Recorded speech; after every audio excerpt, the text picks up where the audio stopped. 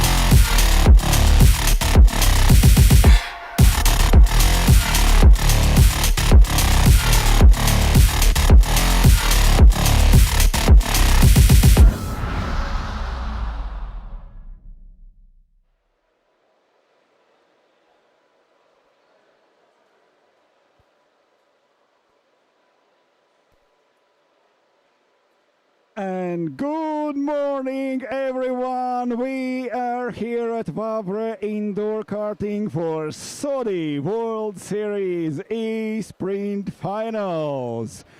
98 drivers from 21 countries today and tomorrow will race here in Wavre Indoor Karting, fighting for the E-Sprint champion title in 2 days overall. Now the qualifying session is over.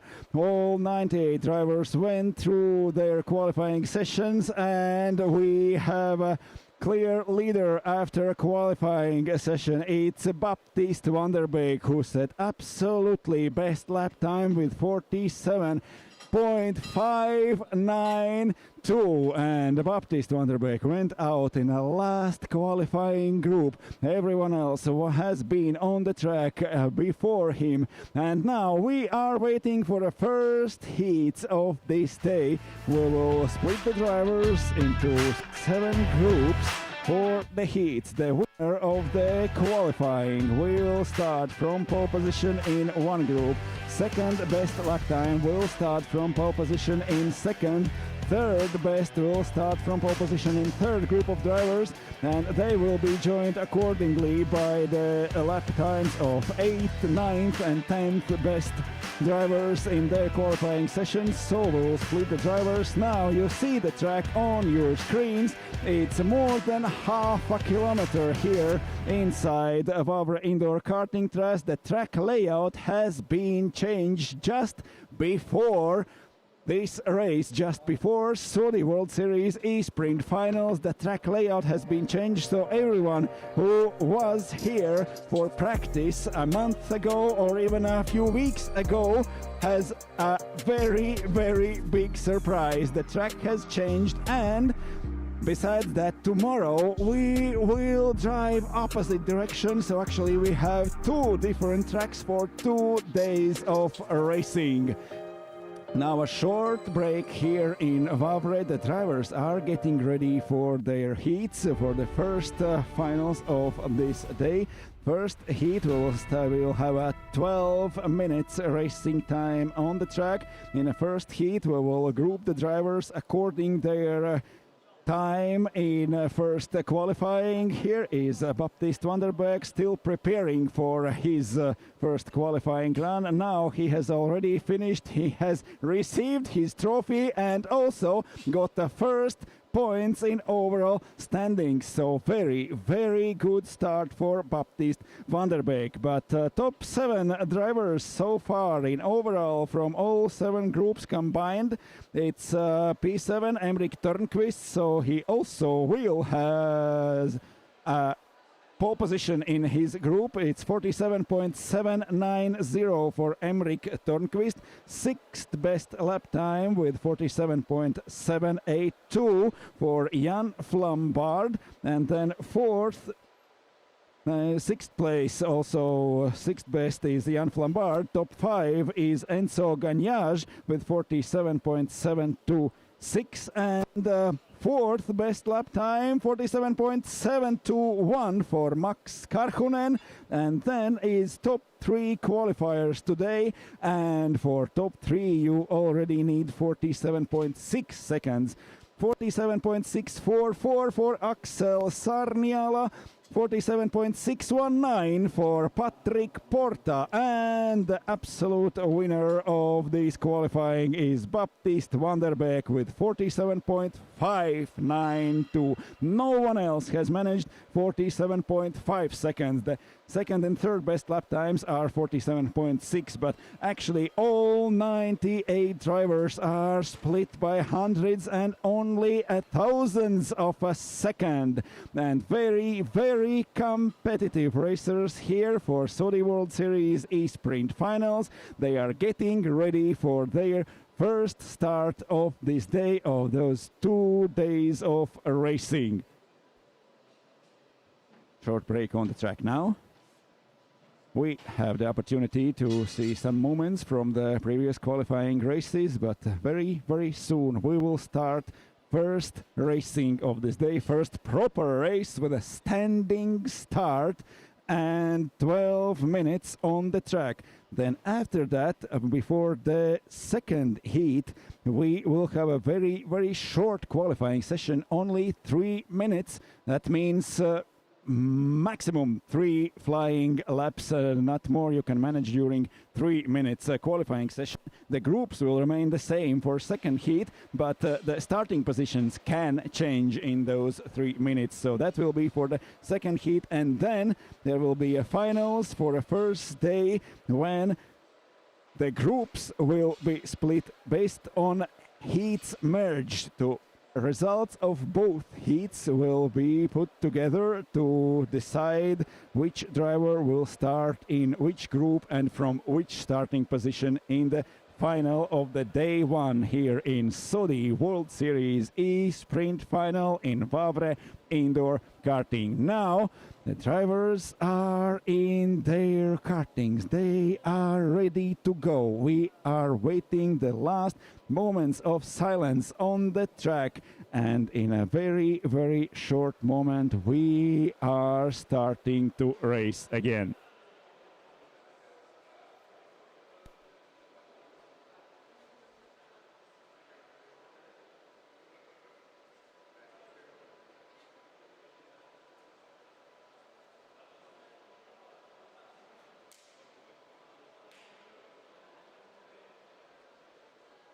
Everything is set. We are ready to go. The stewards and judges taking their places, their spots on the track to see everything what goes on there. It's a very, very interesting track here in Wavre. It's a lot of time crossing itself. It's in two different levels, and 2 times during one lap you are going up and down, and the track is crossing itself. It's a very, very interesting circuit, and it has a tremendous amount of grip. The tires are holding really, really good, but they are overheating, and already as the Baptiste van der Beek, the leader of the qualifying, said he had to cool his tires during his qualifying session to get the best lap time. So you can overheat them pretty quick, and that will destroy your qualifying. That destroyed qualifying for a lot of racers today, and we will see how it will pan out in a first proper race with a standing start. Now drivers queuing at the exit of the pit line, waiting for a green light. We go green here in Wavre. We are on the track and preparing for the first start of this day.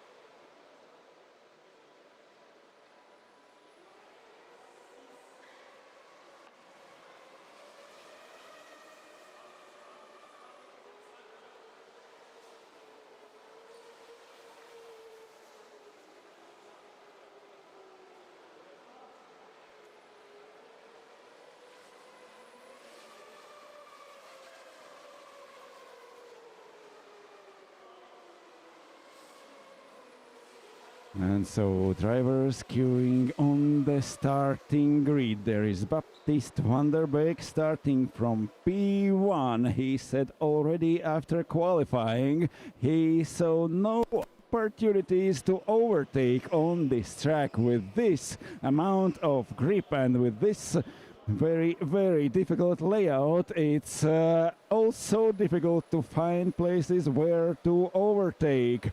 Francisco Gelstein starting from P2, it's Philippe Mattea in P3, then Fabrizio Callio from 4th on the grid.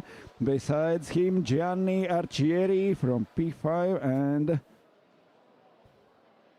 that's the results of last qualifying. Now Baptiste is back on the track for the first race, and we see him there in karting number 21 for each race. The drivers have different kartings, so the race is leveled and decided only by level of each driver.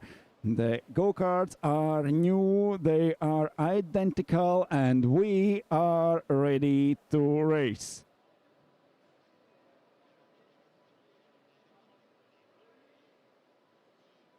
And green flag is on, we go racing! Van der Beek from P1 on the grid is in front of everyone. The first race of Saudi World Series here in Wavre has started. Van der Beek leading, Dorian Hankes from second, now has lost the second place, and it's Clement Esposito who is up to P2.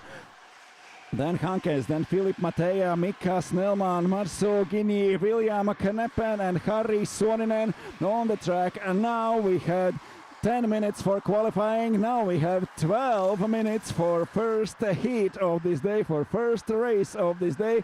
First group led by the fastest man in qualifying, Baptiste Vanderberg. Clement Esposito up to P2. Dorian Hankes lost at the start, fighting through the first corner. Now he is running third. Philippe Mattea is fourth, then Snellman and Guinea. Harri Suoninen up to P7 now in go-kart number 7. He is in front of William Kneppen in number 20. Then Jason Bourbon with go-kart number 4, followed by Morgan Tevena in karting number 1. But Baptiste Vanderberg is leading.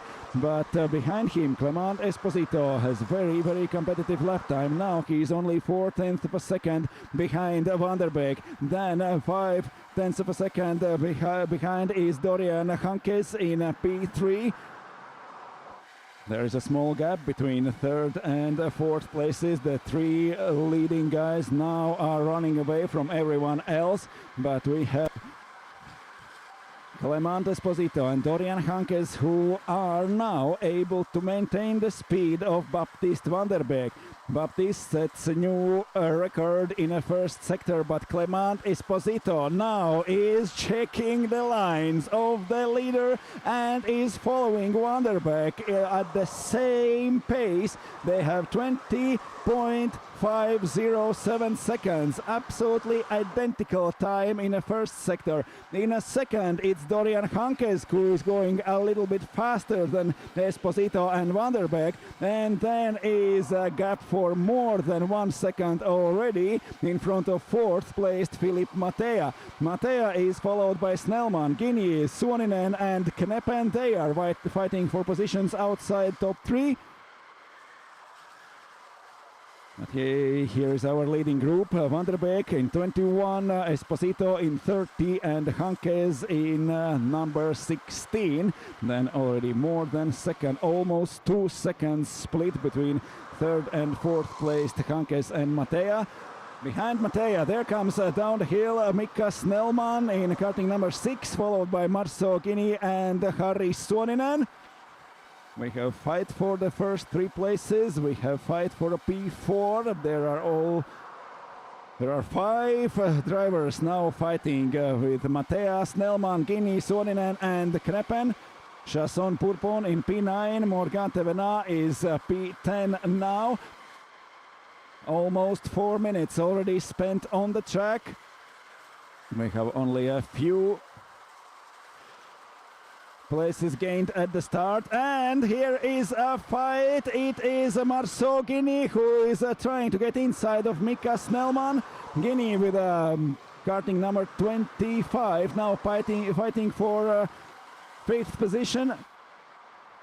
And here they coming downhill once again. Baptiste Vanderberg still leading in front of Esposito and Hankes, but the fight is going on at the second part of the first 10 positions. It's Mattea. Guinea moves up in front of Snellman, followed by Suoninen and Kneppen. Will be anyone else to gain positions on the track. The judges are all around. They are checking the drivers. They are checking, do they the overtake correct? There are a lot of penalties available today. There is a long list of penalties for infringements done on the track, and you have to be really careful and really fast to do the overtaking here in Wavre. Vanderberg leading, pulling away a little bit each lap, a few hundreds. Now he's starting to pull away with 47.8. It's already almost a second between him and Esposito. Hankes is following in third, now only 3/10 of a second behind Esposito. Vanderberg is running away, and we have Esposito in number 30 fighting with Hankes in number 16. Here they are coming. Hankes with a white crush helmet following P2 very closely. Will we see any more overtaking moves during this race? We are almost through half of this race. 6.5 minutes still left racing. Vanderberg is pulling away with 47.8 second lap time, 47.9 for Esposito and Hankes, and Van der Beek is leaving them to fight for P2, but P1 stays with Baptiste Van der Beek. He is leading the first race of this day, first race of Saudi World Series E-Sprint Finals. 6 minutes left to fight on the track, 47 seconds the best drivers need for a whole lap here. The lap is more than half a kilometer long here in Wavre Indoor. It's a very, very interesting and very, very difficult layout with a huge amount of grip and a possibility to overheat your tires, which is not a common thing in rental karts, but here it is possible. So you have to be careful, you have to be fast, and you have to be able to fight for your position. Van der Beek is already more than 1 second in front of everyone. Esposito hold behind him in first laps, but now Van der Beek is proving why he was faster in qualifying. 47.8 is absolutely best lap time in this race. Baptiste Van der Beek got 1 second behind him. Now it seems like he is controlling the gap, setting the new best lap time, but it's 3/10 slower than his lap time in qualifying, and now he's holding his speed very, very stable. Esposito is already almost 3 seconds behind. Hankes is fighting with Esposito. It's number 30 and number 16. Here goes Van der Beek, and then fight for P2 and also fight for P4 between Philippe Mattea and Marceau Guinea. Mattea, number 19, Guinea with 25, and also very close behind him is Mika Snellman with number 6 and P6. 4.5 minutes till the end of this race. The second group of drivers are getting ready. Now they are checking their weight, they are taking their ballast and preparing for their race. We have 80 kilograms, that's the minimum. The driver with the weights and with all the equipment must weigh. All the kartings are identical, so the driver must bring their ballast to the race to be in the rules. And now we have more than a third of a race left, less than 4 minutes to the finish line. Baptiste Van der Beek is 1.7 seconds away from everyone. Esposito and Hankes fighting for third place, and Marceau Guinea going up to fourth in front of Philippe Mattea. It took a lot of laps for Marceau Guinea, but he did it. Now he is P4. There is more than 2 seconds to third place driver Dorian Hankes, so we will see how much of those 2 seconds will be able Marceau Guinea to delete during the last laps of this race. Now the leading group of drivers are following back behind Baptiste Van der Beek, and we still have a fight for a second place between Esposito and Hankes. Esposito got in front of Hankes at the start during the fight at the first corner. Hankes was faster in qualifying by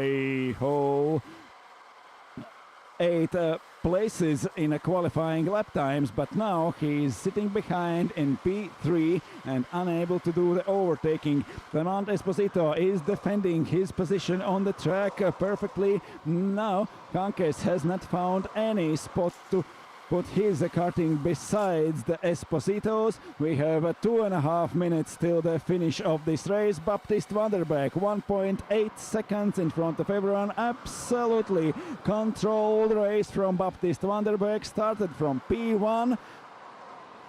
Esposito and Hankes were able to follow Van der Beek for the first few laps, but now it's almost 2 seconds for Van der Beek. It's absolutely controlled race from Van der Beek, and he is going to the finish after 2 minutes. Less than 2 minutes till end of this race. Esposito and Hankes still fighting for this second place. Baptiste Van der Beek is almost 2 seconds in front of them, but number 30 and number 16, that's the fight for the second. Now Marceau Guinea moved up to fourth in front of Philippe Mattea, then Mika Snellman in P6, Harry Suoninen is seventh.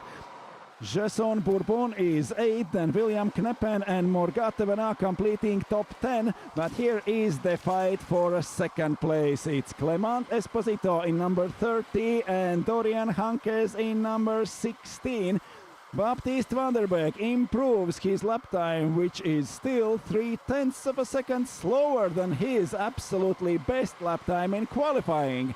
We have last minute in this race. It's Clement Esposito and Dorian Hankes fighting for second place in this first race. Baptiste van der Beek is more than 2 seconds in front of them, and Esposito and Hankes still fighting.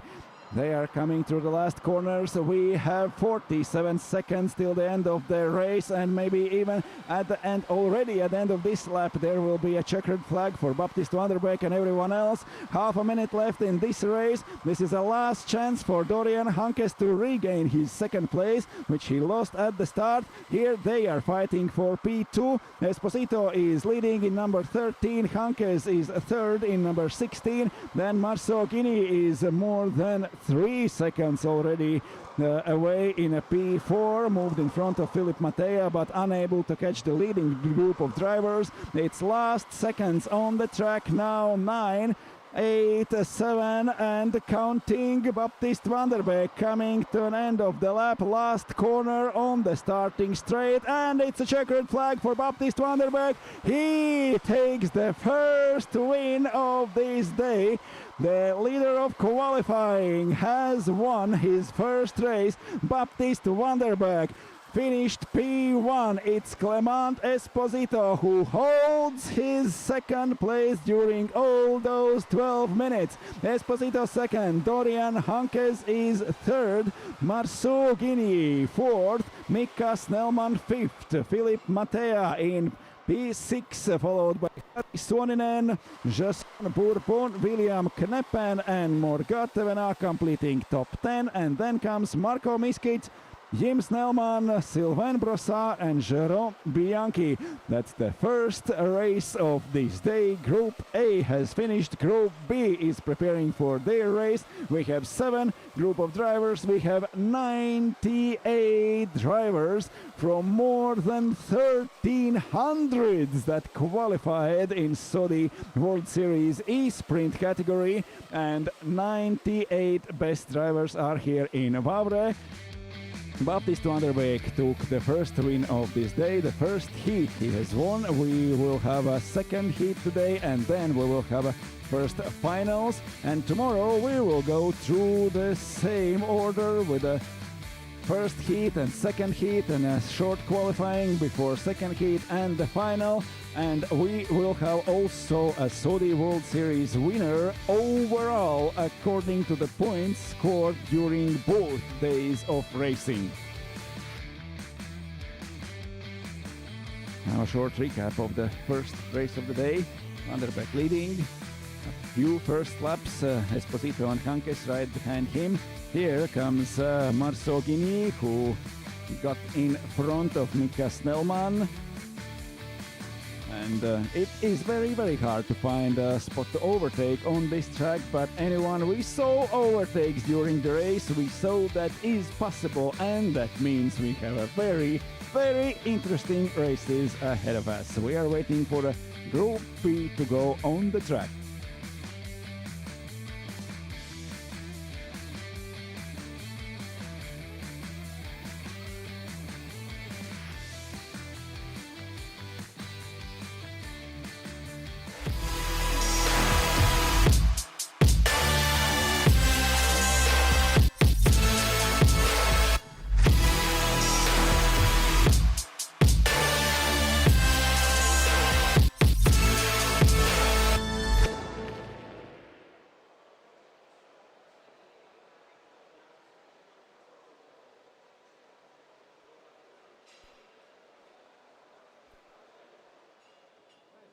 Short break here in Wavre.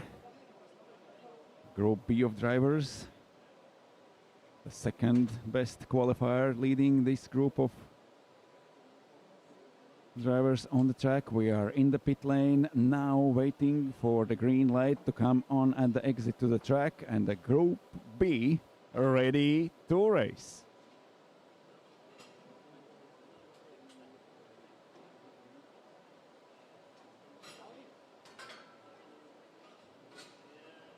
And so, in the first race, judges have a lot of work. We have also first penalty for Sylvain Brossard for illegal overtake, also for Jason Bourbon. Also, he broke the rules during overtake, but it seems like everything is okay for Marceau Guigny. We saw his overtake move in front of Mick Snellman, and Marceau Guigny finished P4. He is also investigation, but so far seems good. It's a penalty for Jason Bourbon and penalty for Sylvain Brossard from a first race. But now we are waiting after formation lap. The karts will be back on the starting grid, and in a very few moments we will go racing again.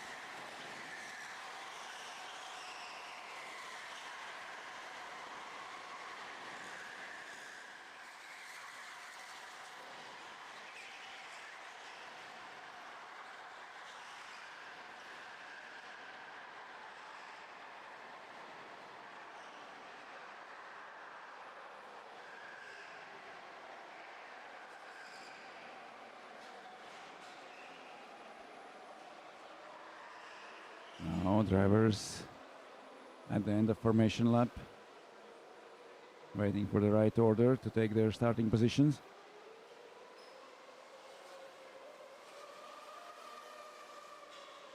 We are ready to start second race of this day here at SWS World Series E-Sprint Finals. We are already fighting for the overall points to set the new champion in 2025 in SWS World Series E-Sprint. There is the pole position on the grid now, waiting for others to join. We have 14 drivers on the track.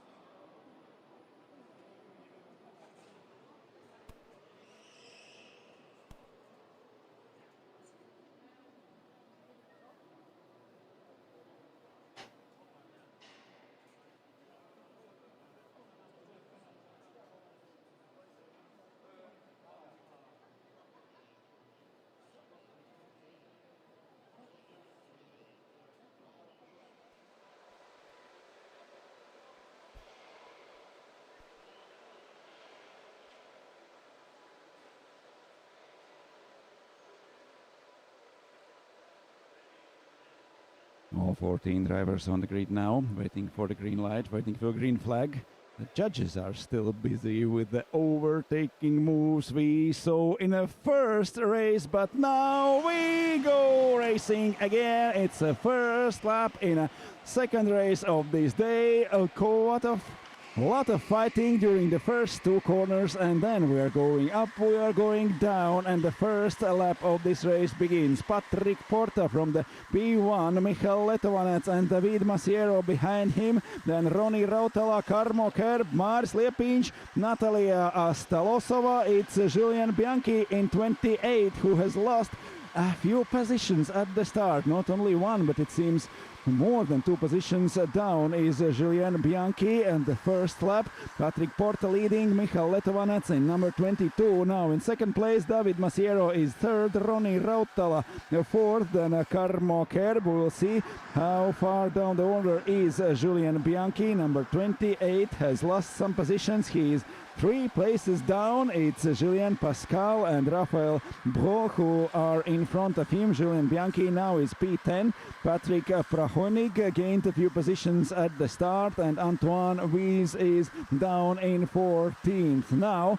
But Patrick Porta in number 17 leading the race in front of Michal Letovanec. Here they are coming down through the next corner. And a very difficult part of the track through the S's under the bridge, and to the end of the next lap. Porta is leading, Letovanets right behind him. They have a small gap before third, fourth and fifth place drivers. There is David Masiero, Roni Rautala and Karmo Kerb fighting for third. But here are the leaders, Patrick Porta and Michal Letovanets, 17 and 22.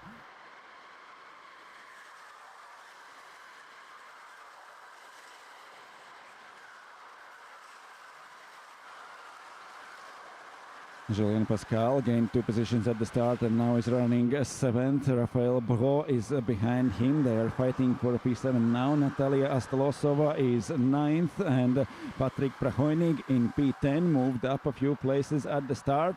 Here is Patrick Porta in number 17, leading Michal Letovanets.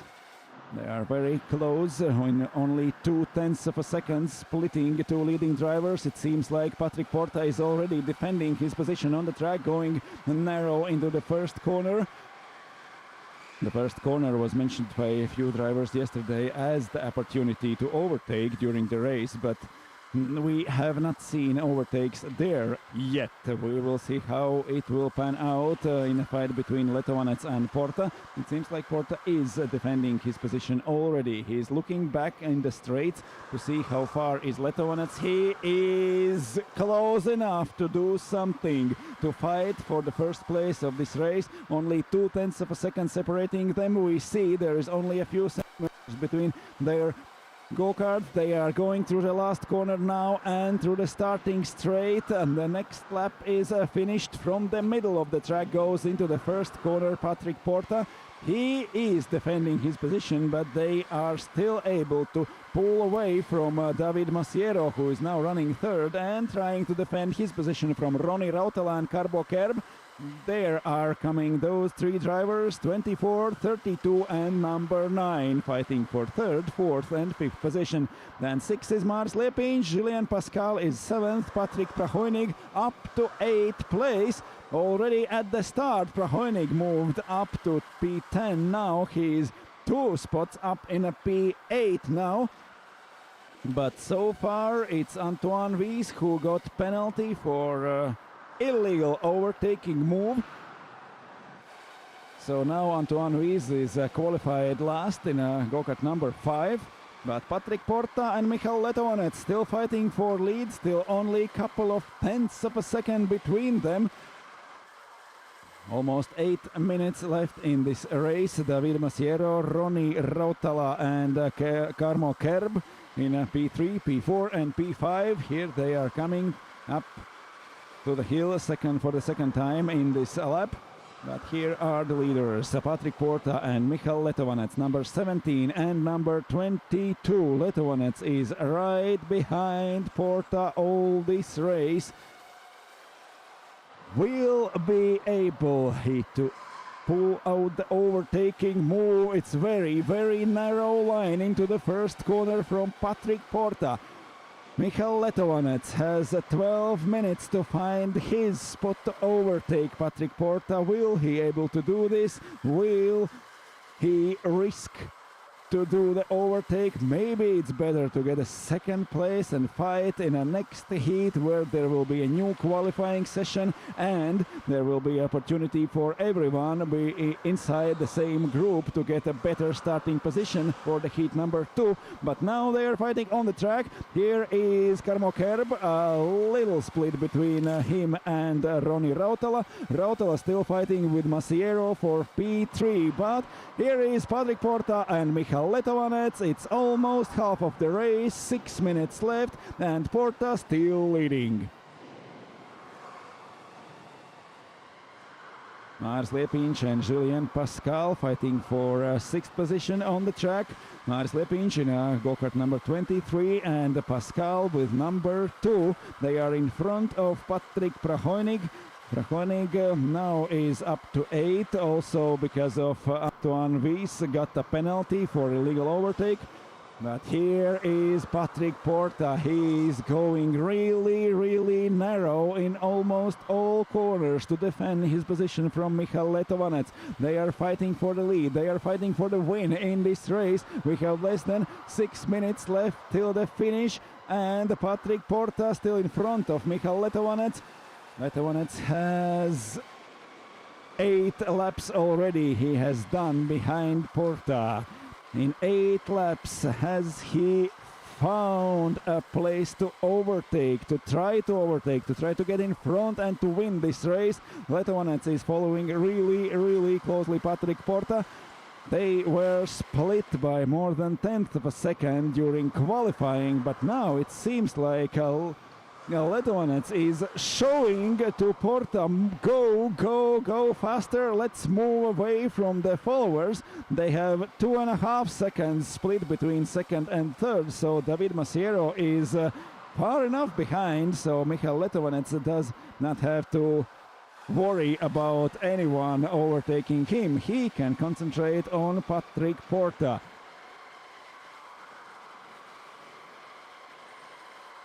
It's a very risky to decide to do the overtake on the track or to try to go better in the qualifying in the same group. Now Michal Letovanec is second. If he can pull a better lap time in the second quali, in the very short quali, 3 minutes qualifying session before the second heat, then he can go to P1 and start from first place the race and get the win at the end of the day. But now he is driving second, still after Patrick Porta. Once more we saw he is showing move faster, go to the front to the Patrick Porta. Maybe he's not considering to overtake the leader but to run away from everyone else and then try to fight with the fastest guy on the next qualifying session.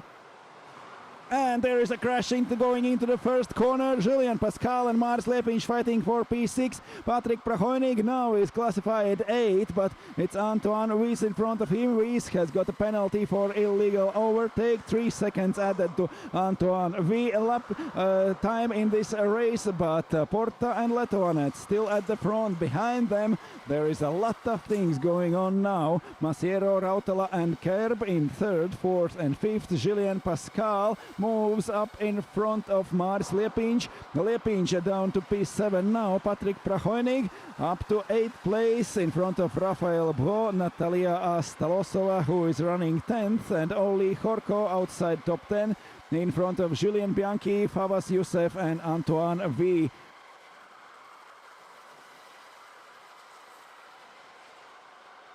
Third, fourth and fifth place drivers.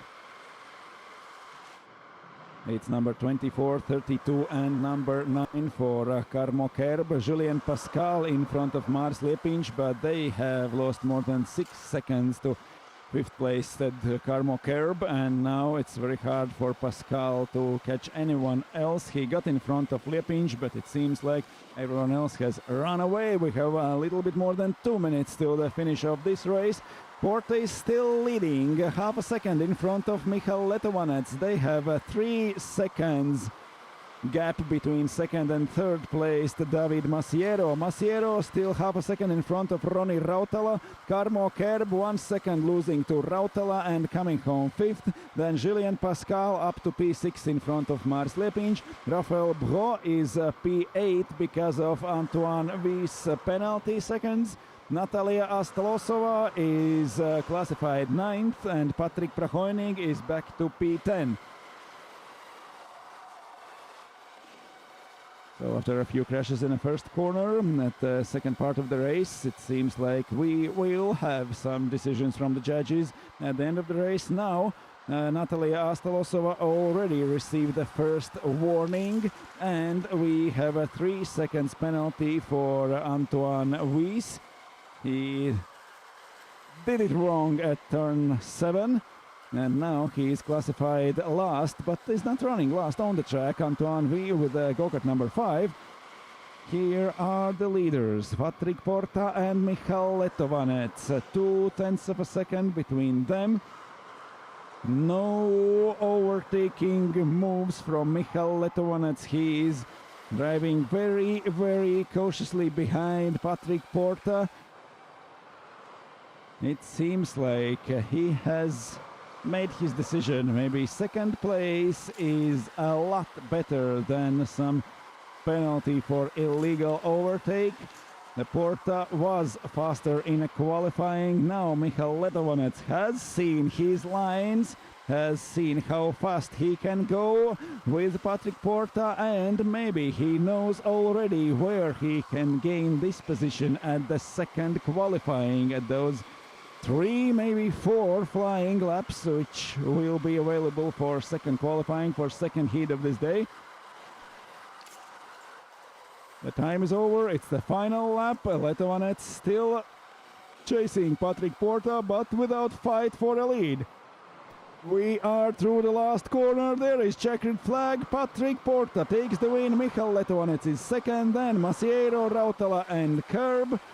Following each other whole 12 minutes of this race, Julien Pascal comes home 6th, followed by Mars Lepinch in P7, then Rafael Bro, Natalia Astalosova and Patrick Prahoinig completing top 10.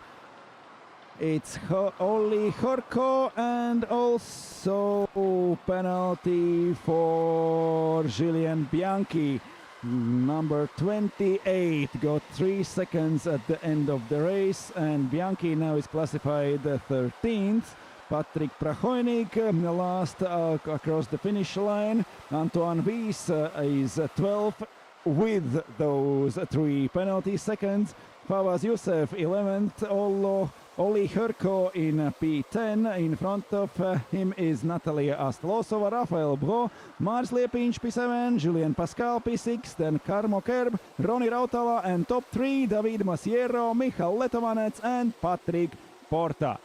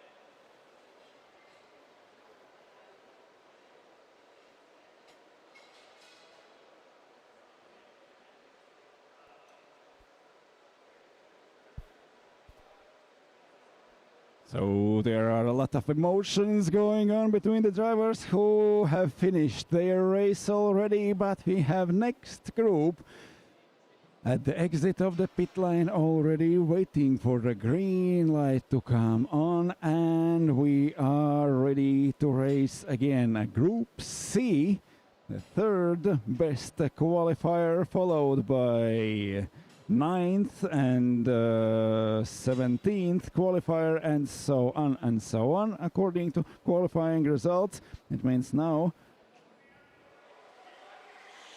Axel Sarniala was the third best qualifier in the overall 7 sessions. Now they are going to the formation lap.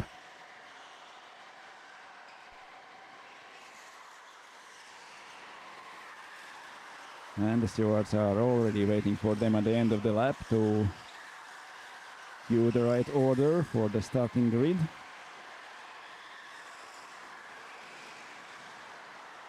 And it is really hard to find a spot to overtake here in Wavre Indoor Track, but we have seen already it is not impossible.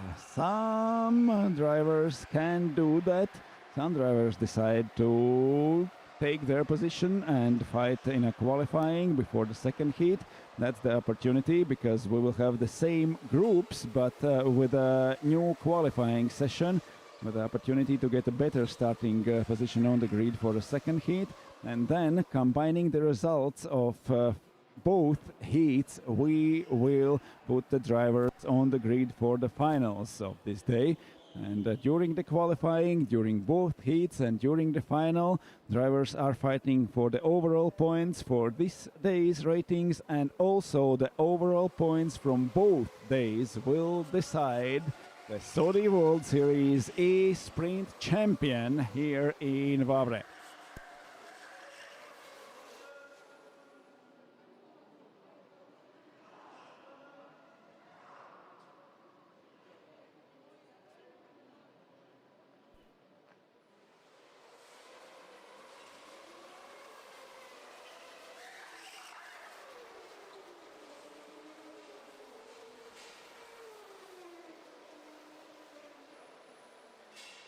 We are on the grid, we're waiting for a green flag to start racing. 12 minutes for those drivers. Axel Sarniala from pole position, Remy Peinetier in a second place, Andrejs Leipnieks P3 on the grid. It's Volkerts and Papan and Edwards Keziks from third row on the grid, followed by Timoleon Dupin and Yanis Vey. And the fifth row, it's Arthur Piet and Antoine Bourgeois. Then Popelier, Veterova, Komi and Fuzzi ready to race, and here is a green flag. We start racing again, the third race of this day. Third group of drivers fighting through the first corner. A lot of crashes through the first corner, but it seems like Axel Sarniala is able to pull away already after a few first meters of this race. He is followed by Andrejs Leipnieks, who has got a position at the start. Leipnieks was third, and now it seems he's running a second in front of Remy Panetier, then Kyle Volkerts and Martin Papan. Laura Veterova has lost positions at the start. Now she is running last in the first lap. Also, Arthur Piette is in front of Yanis Vey, up to one place better than he started. First lap completed. Sarniala holds his place. Andrejs Leipnieks is up to second, followed by Remy Panetier. Leipnieks only 6 tenths behind Sarniala. Leipnieks in number 13, Sarniala in number 6, Remy Panetier in 30. It's Arthur Piette in front of Yanis Vey, Antoine Bourgeois in P10, and Popelier, Komi, Fozzi and Veterova is running last now, but there is a fight going on at the end of the first 10 of the drivers, but Papan now Sarniala leading Leipnieks by 6 tenths of the second. Leipnieks in front of Panetier, already more than half a second in front. Volkerts is running fourth. Here they are coming through the first corner. New record in the first sector for Sarniala. Better than everyone else in a second is Andrejs Leipnieks. In a third part of the track, Remy Panetier now is faster than everyone else and setting the fastest lap time of this race with 47.9 seconds. Leipnieks 7 tenths behind Axel Sarniala. It seems like Sarniala is pulling away already after the first 2 laps. He has almost a second in front. Leipnieks in a second place. Remy Panetier trying to get his second position back he lost at the start. Leipnigs was inside on the left side of the starting straight and got the inside into the first corner. That's where he overtook the Remy Panetier. Now Kyle Volkart and Martin Papin in 4th and 5th places. Timoleon Dupin is P6, followed by Edwards Kezix, Arthur Piette, Yanis Vey and Antoine Bourgeois in P10. Leipnigs sets best lap time so far with 47.8. It's even better than his qualifying lap time. So running behind Axel Sarniala, it seems Leipnigs is able to find some better lines. Here he is chasing the leader, Sarniala in number 6, Leipnigs in number 13, and also Remy Panetier is not so far behind. Between him and Leipnigs there is only 7/10 of a second. Leipnigs is really close to Axel Sarniala now, going through the starting straight, but Sarniala is not defending his position. He's not going narrow into the corners. He is riding his best qualifying pace now with 47.9 seconds. Leipnigs is behind, maybe the same as in the previous race. We saw the second place driver following the leader and not trying to overtake as long as the others are far enough behind. No, there is still not enough gap to be safe for no one in the first 4 places. It's Sarniala, Leipnigs, Panetier and Volkart, separated only by 1.5 seconds in the first 4 positions. A little bit bigger gap between Panetier and Volkart in 3rd and 4th. But 3 leaders coming closer and closer together now. Only less than 1 second already between Sarniala, Leipnigs and Panetier in the first 3 positions. Here comes Sarniala in number 6, Leipnigs 13 and Panetier in 30.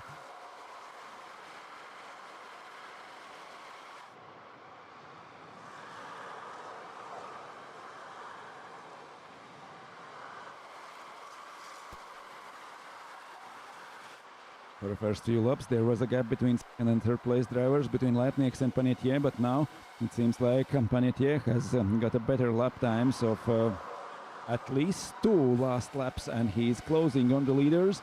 The gap between Leipnigs and Panetier is getting smaller and smaller, and now already it seems like Panetier is closer to Leipnigs than Leipnigs to Sarniala. The race is still more than 6 minutes to go, more than half a race to go. There is plenty of laps to do. There is still at least 6 or maybe even 7 laps till the finish of this race. Sarniala is still leading. Axel Sarniala had 3rd best lap time overall in qualifying. And here downhill goes Timoleon Dupin, going inside of Martin Papin. It's fight for P5, number 29 going up 1 position. Timoleon Dupin fighting with Papin. And Edward Kezix with the number 8 now moves up to P6, and Dupin has lost 2 positions. In this line going downhill to the inside of the corner now, Dupin is in P8 in front of Yanis Vey, but Arthur Piette and Edward Kezix, each of them 1 place better now to P6 and P7. Still without changes between Sarniala, Leipnigs and Panetier. Here they coming downhill, followed by Kyle Volkart in P4, then Lonely, Martin Papin in P5, number 1, Edward Kezix, number 8, moved up to P6, together with Arthur Piette, number 21, and Dupin Timoleon has lost 2 positions on previous lap.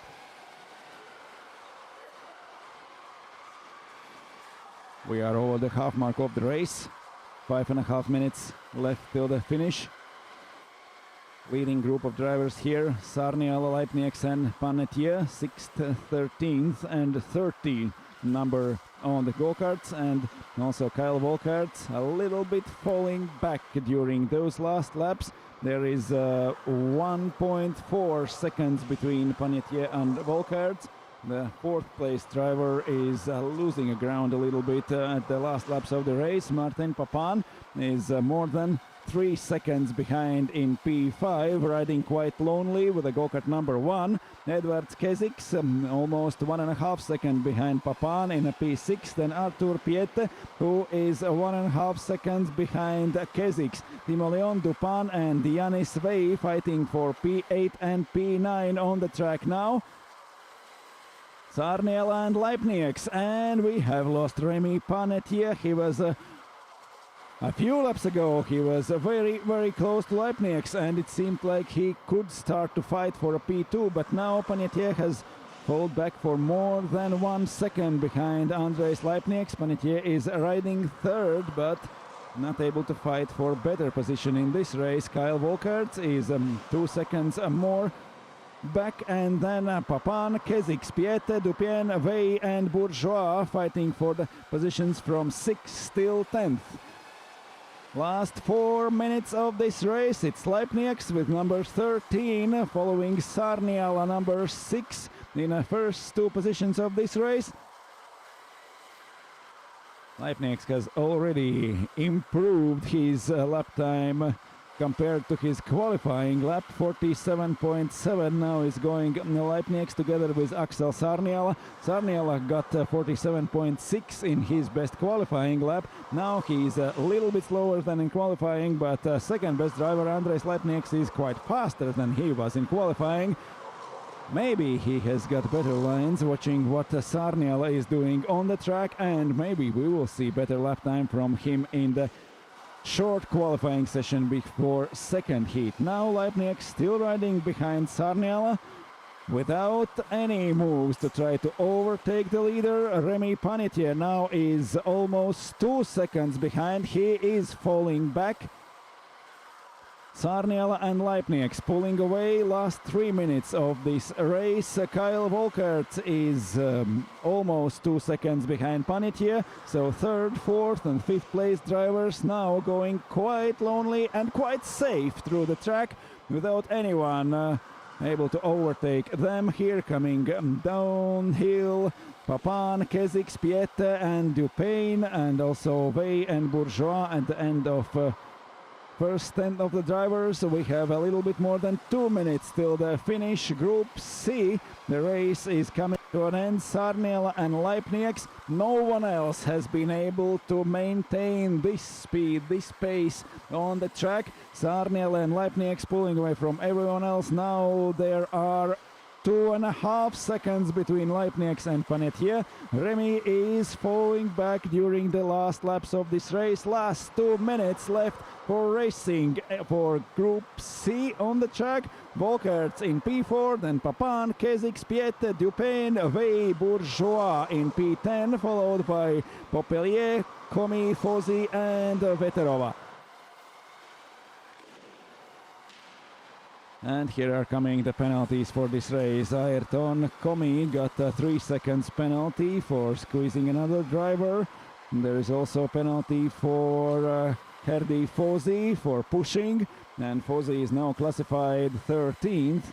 He has number 7 on his car. We have last minute of this race. It means 2 laps to go for Group C. First heat. Once more up the hill and once more downhill for Sarniala and Leipnieks. They are going bumper by bumper, whole race, whole 12 minutes. Here is Leipnieks with number 13 following Sarniala. Will he pull some overtaking move in last lap? It's 48 seconds left. They are over the finish line once more, and 1, maybe 2 laps till the end. Will they be fast enough to complete this lap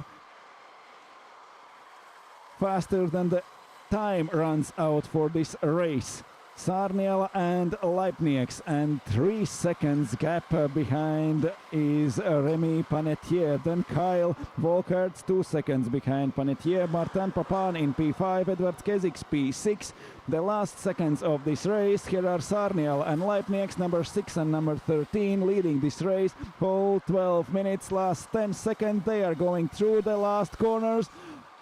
And here is the last corner and the finish straight. It's a checkered flag already. Axel Sarniala takes the win. Andrejs Leipnieks gets one position at the start and then is following closely the leader whole 12 minutes of the race. Will he be able to pull a better lap time during the very short qualifying session before heat number 2? Now Remy Panetier is third. Kyle Volkert over the finish line in P4. Martin Papan is 5th. Edward Kezik 6th. Arthur Piette in P7. Then Timoleon Dupin, Yanis Vey and Anthony Bourgeois in P10. Followed by Wouter Popelier, Ayrton Comi, Herdy Fosi and Laura Veterova.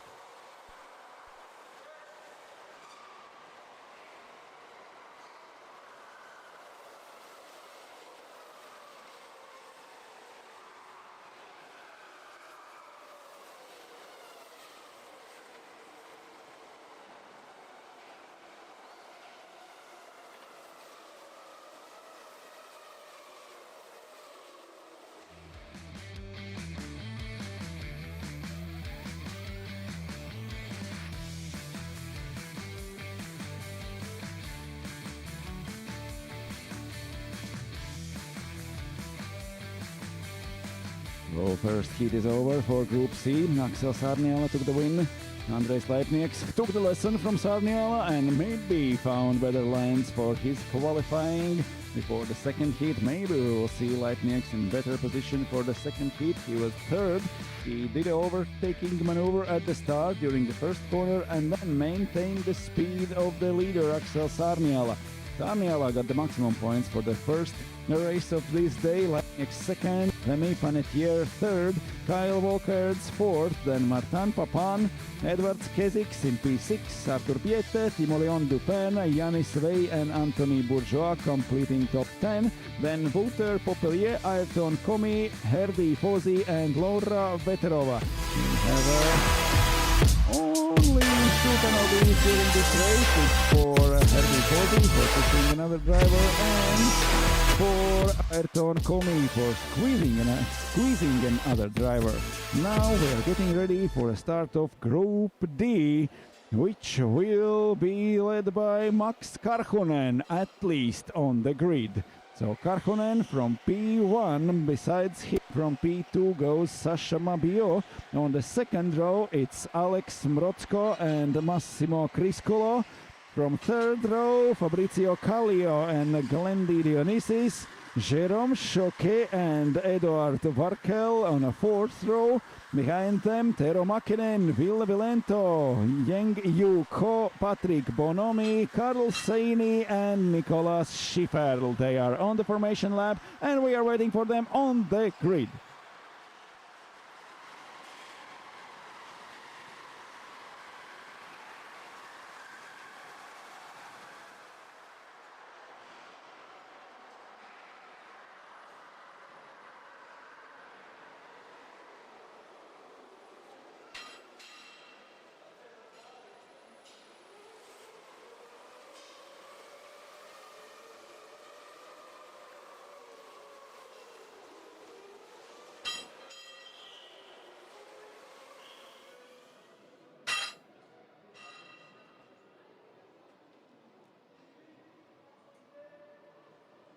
Drivers on the grid already. There is Max Karhunen in the number 27, already pointed his karting to the inside of the first corner to defend from Alex Mrocko, who is right behind him. From the second on the grid goes Sasha Mabio, but he is on the outside. We already saw in previous race how Andrejs Leipnieks from P3 went up to P2.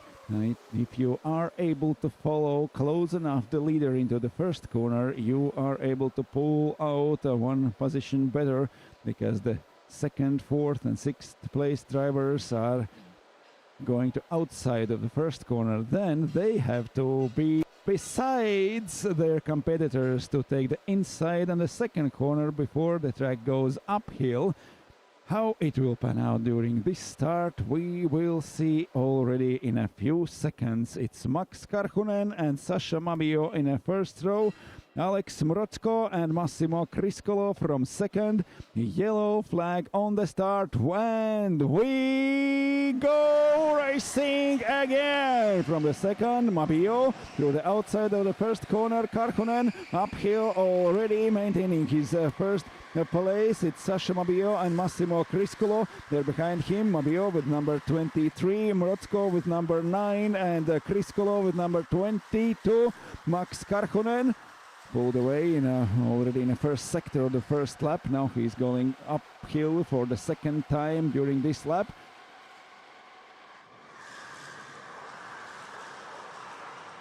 Max Karhunen leading Sasha Mabio, then Alex Mroczko. All of them maintain their positions. It's Glendy Dionysis who moved up to P5 in front of Fabrizio Kallio. Kallio lost at the start, and now go-kart number 10 is a few positions down. They are completing the first lap. Glendy Dionysis up to fourth. Fighting at the start, Massimo Criscolo and Fabrizio Kallio lost to him. Also Eduard Varkel and Vilento Ville and Patrick Bonomi moving each 2 positions up. And then Jérôme Choquet and Tero Makinen have lost their places at the start. Karl Skeini now is 14th, then Yengyu Ko is 13th. Nicolas Schifferl in P12, in front of him Tero Makinen, and in P10 it's Jérôme Choquet, but Max Karhunen maintained his pole position, now is leading the race, followed by 0.6 of a second from Sasha Mabio, and 0.4 behind Mabio is Alex Mroczko. 27, 23 and 9 on the kartings. It's Karhunen, Mabio and Mroczko. Glendy Dionysis moved up 2 positions at the start, but now is losing more than 1 second to the leading group of drivers. There is 3 drivers within 1 second now, and more than a second behind them is Glendy Dionysis in P4, Massimo Criscolo following in P5, and Fabrizio Kallio P6.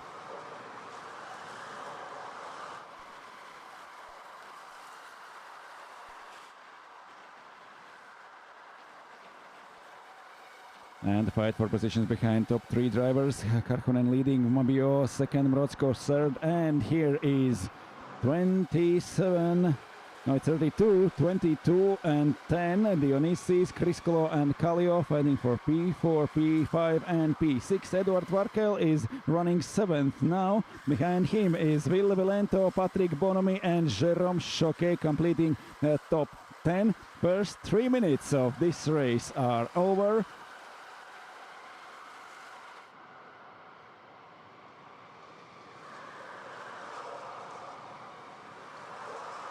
It's Max Karhunen in 27, leading Sasha Mabio, only 0.3 behind him. Only 0.3 further back is Alex Mroczko. All 3 drivers bumper by bumper going through the last corner onto the starting straight. 1 more lap completed. 8 minutes to go. Behind them is Glendy Dionysis, Massimo Criscolo, Fabrizio Kallio and Eduard Varkel fighting for positions from 4th till 7th.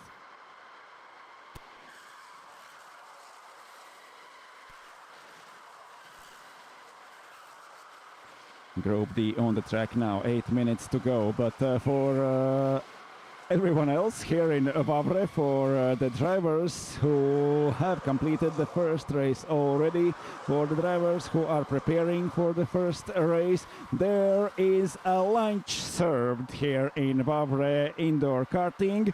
So if you are hungry, you can go and take a lunch now, or if you want to take less ballast for your next race, you can go and take lunch now. But we are still racing on the track with the Group D. It's Max Karhunen leading, Sasha Mabio second and Alex Mroczko in third, and then fight between 4 drivers: Glendy Dionysis, Massimo Criscolo, Fabrizio Kallio and Eduard Varkel. Leading group of drivers: Karhunen, Mabio and Mroczko. It's 27, 23 and number 9, and then is coming a train from 4 cars Dionysis in 32, Criscolo in 22, Kallio in number 10 and Varkel in 17. They are fighting for P4, P5, P6 and P7. They are very, very close on the track. Eduard Varkel lost a few tenths during this lap, and now Kallio, Criscolo and Dionysis are fighting, three of them. Varkel now has to gain more than 1 second to join this party. Now Varkel is in P7. Ville Valento is only 1 second behind him. Is Ville Valento able to put a pressure on Varkel's 7th place during the last 6 minutes of the race? Then Jérôme Choquet, Patrick Bonomi, Tero Mäkinen, Yeng Yu Ko, Nicolas Schifferl and Carl Scaini from 9th till 14th. They are also almost formed a train on the track and fighting hard, only a tenth of a second between them.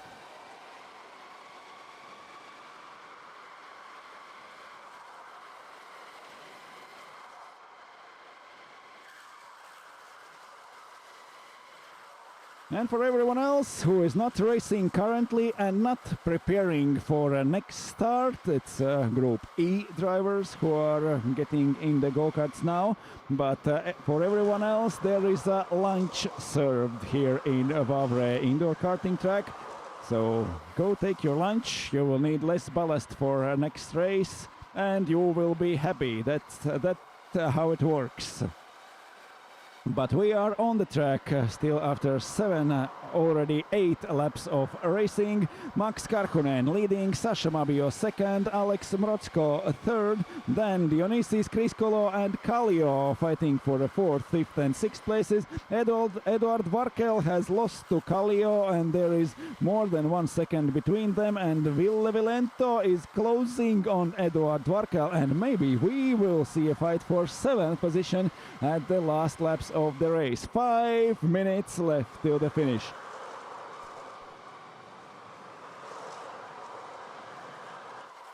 It's still Mrocko following Mabio, and both of them following Max Karhunen in the P1 of this race. That's the order as they started this race.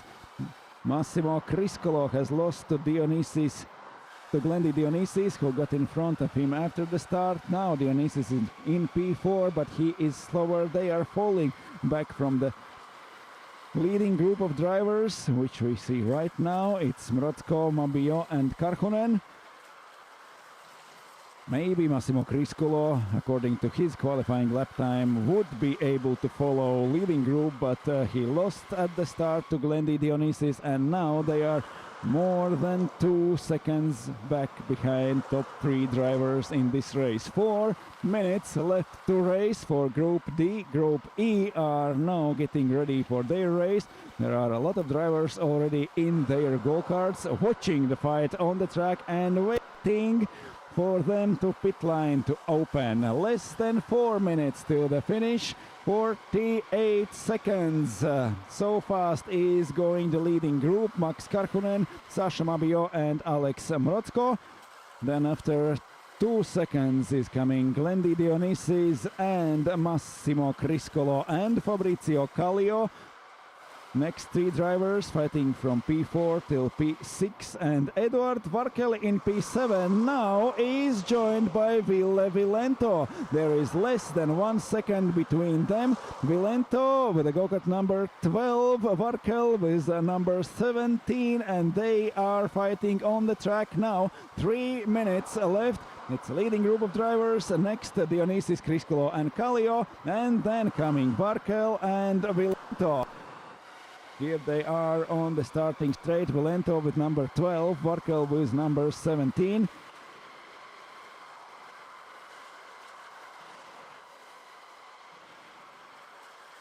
It's a North European Championship for 7th and 8th now. It's Eduard Varkel from Estonia and Ville Valento from Finland. Valento has joined Eduard Varkel in a fight for 7th. Varkel was together with Criscolo and Kallio, but fell back during the last laps of this race. We have 2.5 minutes to go. Here with 27 comes Max Karhunen, Sasha Mabio and Alex Mrocko behind him. They are going like a train through the whole race. All these 12, and there is a fight for P7 between Varkel and Vilento. Does he succeed? Now they are starting the next lap. We have 2 minutes left on this race. Karhunen, Mabio, Mrocko leading, then Dionysis and Kriskolo and also Kallio. And Eduard Varkel is still in front of Ville Vilento. He has hold his 7th position. Eduard Varkel still in P7, Ville Vilento in P8. Then Jérôme Choquet in P9, Patrick Bonomi completing top 10, followed by Tero Mäkinen, Yeng Yu-Ko, Karl Skeini and Nicolas Schifferl. 1.5 minutes to race. Up the hill, Max Karhunen in number 27, Sasha Mabio and Alex Mrocko, 3 fastest drivers on the track in this group. Circling the track in 48.0 seconds. Glendy Dionysis now left alone in 4th place. Massimo Criscolo, Kallio, Fabrizio, Eduard Varkel and Vilento Ville now fighting from positions from 5th to 8th. But we have last minute in this race, 2 last laps of this race. The leading group of drivers coming through the last corners. One more turn and there is a starting straight. It's less than 45 seconds till the end of this race, so this is a last lap. We are going through the final lap. It's Max Karhunen leading, Sasha Mabio second, Alex Mrocko third. They are going this order all 12 minutes of this race. They qualified in this order and here he goes inside. Alex Mrocko going inside, diving to the inside of the Sasha Mabio in the very last lap of this race, and he succeeds.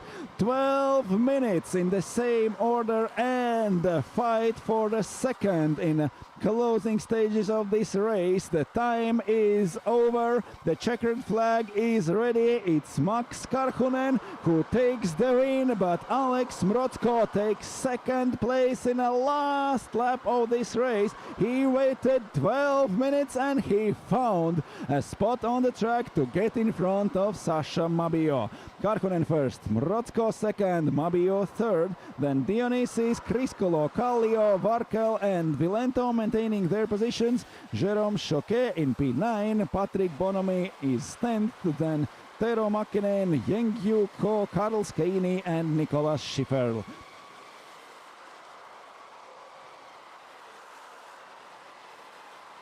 One more race done, 3 races to go in a heat number 1. Karhunen takes the win, Mrocko takes second in front of Sasha Mabio in a very last lap of the race. Now they have earned the lunch. The lunch is served upstairs in front of kitchen, so every driver who has not to be on the track right now. It's Group E preparing for their start. Group D is ending their race and lunch is served.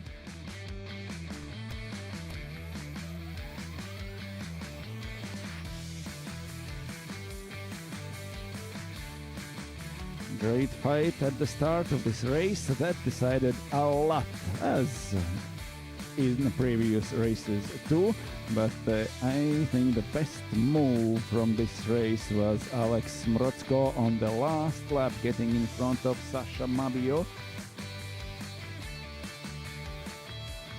They were driving first, second and third whole race, more than 1 second in front of everyone, and Alex Mrocko waited for the very last lap to get his second place in this race. Maybe if we would have a longer race, maybe we would see one more overtaking move from Alex Mrocko. Here they are coming second and third, and here waiting for the last lap, Alex Mrocko, and he did it perfectly. Now we got the news from judges. There is an investigation about the move Alex Mrocko did on the last lap, but look, here he comes, he dives inside, Sasha Mabiot leaves the door open and Alex Mrotko goes through on the very last lap of this race. But now Group A is on the track and getting ready for their first heat.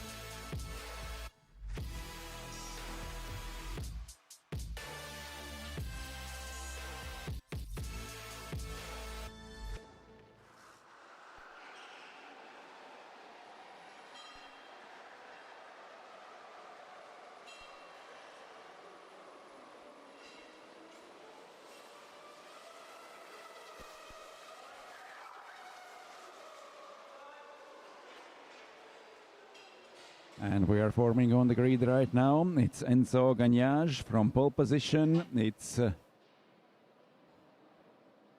Janis Pajunen from P2 on a second row. It's Theodor Ivarsson and Adam Heng. Third row, Igor Dibash and Chico Gonzalez.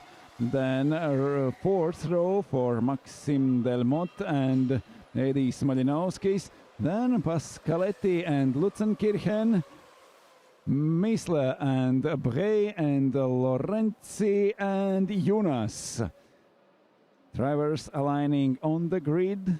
3 races to go in the first heats here in Saudi World Series E-Sprint Finals. Fifth row already taking their spots on the grid. Sixth row is coming, and then there is Jakub Jonas. Something with his go-kart on the track.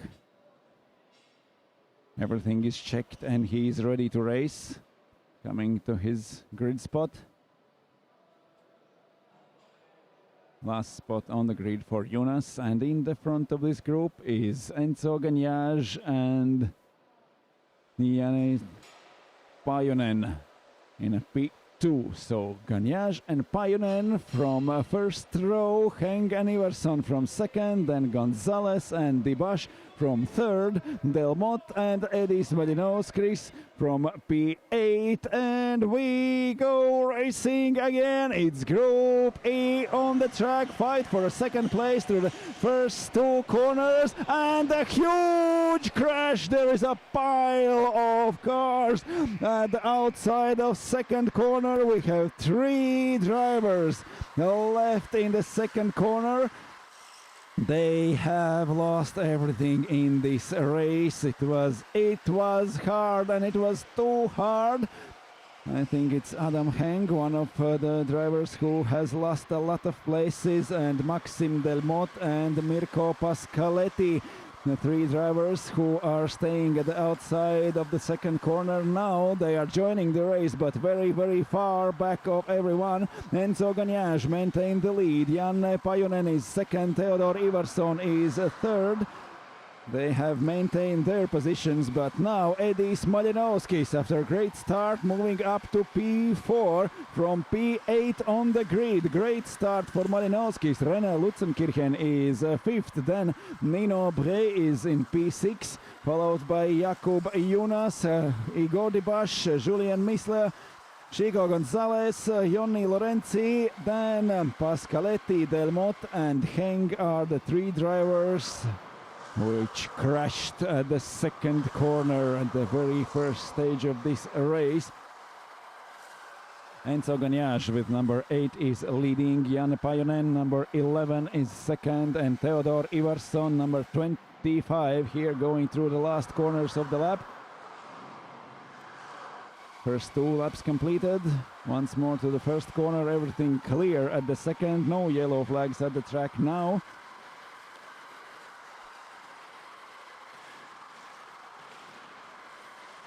And is clear also from the previous race, Alex Mrotko. There will be no further action. The judges went through his overtaking move and decided everything was done perfect. Now we are fighting uphill. It's Julien Misle trying to get in front of Igor Dibash. Fight for P8 and P9 now on the track. And still Gonzalez after Missler after Dibash, Jakub Junas leading this group in P7. Here are Genyaj, Pajonen and Ivarsson. And one more fight on the track. It's Julian Missler and Gonzalez fighting with Dibash. Jakub Junas is in front, going downhill again from the inside through the corner. Is going Julian Missler. And Julian in front of Igor Dibash, moving up to P8 now. It's Jakub Junas further in front in P7. He managed to pull away, and now they're coming to the end of the lap. Now Jakub Junas has lost position, has lost 2 positions now. Dibash and Missler, Junas behind them, Dibash moving up. Completing the lap, Gagnage, Pajonen and Ivarsson. Julian Missler up to P7 at the end of the lap. Then Dibash is P8 and Jakub Junas lost 2 positions on 1 lap and now is running in 9th position in front of Chico Gonzalez in P10. Then Joni Lorenzi, Mirko Pascaletti, Adam Heng and Maxim Delmotte after crash at the start, now chasing the other drivers, but they are 8 seconds behind. There is 8 seconds between Lorenzi in P11 and Pascaletti in P12.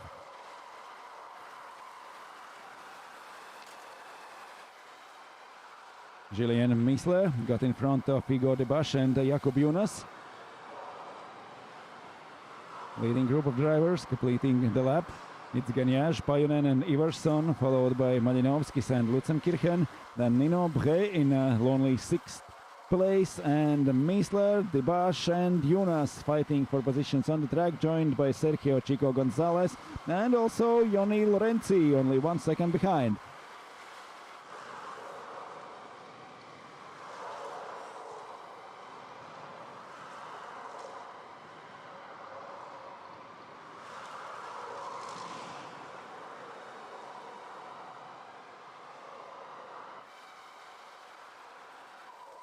Jakub Junas with number 19, followed by Sergio Chico Gonzalez with number 6. It's Julian Missler and Igor Dibash pulling away in P7 and P8. They are fighting for position on the track, but now they are fighting 2 of them, Missler and Dibash. Junas and Gonzalez are now further back with 9th and 10th places, and Johnny Lorenzi now is 11th, followed by Pascaletti, Heng and Delmotte after crash at the start. 6.5 minutes left.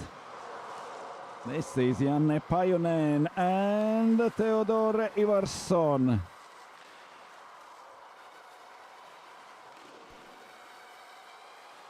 Gagnage got away from more than 1 second, more than 2 seconds already after this lap. Gagnage is maintaining his qualifying pace with 47.9 seconds, but Pajonen and Ivarsson now going a little bit slower and fighting each other. They are fighting and they are falling back from Enzo Gagnage.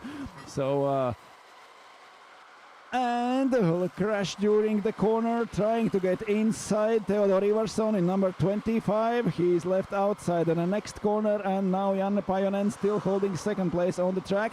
Maybe Ivarsson decided it was too aggressive a move into the corner, so gave the position back to Janne Pajonen. They are fighting for a 2nd place on the track. Gainage is already more than 2 seconds in front of them, and they are losing more and more time. And on the starting straight goes inside Ivarsson. It's not enough, and Janne Pajonen maintains 2nd position on the track. 5.5 minutes to go. Gagnage is 3 seconds in front already. They are losing 1 second per lap, fighting each other, and maybe there is Edis Malinovskis. He has less than 2 seconds to this fight, and he can join this and fight for top 3 spots on this race. Malinovskis is running 4th. He is losing almost 5 seconds to Enzo Gagnage, but only 1.5 seconds to Ivarsson, who is now running 3rd. Here comes the leader Enzo Gagnage through the last corner, and here fighting Pajonen and Ivarsson and Malinovskis. closing in, followed by René Lutzenkirchen. It's fourth and fifth now on track.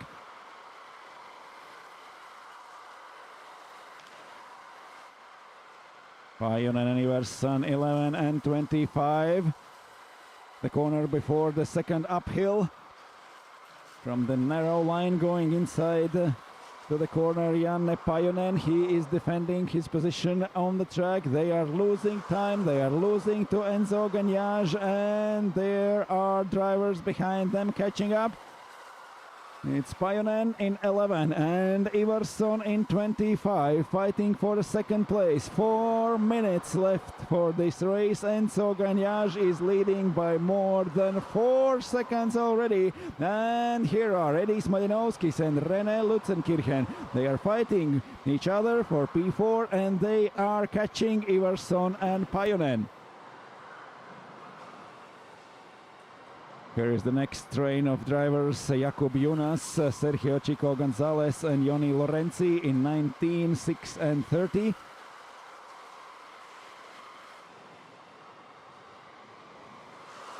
That fight for the second still goes on. Edis Malinowskis is closing in, followed by René Lutzenkirchen. Maybe we will see 4 drivers fighting for steps on the podium in this race. Now Gagnage is far away, increasing his gap to more than 4 seconds. Pajunen and Iverson fighting each other. Here they are, 11 and 25. We have last 3 minutes of this race. Malinowskis is only 1 second behind in P4, followed by René Lutzenkirchen, which is only 0.6 of a second behind Malinowskis. Will Lutzenkirchen fight with Malinowskis and try to get P4, or will he allow Malinowskis to drive fast and catch the third place Theodor Iverson, who is fighting with Pajunen? If Lutzenkirchen will start to fight with Malinowskis, they will lose time, the same as Pajunen and Iverson. It seems like Pajunen and Iverson also decided that they do not need this company. They have to pull away and then decide between them who will be second and who will be third. But if they will be joined by Malinowskis and Lutzenkirchen, there will be train of 4 cars, and there no one can predict how it will end. Here they are, Pajunen in 11 in P2, Iverson 25 in P3, Malinowskis in 13 P4, and Lutzenkirchen number 7 in P5. 4 cars fighting for places from 2nd till 5th. 1.5 minutes till the end of the race. Enzo Gagnage completing 1 more lap.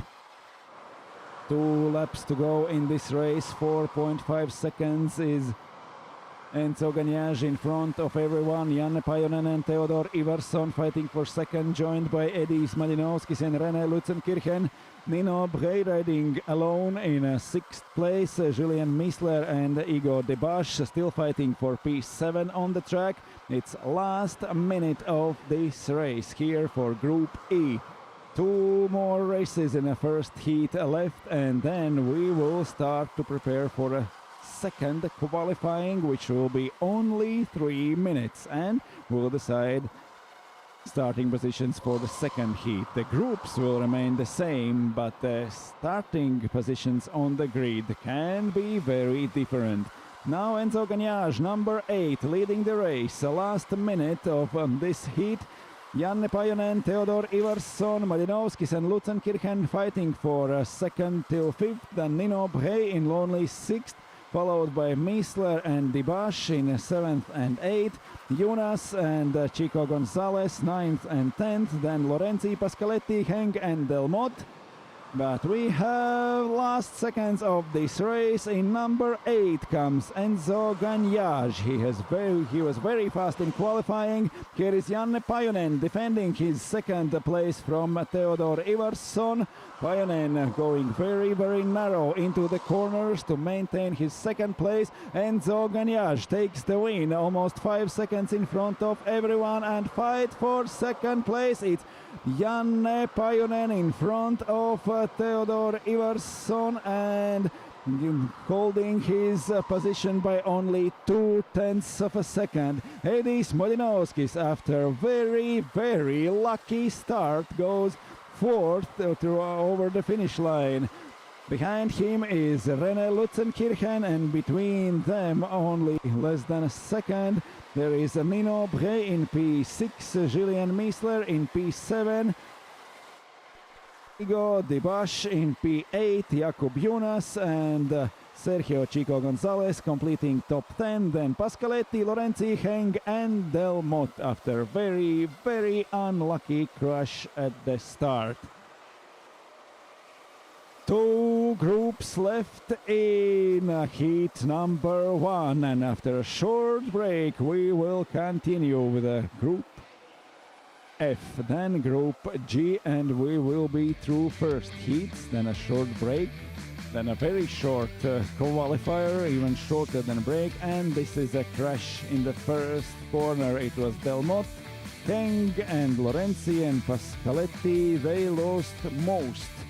In the second corner there were 3 cars left on top of each other, and also a hard fight here behind. It's Igor Dibash with the number 16, and also a few overtaking moves we saw on this track. It was Julien Miesler drove very well and gained positions on the track.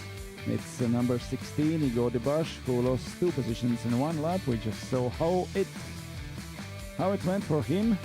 But here, leading group of drivers were fighting each other at the beginning of the race. Then there were left only Pajonen and Ivarsson fighting for the second at the closing stages, and by Molinovskis and Lutzenkirchen.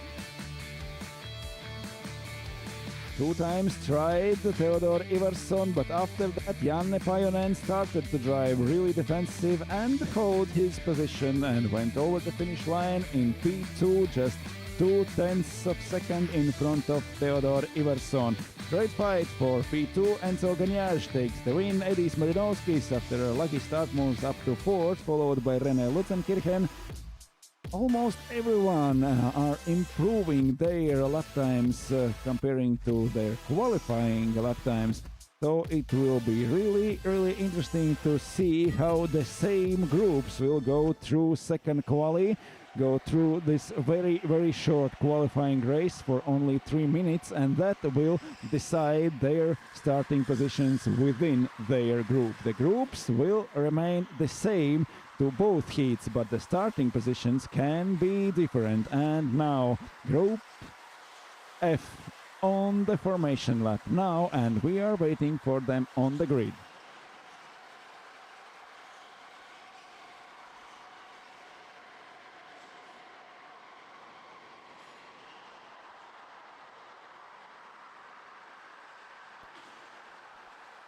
And through the last race we got with a few warnings and a few investigations, but no penalties and no further actions, so quite intense but fair racing. Now Jan Flambard is taking pole position for this race, joined by Theo Janček on a first row. From a second row goes Loic Martin.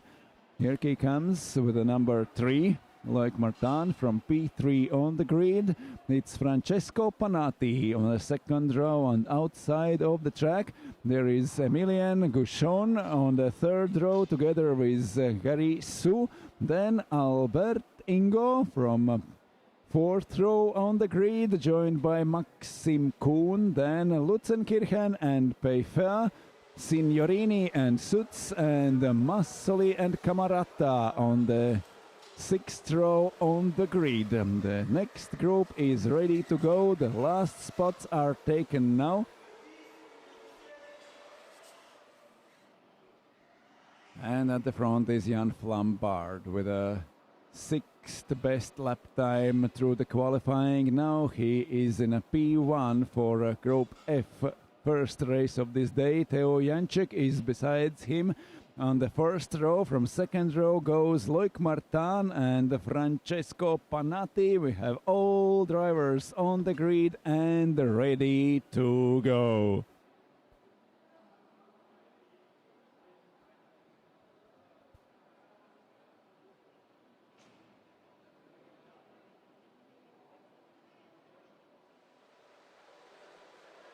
The drivers are ready. Everything is ready. We are ready to race again. Green flag at the start, and we go racing again. It's Loic Martin from the inside on the second row, moves up to second position. Teo Janček has lost his place at the start. After that, there comes Francesco Panatti and Emilian Gouchon. The race has begun. It is the first lap of one more 12 minutes race. Teo Janček has lost not only one, but it seems like two positions. Loic Martin and Francesco Panatti both were able to get in front of Teo Janček. They are in the middle of the first lap, and now coming to the end of the second sector right now. Flambard is leading. Loic Martin is second. Janček third or fourth now. There are a few positions gained during the fight in the first and second corners. The leading group drivers already over the finish line in the first. After the first lap, Loic Martin and Francesco Panatti both in front of Teo Janček. Then Emilian Gouchon in P5. Albert Ingo moved up to sixth position in front of Gary Suden. Alex Lutzenkirchen in P8, followed by Peifer and Signorini. Emanuele Signorini managed to get up a few places at the start. Now is running 10th. Balas Suts and Marco Massoli in P11 and P12. Then Maxim Kuhn and Enrico Camarata. Second lap of this race has started.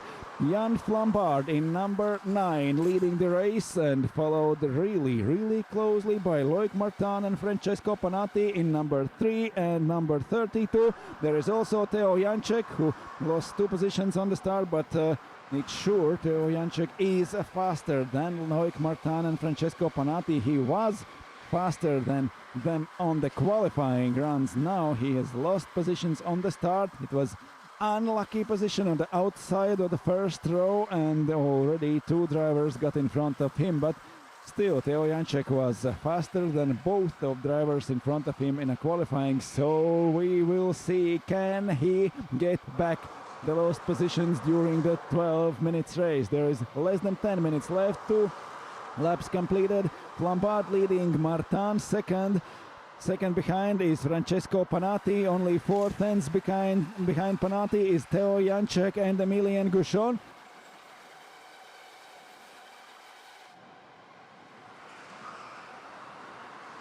It's Balas Suts in at number 10, now running 11. Maxim Kuhn in front of Marco Massoli, moving 1 place up. He also lost some places at the start. Jan Flambard sets the best lap time of 48.0 seconds. Jan Flambard went 47.7 through the qualifying, so now he is running 0.3 of a second slower than he did in a qualifying only a couple of hours ago. Now we have less than 9 minutes in this race left. Jan Flambard is leading, 0.8 of a second behind him is Loic Martin, and then Panatti and Janček fighting for third. Behind them is Emilian Gouchon and Albert Ingo. They are also separated only by a few tenths of a second.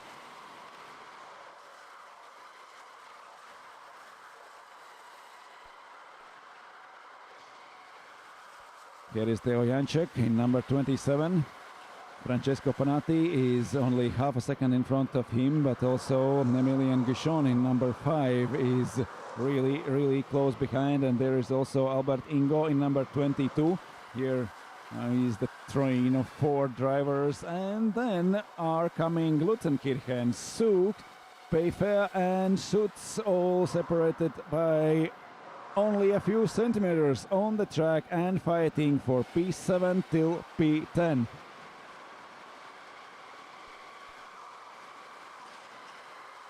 Second between Flambard and Loic Martin. 1 more second between Martin and Panatti. And Janček only a few tenths behind Panatti, trying to get at least 1 position back. Here is number 22 of Ingo Albert. Albert downhill, chasing Emilian Gouchon in a P5.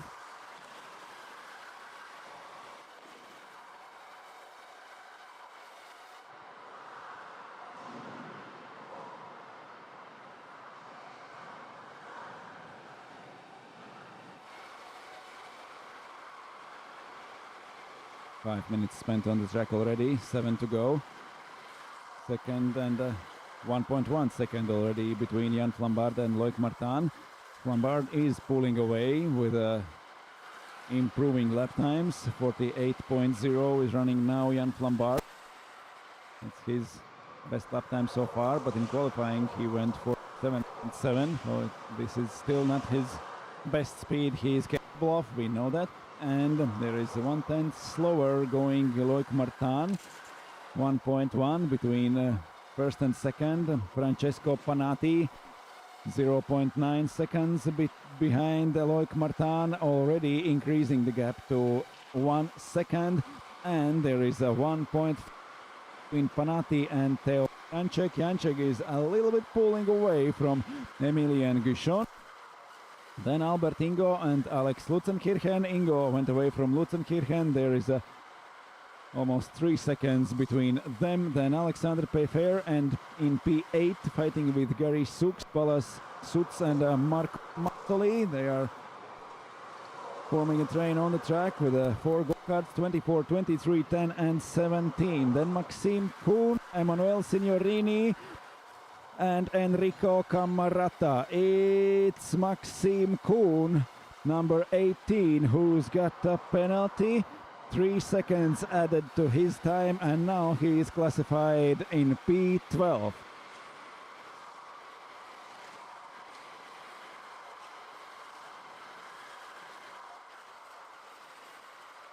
Marco Mussolini moving up to P11, but not on the track, but only in the rankings. Maxime Kuhn has added 3 seconds to his time, and now is classified 12 in front of Emanuele Signorini and Enrico Camarata. One more warning for Alex Lutzenkirchen. In the next breach of rules he will receive some kind of penalty. Now it's only warning for number 28 Alex Lutzenkirchen, but Jan Flambard is leading by almost 1.5 seconds already. It goes to 1.7. There is more than second between Loic Martin and Francesco Panatti. Theo Janček is more than 1 second behind Panatti, not able to catch him, not able to gain back at least one position he lost at the start. Emilian Guichon is 1.1 seconds behind Janček. Then Ingo Albert is very close behind Guichon. They are fighting on the track, and the same as Sutz and Massoli for P10 and P11. 4 minutes to go in this race.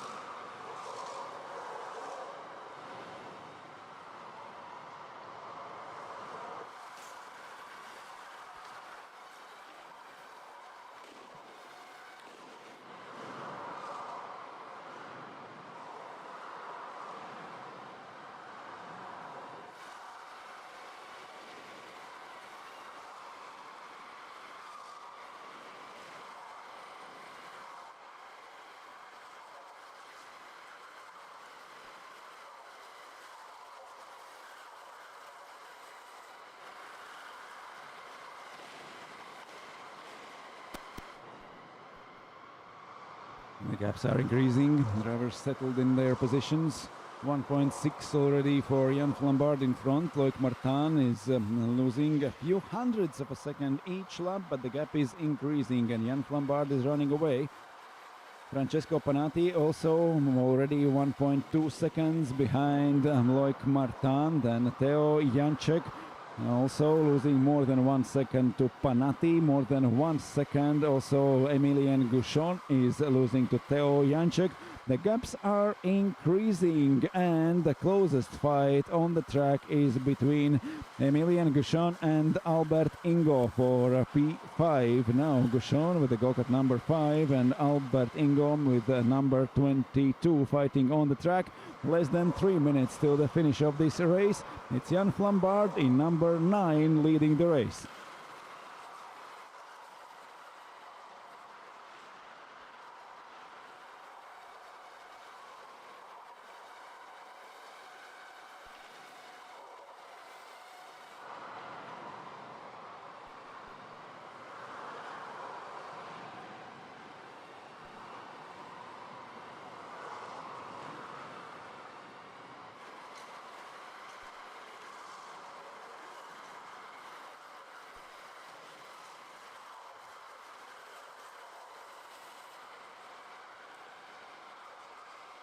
Last 2 minutes in a Group F first heat today. Flambard already almost 2 seconds in front of everyone. Loic Martin after a great start running second. Francesco Panatti went behind him at the start and both of them got in front of Teo Janček. Janček is running fourth but losing ground to leaders, and now it's almost 1.5 seconds between him and Panatti. Emilien Gouchon and Albert Ingo fighting for P5.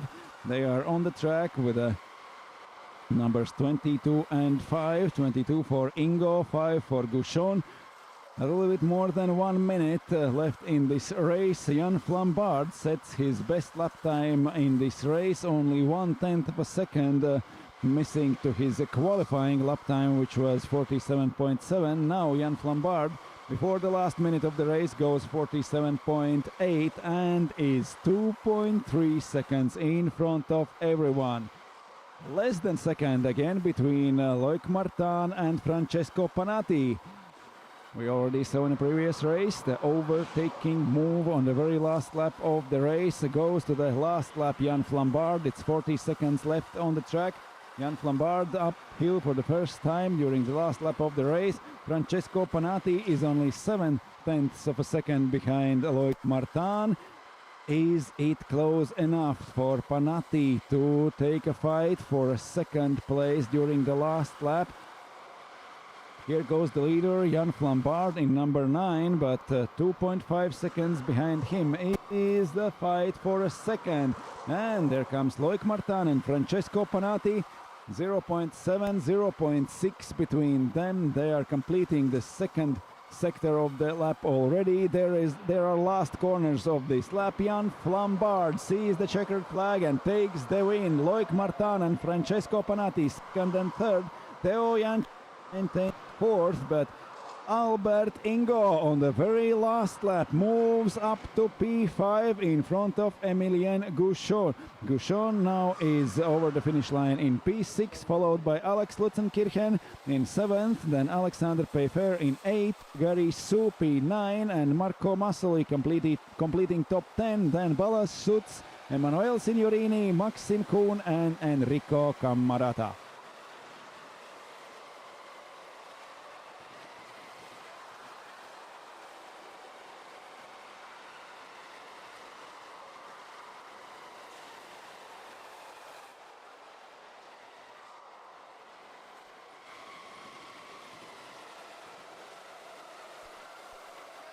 Maxim Kuhn gets a penalty of 3 seconds in this race and is classified in P13.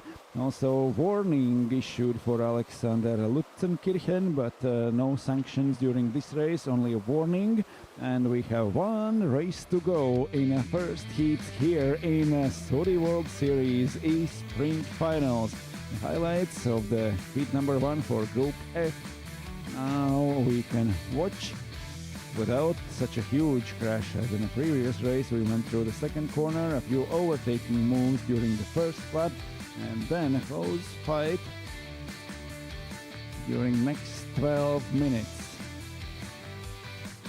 Here goes Maxim Kuhn, who lost a few positions and even got a penalty through this process, and is classified in a 13th place after this race. But Jan Flambard did it perfectly, starting from P1, took the win. Loic Martin advanced at the start, both with Francesco Panatti, got in front of Teo Janček. Janček over the finish line in P4, followed by Albert Ingo, who got in front of Emilien Gouchon in the very last lap of this race. One more race to go in a heat number 1, then will be short break, and then we will start second heat with a new qualifying session, with a very short qualifying session, only 3 minutes. It's 3, maybe 4 flying laps. Anyone can pull out. Actually, it could be 3 flying laps for those 3 minutes, and then between the same groups of drivers we will probably change starting positions for the heat number 2. So groups will remain the same, but the starting positions will be different.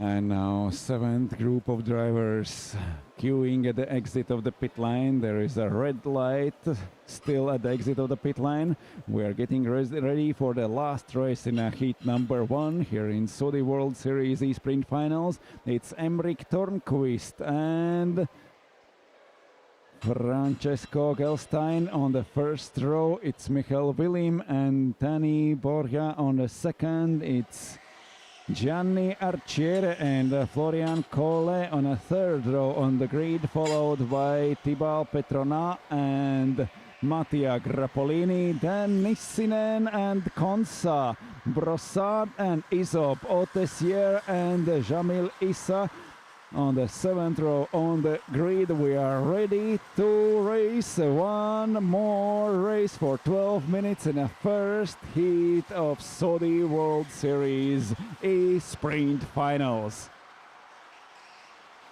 We will have the winner of this day, we will have the winner tomorrow, and we will have the overall winner of Saudi World Series E-Sprint. We'll have a new E-Sprint champion for the third year in a row in this category. It's the third time when E-Sprint finals are run here in Saudi World Series. First was in Sweden, second in Switzerland, and now for the third time we are here in Belgium for the electric karting racing. It's Emrik Törnqvist.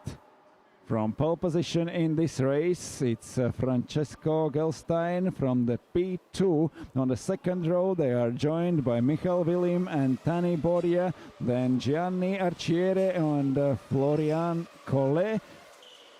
Fourth row for Petrona and Grappolini. On a fifth row, Jesse Nissinen and Thomas Konsa. Sixth row on the grid, Brossard and Isop. And then the last spots on the grid for Otessier and Jamil Issa.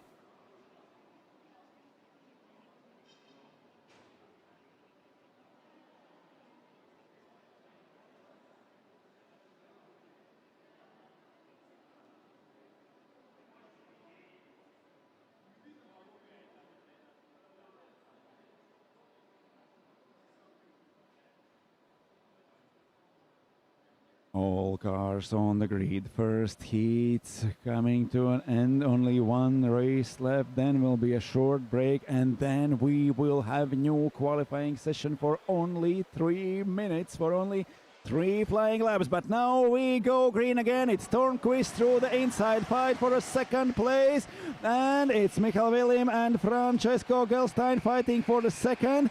Seems like Gelstein are moving uphill, got in front of Michael Willim. How this fight will end at the end of the first lap. They are fighting corner number 5, and there is crash. The spun and 2 cars are left behind.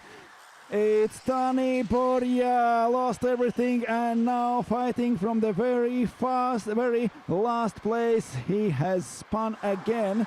He has found reverse, going opposite direction on the track and trying to reverse his go-kart. It's Emrik Törnqvist who managed to hold his pole position, but their fight for a second was very hard through the first corners. Now it's Tani Borja who has lost everything and is running dead last, a lot of seconds behind everyone in this so competitive company. It's almost impossible to catch anyone through those 12 minutes for this race.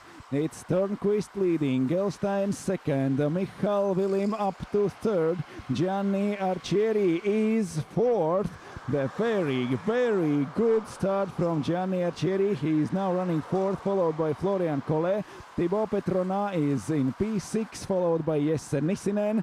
Then Mathieu Otessier and Matteo Grappolini fighting for P8. The one more lap completed for Törnqvist, Gelstein, Willim and Arcieri. It's Petronat in front of Kolle during this lap. Thibaut Petronat number 13 moving up to P5. Florian Kolle in P6. Then Jesse Nissinen only 0.2 of a second behind Kolle. Kolle in number 11, Nissinen in number 1. Here are leaders, Törnqvist in 30 and Gelstein in 6.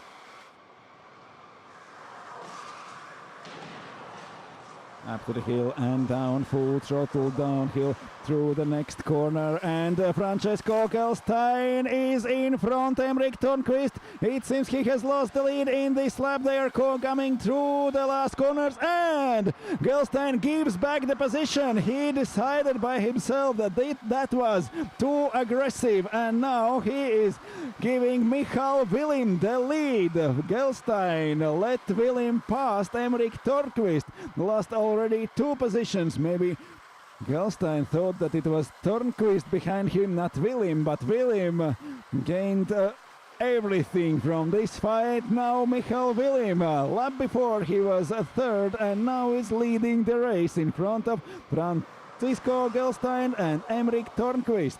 Törnqvist comes with the number 30, followed by Gianni Arcieri. Very good start from Arcieri. He is in a go-kart number 8, followed by Thibaut Petrona in number 13. We have train of 5 cars through the starting straight. It's Willim, Gelstein, Törnqvist, Arcieri and Petrona.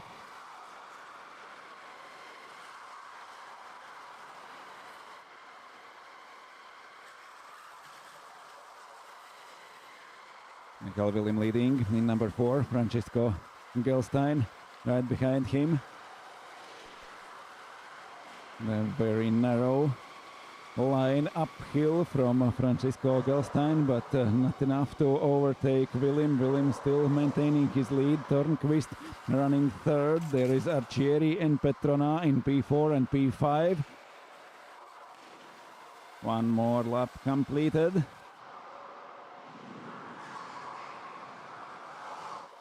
It's very, very difficult in this train of 5 cars running through the 6th lap of the race. Willim, Gelstein, Törnqvist, Arcieri and Petrona. Each mistake can cost you not 1 but already 5 places. They are very, very close, one after each other. And we already saw in previous races how calm it can go even to the very last lap of the race, and then someone will make a move, someone will find a gap, and someone will gain the position. Now they are running Willim, Gelstein, Törnqvist, Arcieri and Petrona, the leading group of 5 drivers, now more than 2 seconds in front of everyone. Kole Nissinen fighting for P6 and P7. It's Otesier, Isop, Konsa and Brosagra Polini. Lost a few positions during this lap. Now he's in front of Jamil Issa and Tani Boria. Boria after 2 spins in the first lap and goes to the inside. Francisco Gelstein. And he succeeds. No! Uphill! It's Michal Willim back in front. Willim leading, Gelstein and Törnqvist now fighting for the second. Downhill goes Willim. Törnqvist is following. He has lost position, and now Törnqvist is 4. Gianni Arcieri fighting with him. Thibaut Petrona. And here Michal Willim still holding P1 during this race. Gianni Arcieri is up to P2. It seems like the most gained places during one race today for Gianni Arcieri. He is second and only 0.3 of a second behind Michal Willim. Thibaut Petrona now is 3rd. Emrik Törnqvist has lost 1 position and is running 4th. Francisco Gelstein is in P5 fighting with Florian Kole.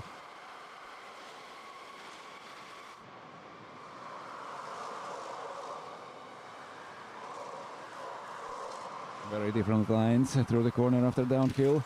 Willim still leading. Gianni Arcieri trying to find a spot to overtake him. It seems like Arcieri could go faster. He has already gained a lot of places during this race. Number 8 seems quite fast. We have 5.5 minutes to go. A long race in front of us still in this Group G first heat. Willim leading by only 0.2 of a second in front of Gianni Arcieri. Thibaut Petrona is 0.4 back in 3rd place, and Emrik Törnqvist 1 second. 1 second separates 4 first drivers in this race. It's William in number 4, Arcieri in number 8, Petrona in number 13, followed by Törnqvist in number 30.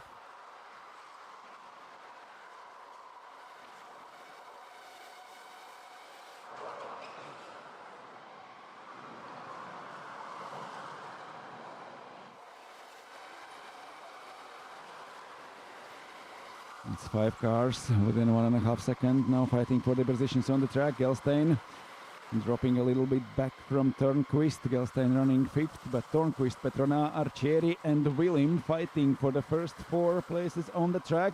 It's one more contact between Arcieri and William. Now is a penalty for Matteo Grappolini. He has number 20 and is classified 12th now with 3 seconds added to his time on the track. He's a little bit better with a 8th place on the track now, but we have last 4 minutes through this race. William leading, Arcieri 2nd, Petrona 3rd, Törnqvist 4th and Francisco Gelstein closing again and closing the gap between him and the drivers in front. There is only a 0.5 of a second between Gelstein and Törnqvist, Petrona, Arcieri and William are all within 1 second.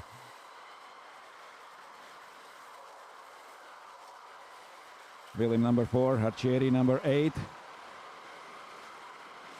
Up the hill they are going bumper to bumper, all 5 leading drivers. Francisco Gelstein pulled out the best lap of this race and now he is trying to fight with Emrik Törnqvist for P5. A lap before Gelstein was more than 1 second behind and now he is fighting with Törnqvist for P4. Gelstein took the best lap of this race so far. It's a Törnqvist is moving up to 3rd. Gelstein now is P4 and Thibaut Petrona has lost 2 positions during this fight. Now Petrona is running 5th. Not there behind them. Collet is P6, Nissinen P7, Otesier up to P8 and Matteo Grappolini down to P9 in this race. We have 2.5 minutes to go. William is leading by only a few centimeters in front of Arcieri. Gelstein in front of Petrona. Emrik Törnqvist down to P5 in this lap.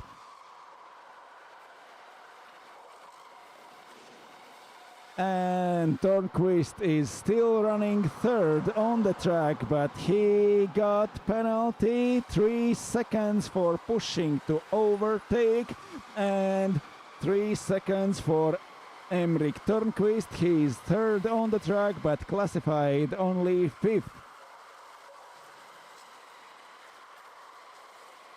Here we see number 30 only behind William and Arcieri, but on the list on the left side of the screen we see Törnqvist in P5. That's 3 seconds added to his time of this race. There is a fight going on. Arcieri still trying to find his way past Michal William.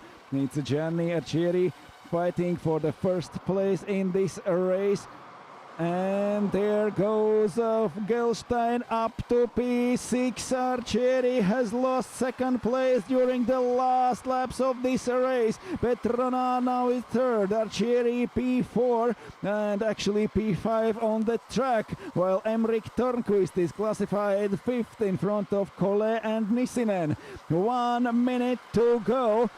Törnqvist with number 30. Now we see him 2nd on the track. Does he know that he has a penalty? He has 3 seconds added to his race time and that means 3 places lost in the classification. We see him already in P5, but here on the track he is running 2nd. We have 1 more lap to go. Michal William is leading. Then Törnqvist on the track 2nd, 5th in the rankings. Gelstein is classified 2nd now. Petrona 3rd, Arcieri 4th and Törnqvist in P5 will finish if there will not be increase the gaps behind him. Now he is losing on the track for Gelstein and Petrona, and also Arcieri is close enough to classify in front of Törnqvist. Willem, last seconds of this race, final lap of this race. Michael Willem coming downhill with number 4. Francisco Gelstein with number 6. We see him behind Emmerich Tornquist, but Tornquist has got a 3 seconds penalty. And here is checkered flag. Michael Willem takes the win. Tornquist is second over the line, but it doesn't help as he has 3 seconds penalty. Gelstein classified second. Petrona is third. Gianni Arcieri was running second through the penultimate lap of this race, but lost 2 positions during the fight in these last moments. Thibaut Petrona and Michael Willem congratulating each other with a great race of heat number 1. Willem first, Gelstein second, Petrona third, Arcieri fourth. Turnquist classified in P5 in front of Collet and Nissinen. Then Grappolini, Otessier and Isop completing top 10 in front of Thomas Konsa, Maylin Brossard, Jamil Issa and Tani Borja. The first heats are over. Now the groups will remain the same, but we will have a short qualifying session, 3 minutes, to decide a place on a starting grid within each group. So now a short break and then we will continue with the second heats. After the second heats we will form a new groups of drivers according to the results of both first heats merged. But now we can watch the best moments from this race. Maylin Brossard hitting the ball at the exit of first corner. It's Tani Borja who spun, or actually it seems like someone helped him to spun at that corner. Here is Florian Collet and Jesse Nissinen fighting for P6 on the track.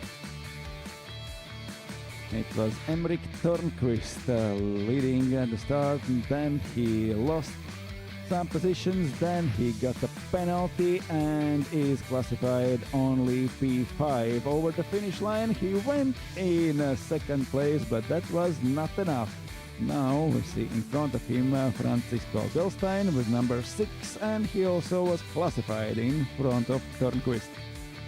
A very, very great race for Gianni Arcieri. He went up to even second place of the race, but then lost a few places during the last laps of the race. Here is Tornquist hitting the ball at the outside. It's Thibaut Petrona with number 13, gaining from his mistake and going uphill in front of Tornquist. So the first heats here at Saudi World Series E-Sprint Finals are over. We are going through our first day of racing here in Wavre Indoor Karting track. For the drivers, the lunch is served, and I hope everyone is enjoying their lunch, and we will be ready to race again in only a few minutes. A short break, and we will be back with an even shorter qualifying session.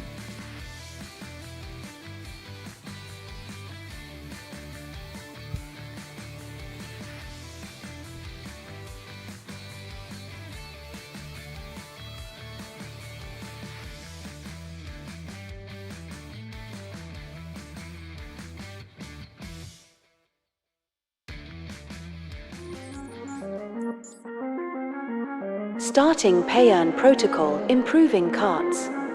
Charging batteries. Loading. Complete.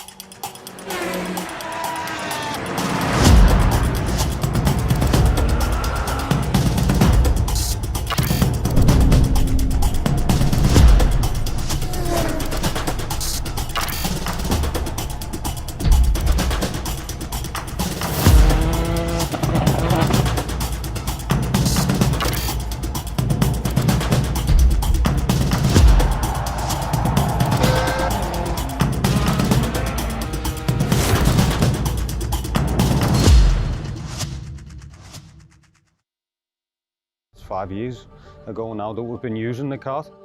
It's been a journey of exploration and learning for the company. It's been really good. You know, the batteries are exactly the same battery as when we launched, which I think is really impressive when you think that we've had well over 2,000 charging cycles. Even with the powertrain, you know, it really means that there's no maintenance with this product. And I think this is really a credit to the guys at Rotax to develop such a robust car.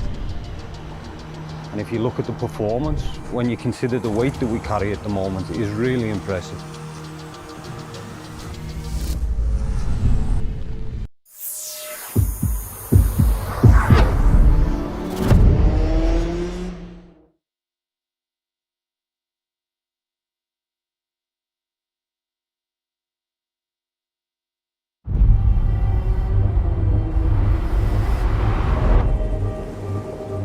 Why do you come here? Is this your career? Or is it all about fun? A chance to get away and leave it all behind?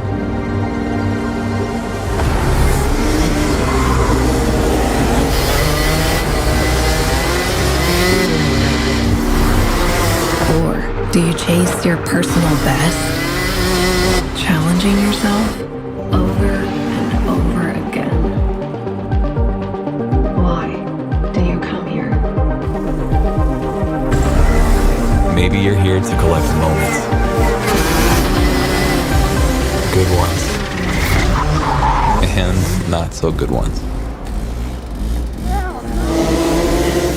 Or you can't afford mistakes because you want that victory.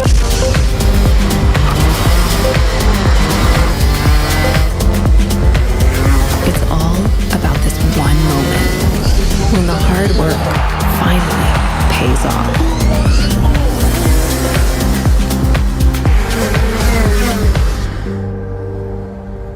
This is the place that brings us closer to the people who share our story. Whoever we are, Whatever we're here for, racing is who we are.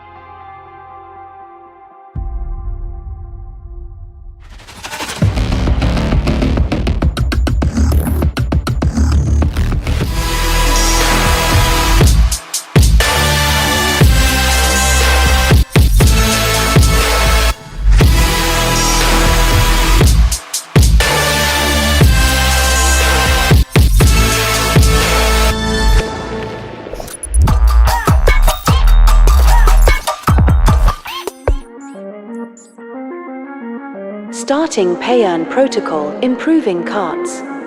Charging batteries. Loading. Complete.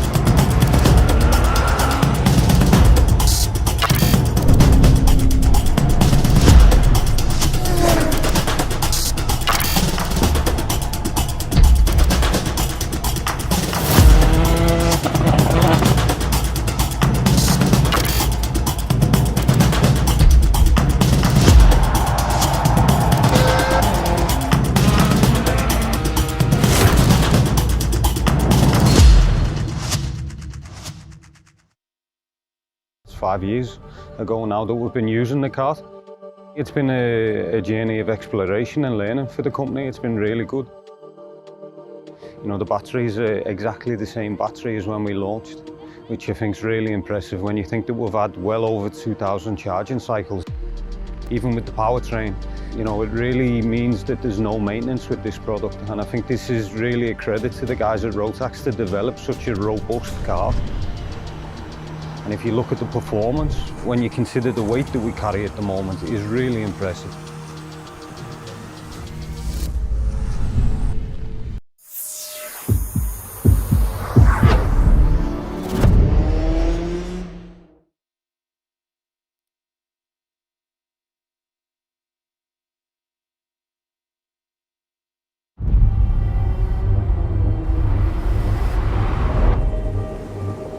Why do you come here?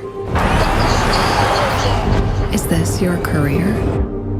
Or is it all about fun? A chance to get away and leave it all behind?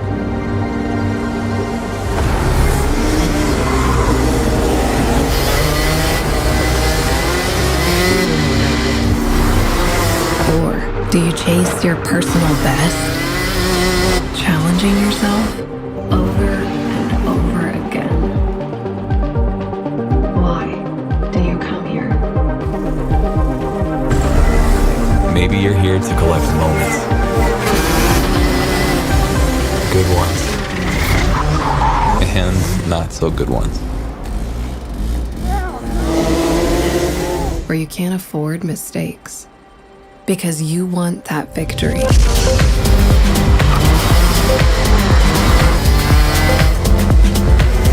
It's all about this one moment when the hard work finally pays off.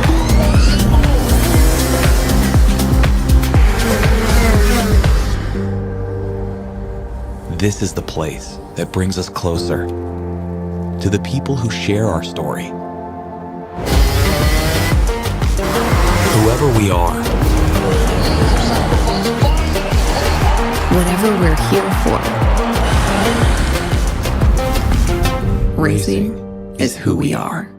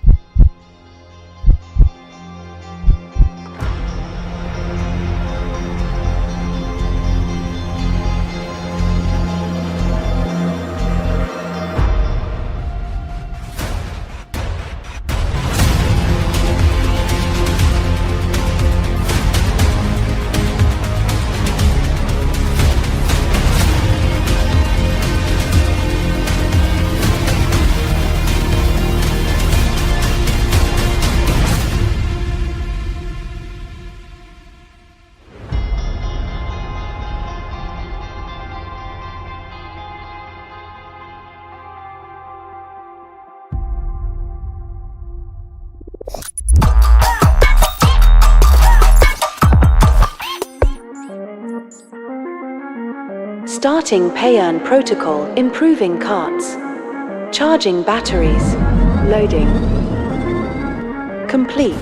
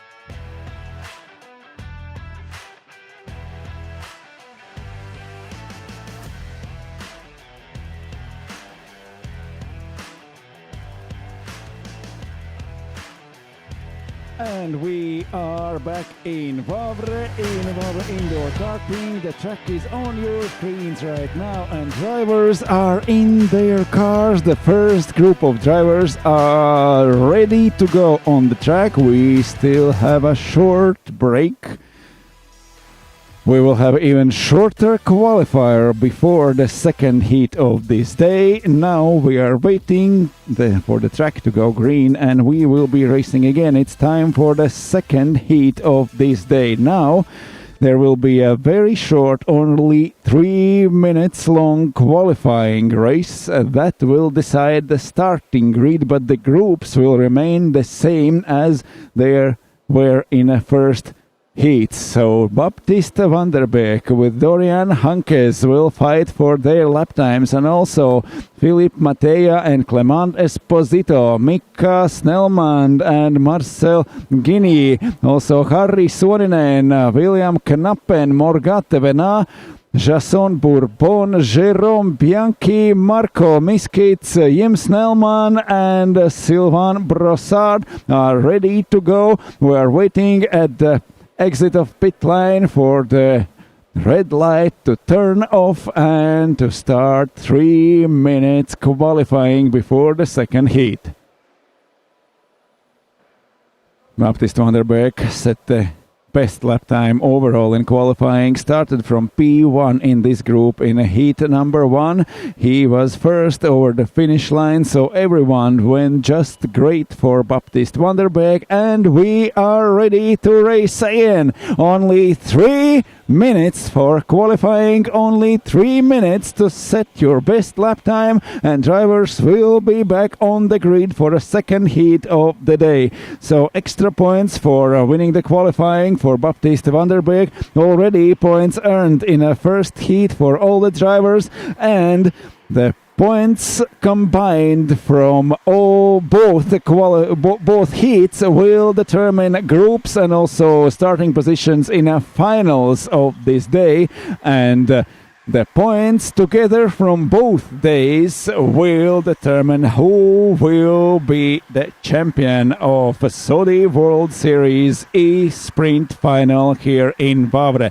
So you have to fight every corner, every lap and every race when you go out on the track here in Wavre, to fight for position on the track, to fight for points for overall rating of one day, and also for points for overall rating of both days. And now a very short qualifying session for Van der Beek, Hankes, Esposito, Mattea, Snellman, Guinea, Knappen, Suoninen, Venat, Bourbon, Bianchi, Miskits, Brossard and Snellman. All cars on the track and they have 3 flying laps. There will be no more time to set your best lap time. Baptiste van der Beek now with the car number 3. It's Dorian Hankes with number 10, Clement Esposito with number 22, Jason Pourpon with number 9. It's Philippe Mattea, number 12, Sylvain Brossard, number 32, Esposito 22, Suoninen with 17, Bianchi with 24, Miskits number 5, Snellman number 23.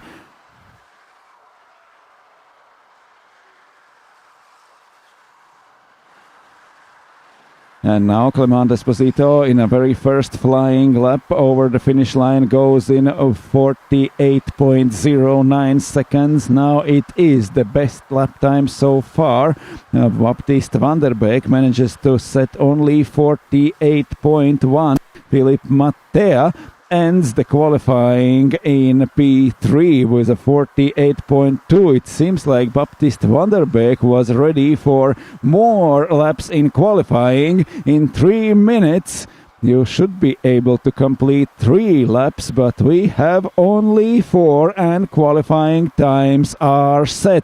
And the winner of first heat, Baptiste van der Beek, now is classified second, and he has lost only 11 thousandths of a second to Clement Esposito. And if the results remain as they are, Esposito will start from pole position, van der Beek will be second, Mattea third, joined by Hankes on a second row on the grid. From third row, Snellman and Thevenard, and Kneppen and Guinea. On the fifth row will be Suoninen and Bourbon, then Bianchi, Snellman, Miskit and Brossard. Only 2 laps for qualifying. 3 minutes, 1 lap to go out from the pit lane to start the flying lap, and in 2 laps it is over.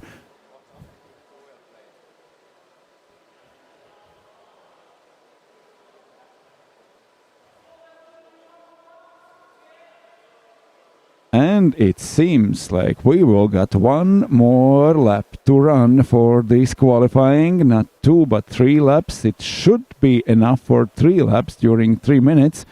But now everyone has gathered at the end of the lap. They are not in the pit lane. How this will pan out anyway. Baptiste van der Beek needs 11 thousandths of a second, a little bit more than 100th of a second to be in pole position again. Now he is classified second, and Clement Esposito is first with a car number 22. And now we go again. Only 2 corners to gain the speed and start the flying lap. Baptiste van der Beek starts his flying lap, also followed by Esposito, Mattea, Hanke, Snellman, Thevenard, Kneppen and everyone else on track right now. We have 1 more lap for qualifying in this short race, and then we will start the second heat of this day for Group A. 1 more race for them to get together in a second heat, and then for the finals we will regroup the drivers according to the results merge from both heats, from first and second together.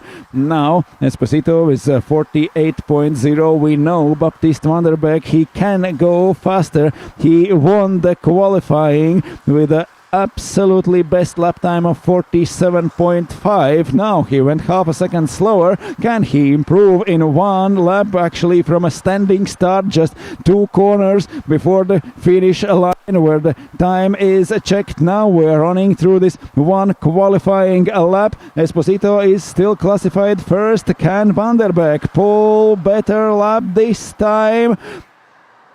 And here comes Suoninen, here comes Kneppen improving to 48.0 in front of Esposito. We are still waiting for everyone else to complete their laps. Hankes moves up to 4th, Marceau Guinea up to P6th. Baptiste van der Beek now is classified 3rd, 700ths of a second off the pace of William Kneppen. Is that it, or can van der Beek and Esposito pull better lap times this time on the last lap of this qualifying? Almost everyone now is going slow over the formation lap, and that's all.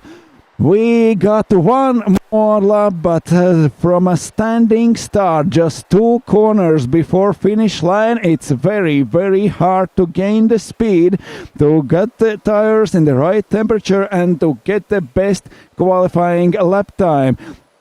Baptiste van der Beek now is classified 3rd. After first 2 laps he was 2nd, losing just to Clement Esposito. Now after 3rd qualifying lap, William Kneppen got in front of both of them and now is classified on pole position. So Kneppen in 28 is going to P1 on the grid. Clement Esposito will start 2nd and Baptiste van der Beek only 3rd.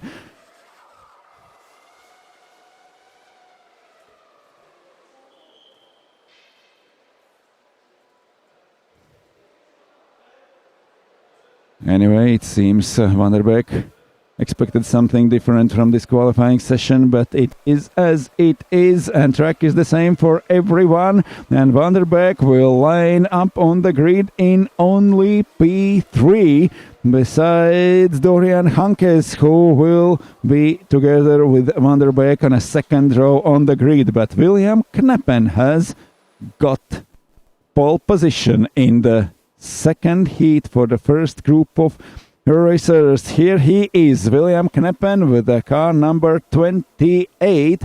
There is Clement Esposito with number 22 from second on the grid.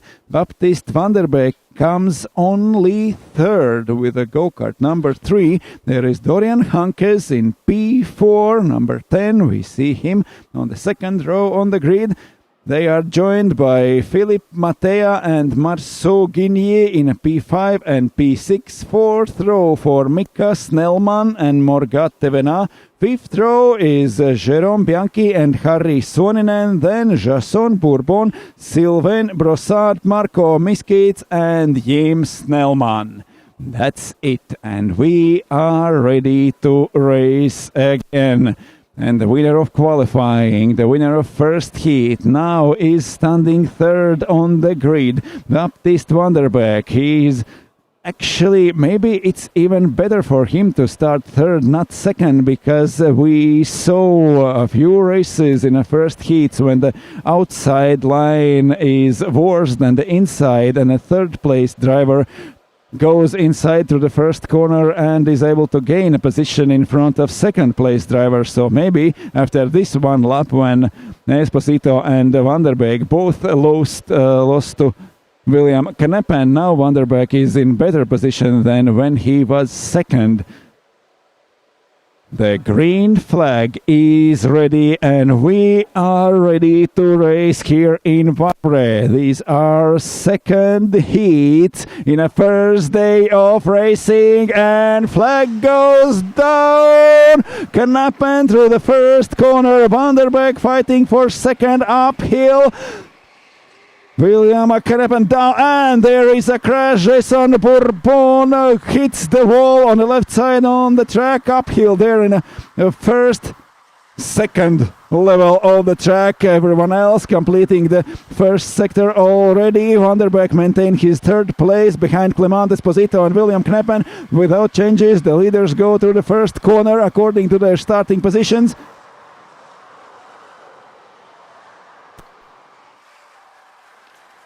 Start for Jason Bourbon. Now he is last together with Sylvain Brossard. He also lost 2 positions during the first lap, but leaders are coming to an end of the lap, and it's Baptiste van der Beek who is in front. Esposito second, and William Kneppen lost 2 positions during this first lap of the race. What a great start from Baptiste van der Beek. He was third on the grid, and he goes first after only 1 lap of racing. Van der Beek leading, Esposito second, Kneppen third. They have swapped their positions. Now Kneppen is third and Van der Beek leading. Esposito maintained second place as on the grid. There is Dorian Hankes and Philippe Matea in 4th and 5th places. Already almost half a second advantage for Baptiste van der Beek. Clement Esposito now is trying to go faster. He is following very closely to Baptiste van der Beek. 0.3 seconds between them. 0.8 to William Kneppen in third. 1.4 seconds to Dorian Hankes in fourth. The second heat has started. 12 minutes, the same as in the first heat. Van der Beek and Esposito leading. Kneppen very, very close behind them. Kneppen was faster than Van der Beek, was faster than Esposito during those only 3 laps in qualifying. That means how fast Kneppen can adapt to the track, how fast he has learned, and how better he went considering his qualifying results. Now 1 more lap completing. The leading group of 3 drivers going through the first corner, followed by everyone else. There is, after the top 3 is coming Dorian Hankes in P4. Very, very close behind him is Philippe Matea, Marceau Guigné, Morgat Tevena, Mika Snellman, Harry Suoninen, Jérôme Bianchi, Snellman and Miskits. They are all bumper to bumper train of 8 cars.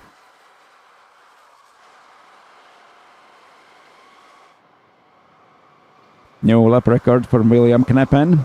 He's trying to hold his position right behind Van der Beek and Esposito. There is only 0.6 seconds between first and third place drivers, between Van der Beek and Kneppen.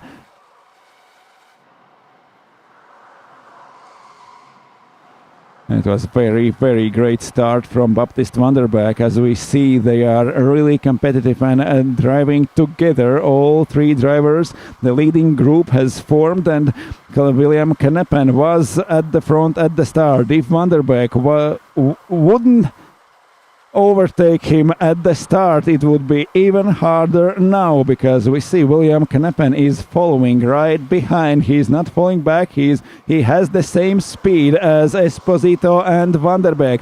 Can any one of them make an overtaking move during 8 minutes left for racing in this group? Vanderbeek is leading again, so it pans out really, really great for Baptist Vanderbeek, even after this mishap at the qualifying, at the second qualifying, with only 3 laps available.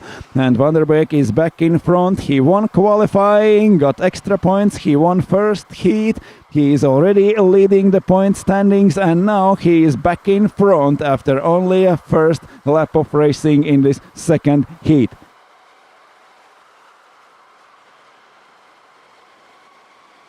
Clement Esposito is dangerously close to first place of Baptist Vanderbeek. There is only 0.2 of a second between them. Second behind is William Kneppen, falling a little bit back from Vanderbeek and Esposito. Hankes still fourth, but there is a split between P3 and B4. There is more than 1 second between Kneppen and Hankes. Philippe Mattea is only 0.5 of a second between Hankes. Then Marceau Guinea in P6. They are fighting for position on the track. Then Morgatevena and Mika Snellman. The next pair on the track is number 27 and number 18, fighting for P7.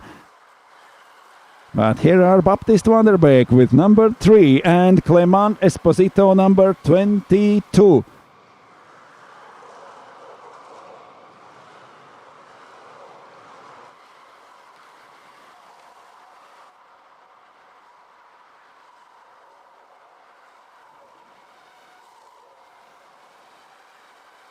And those fight at the start of the race should come as a big relief for Baptist Vanderbeek. It almost seemed like a bad luck for him, this qualifying, and only P3 on the grid. He managed to get back in front, and now is also going to lead the point standings today. If he can maintain, if he can hold this first position in this race, Baptist Vanderbeek will lead the point standings after first heats, and then we will have only the finals left. Already last year, Baptist Vanderbeek was between the leaders in a Saudi World Series E-Sprint finals. He was one of the fastest drivers as he is today, but he got 1 disqualification for the weight infringements, and that left him with a very, very hard pill to take in his results last year. So will it pan out better this year for Baptist Vanderbeek? So far it is going just great. William Kneppen falling a little bit back from a second place Clement Esposito. Then Kneppen goes again with the best lap time of the race and is closing the gap to second. Can Kneppen join this fight for a lead? And will Clement Esposito do something with the first placed Baptist Vanderbeek? We have less than 5 minutes to go. Esposito is really, really close after Vanderbeek, but we still have not seen any overtaking moves, any tries from Clement Esposito. He is driving really close after Vanderbeek. He is maintaining the same speed as Vanderbeek. There is coming William Kneppen with a new best lap time of this race, and he is joining this fight for first, second and third. Vanderbeek with number 3, Esposito number 22 and Kneppen with number 28. Then is Dorian Hankes now left alone on the track. Philippe Mattea and Marceau Guinea fighting for P5 behind him. There is Snellman and Suoninen, also Bianchi and Jim Snellman. but we have 4 minutes to go. Esposito right after Van der Beek. They are running 47.8, 47.7 for Kneppen. One more lap record for William Kneppen, and he is back right behind Clement Esposito. Corner before uphill. There we saw some overtaking moves before. Now the leaders are going through in the same order. Baptiste Van der Beek is leading but is unable to pull away from Clement Esposito.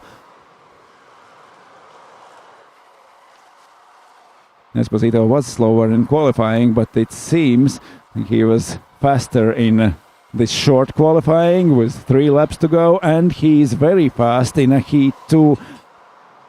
Also, now he is chasing Baptiste Van der Beek. 3 minutes to race in this heat. Esposito is right on the rear bumper of Baptiste Van der Beek. Will he try to do something? Will he try to move up to first? That is his only chance to take away points from Baptiste Van der Beek and maybe leave Van der Beek not with a so convincing first place in the standings. Also William Kneppen closer and closer to both drivers. 0.5 seconds between Kneppen and Esposito, 0.2 between Baptiste Van der Beek and Clement Esposito. One more lap completed, 2 minutes to go. 3 or 4 laps till the end of this race. The second group of drivers already are preparing for their starts. We are going through second heats of first day of racing here at Saudi World Series E-Sprint Finals. Esposito is really close behind Baptiste Van der Beek, still without any moves, without trying to overtake. He is there and he is waiting, or can he pull out some overtaking move? Does he have a plan where to do it? Or he is just waiting for Baptiste Van der Beek to make some mistake, to leave some space, and then Clement Esposito can take his chance. 1.5 minutes to the end of the race. Van der Beek leading, Esposito second, William Kneppen just 0.9 seconds behind the leader. We have 3 best drivers in this race within 0.9 seconds. Then after 1.5 seconds is Dorian Hankes alone in 4th place. For 5th fighting Philippe Mattea and Marceau Guigny. Then Morgatevena and Mika Snellman 7 and 8. Harri Suoninen is P9. Jérôme Bianchi P10. Last minute of this race and Baptiste Van der Beek leading.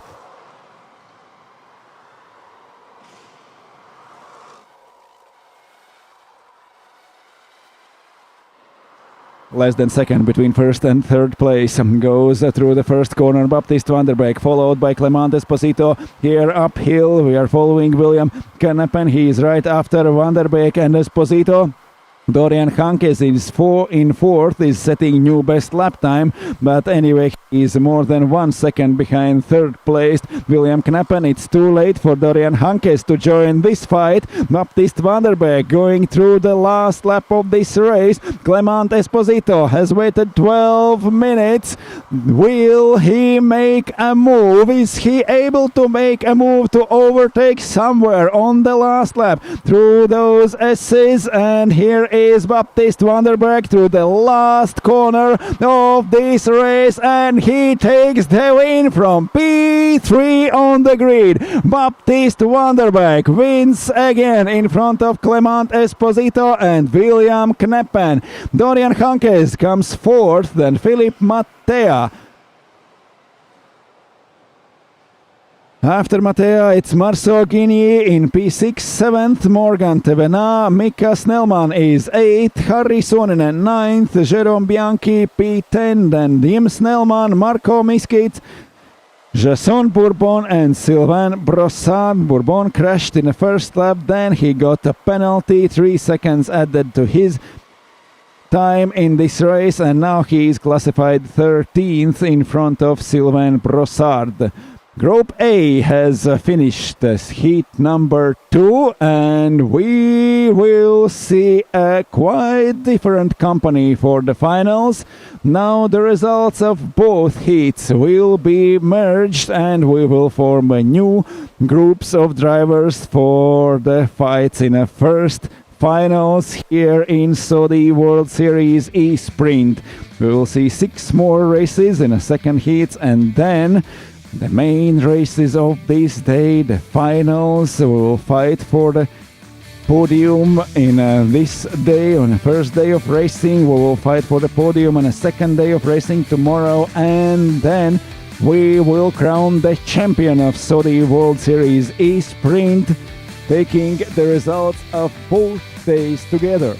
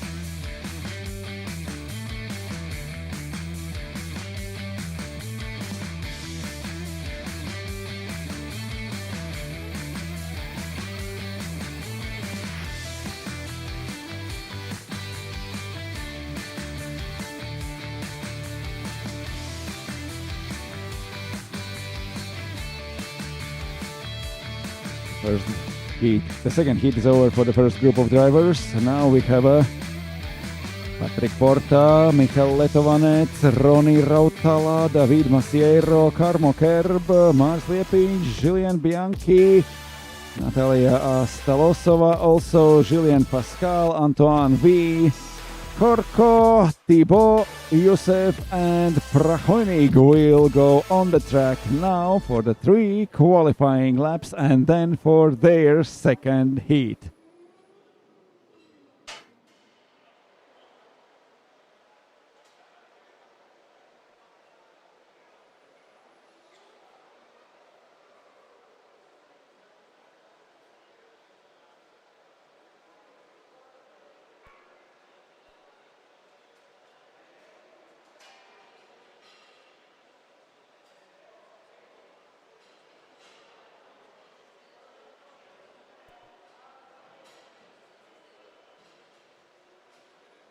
So the drivers have formed the queue at the exit of the pit lane. There is still a red light.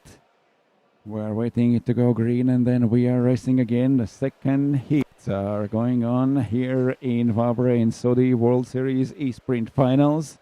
The second heats of the first day of racing. We are fighting for the points, we are fighting for the podiums, we are fighting for the places in the finals now, and the most important races of this day will follow around 5 o'clock at the afternoon. Then we will start the finals. Now it's second heat.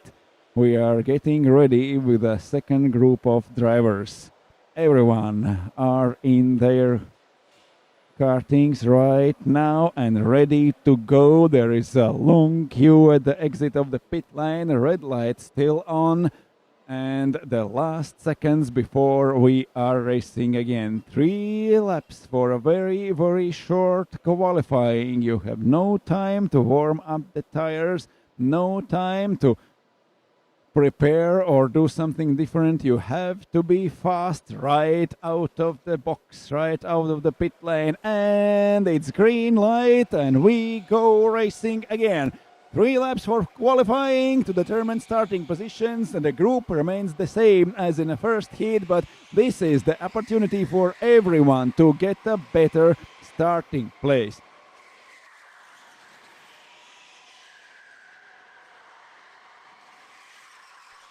Patrick Porta was fastest of this group of drivers in the first heat. He took the win. Now he is joined by Masiero, Kerb, Stalosova, Pascal, Bro, Youssef, Prahonig, Herko, Vies, Bianchi, Mars Liepiņš, Roni Rautala and Michal Letovanec. Only 3 laps for this qualifying session, and we will put the drivers on the start once again. The first lap out of the pit lane, so only now we are starting first flying laps.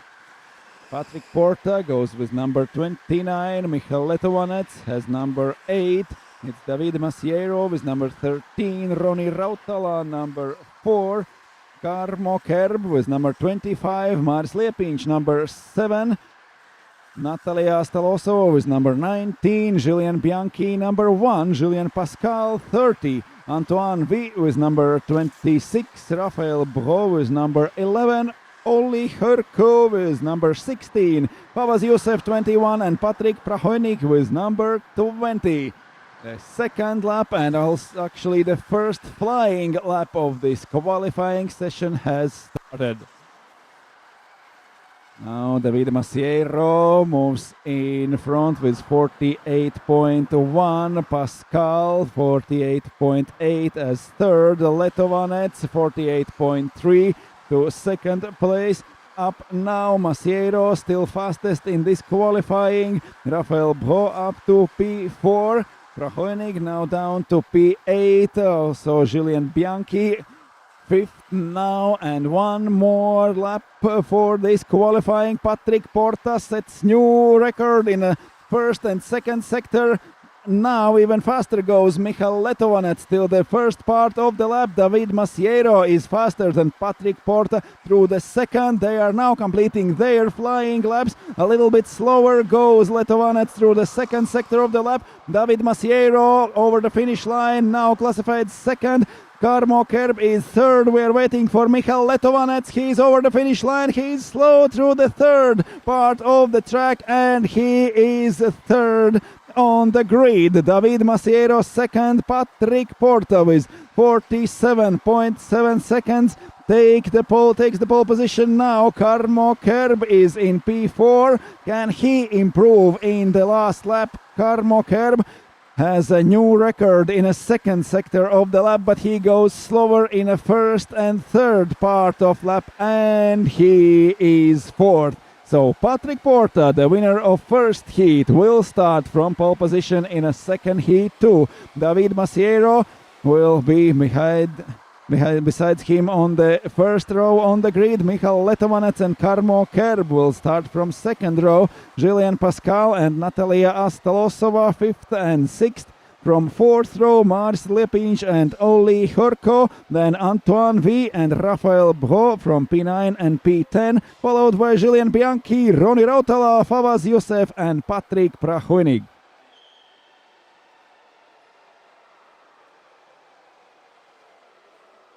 End of the lap, just 2 corners before the starting straight. We are looking for Patrick Porta and car number 29. That's the number of Patrick Porta go-kart in this second heat. Then David Masiero with number 13, Michal Letovanec with number 8. There goes Patrick Porta to the pole position for the second heat. On the first row, we're waiting for David Masiero. There comes number 13. On the second row will stand Michal Letovanec with number 8 and Karmo Kerb with number 25. All others on our screens right now, the drivers are forming the queue at the end of the formation lap, and now they are going to start trying to warm up the tires, not to lose the heat gained in those pre-qualifying laps. Very aggressive Julien Pascal trying to warm up his tires just before the start. Everyone else is coming to join the leaders on the grid. It's number 19, Natalia Astalosova in a P6 on the grid. There is Mars Liepinch from P7 with the number 7, and Olli Hörkö with number 16, then Antoine V. It's number 26. And Raphael Bro with number 11 just took 10th place on the grid After him comes Julian Bianchi, Roni Rautala, Favas Youssef and Patrick Prahoenig. 14 cars on the grid and we are ready for a second heat. For second group of drivers here in Saudi World Series E-Sprint, we are ready to race again. Patrick Porta took the win in the first heat. Now he has pole position in the second. Can he do that again?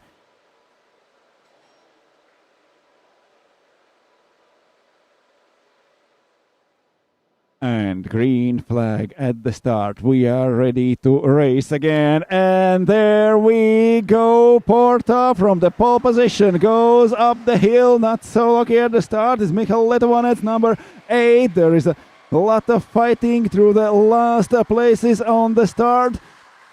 Porta took away great and moving up the hill was already a few meters in front of everyone. There he comes. The second uphill already for Patrick Porta, David Masiero, Michal Letovanec and Karmo Kerb following him. Now they are going through the first lap of this race, but Patrick Porta did everything perfect at the start and now is leading with a small gap already.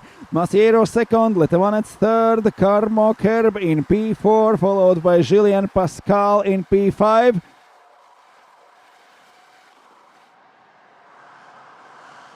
Through the last corners, Julien Pascal moving in front of Karmo Kerb, Natalia Astelosova maintaining her 6th position, Mars Liepinš still in P7, followed by Oli Horko. Then is Patrick Prahoenig from the last on the grid. He is now up to P11. That's actually an unbelievably great start for Patrick Prahoenig. From P14 to P11 during the first lap, and now he's going after Rafael Bro, who is running 10th with a car number 11.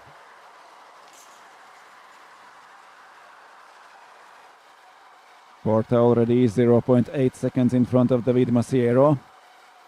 There is 7/10 of a second between Masiero and Letovanec, the top 3 drivers. Masiero is trying to hold on to Patrick Porta. 4/10 of a second between them after a second lap of this race. 10 minutes to go. Will Patrick Porta pull out one more win in a second heat too? He won the first heat.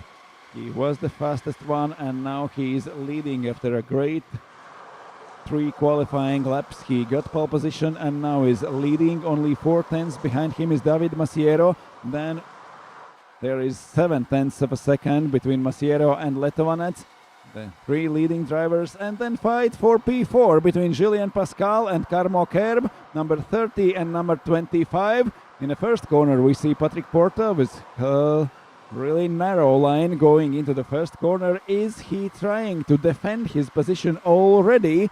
If he's starting to do that so early in the race, they will not be able to pull away from everyone else. Now, Michal Letovanec goes to only 6/10 of a second behind David Masiero, so third place is closing in. While Patrick Porta is trying to defend his first position in this race from David Masiero, there is only 3/10 of a second between them, but Michal Letovanec is closing in with only 0.9 between him and Patrick Porta. We have 3 leading drivers now within a half of a second, only half of a second between Porta, Masiero and Letovanec. 3/10 between first and second, 4/10 between second and third. Here they are, 3 leading drivers, number 29, number 13 and number 8. There is a more than a second gap between Letovanec and Julien Pascal in 4th place, but Pascal is fighting with Karmo Kerb. They have a number 30 and number 25. Here they are, Karmo Kerb right behind Julien Pascal. And one more lap completed for Patrick Porta, number 29, still leading from the middle of the track inside the first corner. not to give an opportunity for David Masiero to try to dive inside in the first corner. That's one overtaking opportunity that a lot of drivers mentioned yesterday, but I think we have not seen any overtakings in the first corner except the start in the first lap. But after that, the leaders are defending their positions in the first corner, but actually it seems like no one has been able to do the overtaking in the first corner, at least so far. Still, we have 0.3 of a second between Porta and Masiero, 0.4 of a second between Masiero and Letovanec. Through the last corner, through the straight and into the first corner. And there is Pascal and Kerb fighting for P4. After them, Natalia Staloso in P6 and Mars Lepin, Jolie Horko, Antoine Weiss fighting for P7, P8 and 9.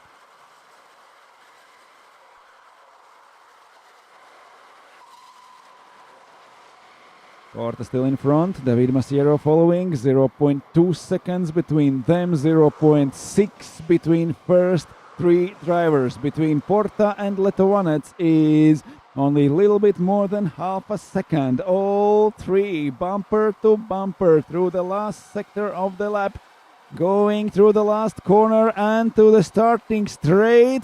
Porta gets a little bit better exit of the last corner, gets a few centimeters through the starting straight. Now the first uphill to the turn 3, and now they're going down again. It's best lap time so far for David Masiero, but there is no way to improve for him. Patrick Porta is right in front, and if David Masiero can and if he wants to go faster, he will have to overtake Porta. Porta is defending his position on the track, and they are losing time to Michal Letovanec. Letovanec was being able to close in, and now we have three leading cars, one after another. 5.5 minutes to go in this race.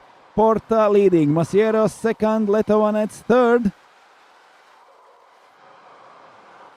Once more to the first two corners and uphill. Pascal and Kerb fighting for P4. Julian Pascal with number 30 in front of Karmo Kerb, number 25. It's Michal Letovanec with number 8 chasing David Masiero and Patrick Porta.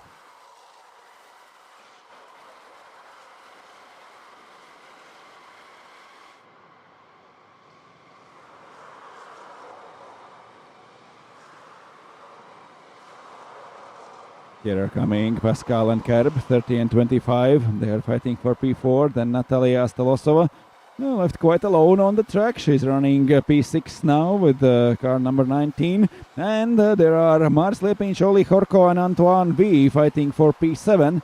But number 29, it's Patrick Porta, winner of the first heat and leading the second. 4.5 minutes to go. Porta is leading. Masiero is really close the whole race. There is no way to go for David Masiero. He has to overtake Patrick Porta, or he has to go to the finish line in the second. Can he do something?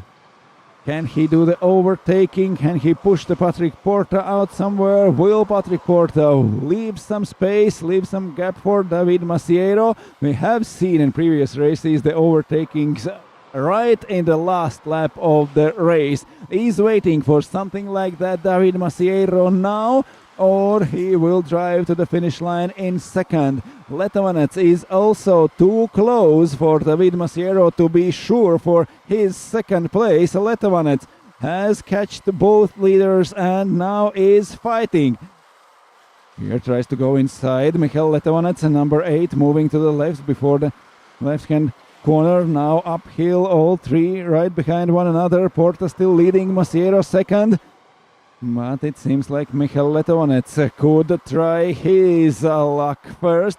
They have quite a big gap to the fourth place, Julian Pascal, and Pascal is busy with Karmo Kerb trying to defend his P4. So Michal Letovanec is the one who can risk more than Masiero and Porta in front of him. There is a almost 4 seconds gap between Letovanets, so he can take the risk, he can try to do something. He sees the David Masiero, number 13, in front of him for quite a lot of laps already. There is also Patrick Porta in a P1 with number 29. And less than 3 minutes till the end of this race. Porta leading, Masiero second. Down the hill they are coming. Michal Letovanets in third. Here is no place to try to do overtaking, but there are fighting Julien Pascal and Karmo Kerb. The Estonian guys trying to move up to P4. Through the last corner goes Patrick Porta, followed by David Masiero. Karmo Kerb here is in the starting straight in front of Julien Pascal. It took almost 10 minutes, but Karmo Kerb is in front of Pascal and now goes up to P4. There is more than 4 seconds gap till the 3 leading guys, but anyway, Karmo Kerb has done a great job in this race. He has moved up 1 position, overtaking Julien Pascal. Will we see something like that between 3 leaders? There is Patrick Porta, 29, David Masiero, 13, and there comes Michal Letovanets already on 2 cars side by side. It's Pascal and Kerb fighting for P4. Here they coming through the last corners. The fight continues. Karmo Kerb got the 5th position and now he has lost it. It is Julien Pascal now back up to P4. Natalia Astalosova moving up to P5 and Karmo Kerb just lost 2 positions in a 1 lap. We have 1 minute to go. Porta leading, Masiero second, Letovanets third. Karmo Kerb has lost 2 places. Julien Pascal now is running 4th. Natalia Astalosova just got up to P5 in front of Karmo Kerb. And the fight continues. It is very, very hard race for Karmo Kerb, Letovanets and Masiero. And there is one more crash. It's Antoine V now gaining 1 position, but it seems like there will come also a penalties. There is a penalty for Fawaz Youssef. He has a number 21.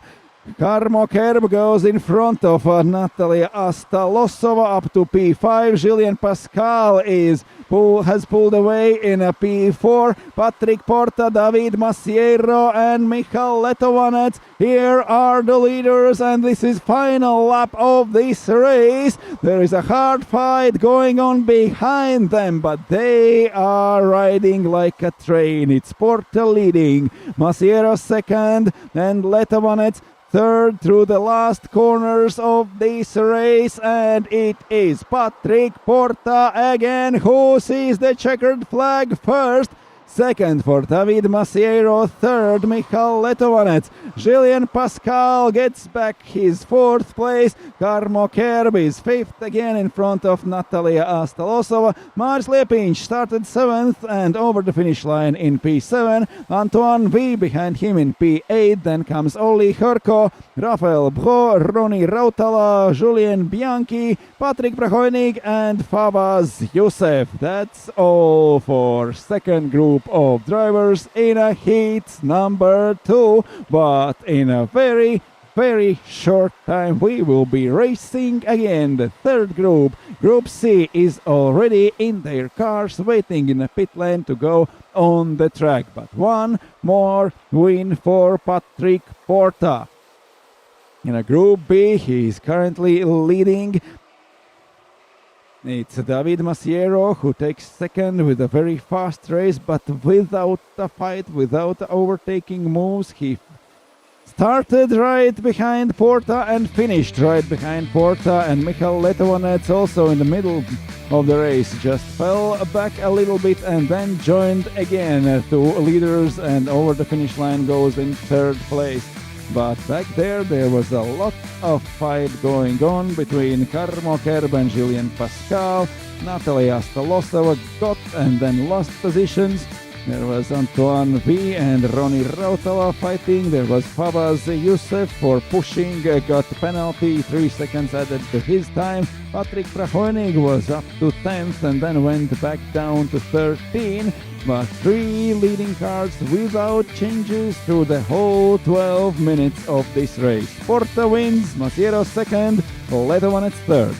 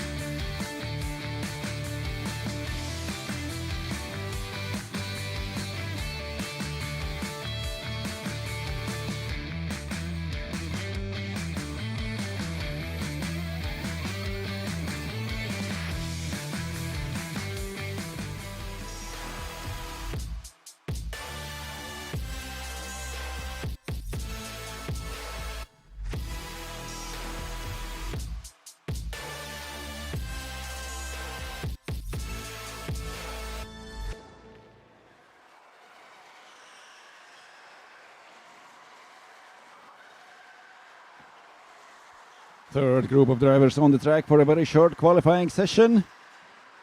It's to the World Series E-Sprint Finals here in Wavre Indoor Karting. Group C on the track. It's Axel Sarniala who took the win in this group in the first heat. Remy Panetier with number 18 on the track. Andrei Sleipnieks, he was second with now he's running the car with number 2. Kyle Volkerts, number 22, Martin Papan, number 23, Edwards Keziks, number 24, Timo Leon Dupan with number 5, Yanis Vey, number 17, Artur Piette, number 9, Anthony Bourgeois, number 28, Wouter Popelier, number 12, Laura Veterova, number 3, Ayrton Komi, 32, and Herdy Fosi with number 27.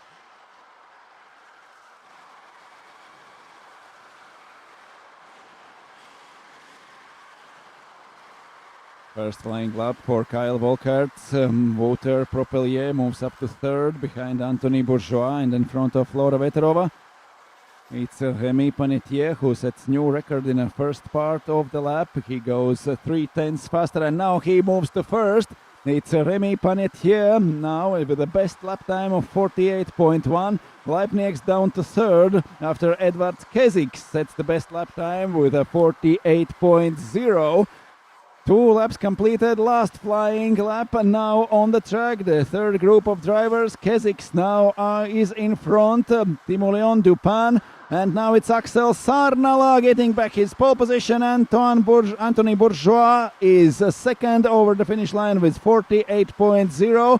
Sarnala is the only one who moves into the 7.7 seconds his lap time. Edwards Keziks is still on the flying lap, but he goes slower at the first sector. At the middle of the track, he is faster than anyone, so new record in a second sector for Edwards Keziks. Now he is down to fourth, but he is going through the last corners of this lap, and he stays fourth. Is Timo Leon Dupan.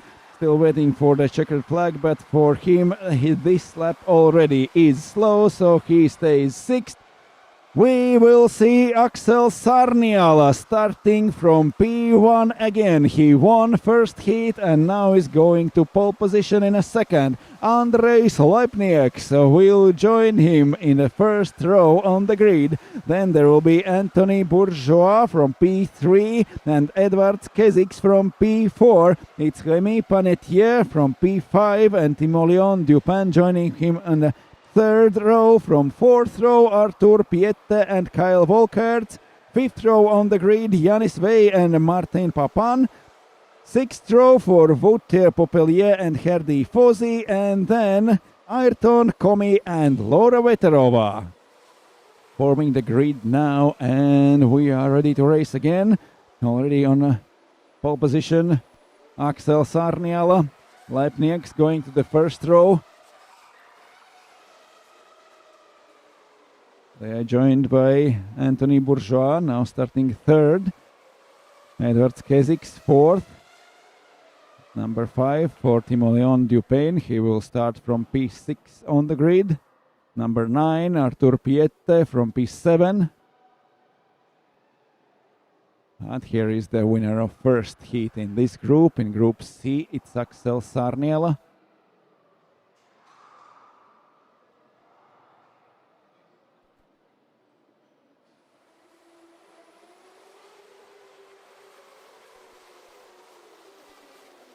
Axel Sarniela had the third best lap time overall in a qualifying. He won the first heat in this group and now has done a great job in this very short qualifying with 47.7. Only Andres Leipnieks manages to go under 48 and his lap time in a qualifying is 47.9. Everyone else is over 48 seconds in this short qualifying run, but now we are ready to race again, waiting for a green flag at the start.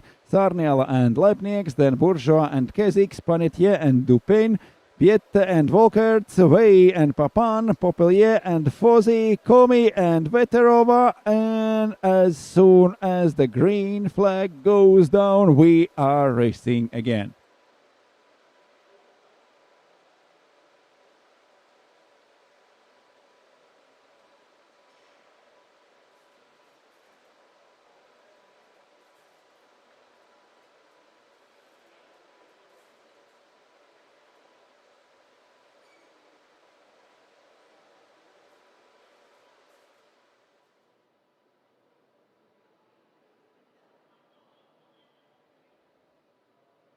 The last checks before the start. Everyone are in their starting positions.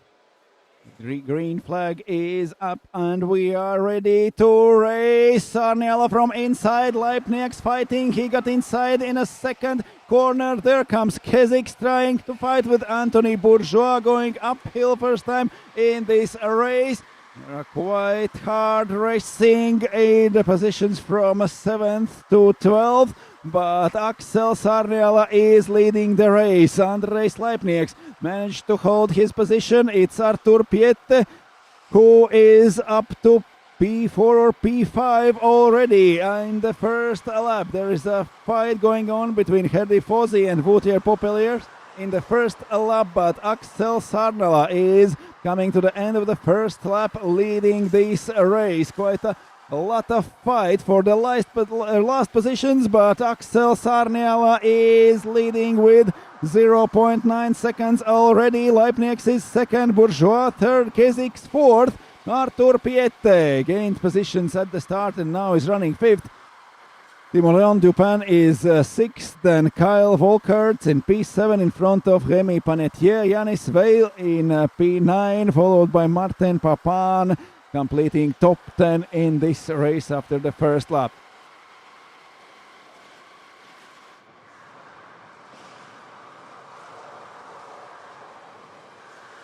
.9 for Axel Sarniela after first lap. In a second lap in the first sector he sets new record and is pulling away from Andres Leipnieks.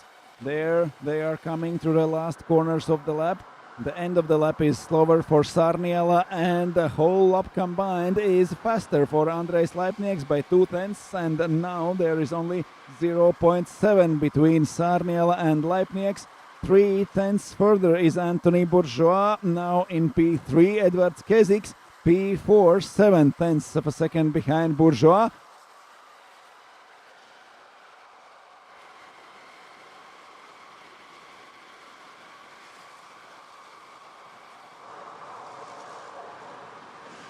Bourgeois sets the best lap time and now is really close behind Andres Leipnieks. It's a fight for second place. Leipnieks is running behind Sarniela.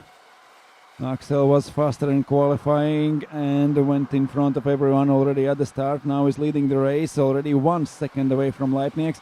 The previous lap was 2/10 faster for Leipnieks. This lap is 3/10 slower, and now Leipnieks is left fighting with Anthony Bourgeois, who has a lap record of this race so far.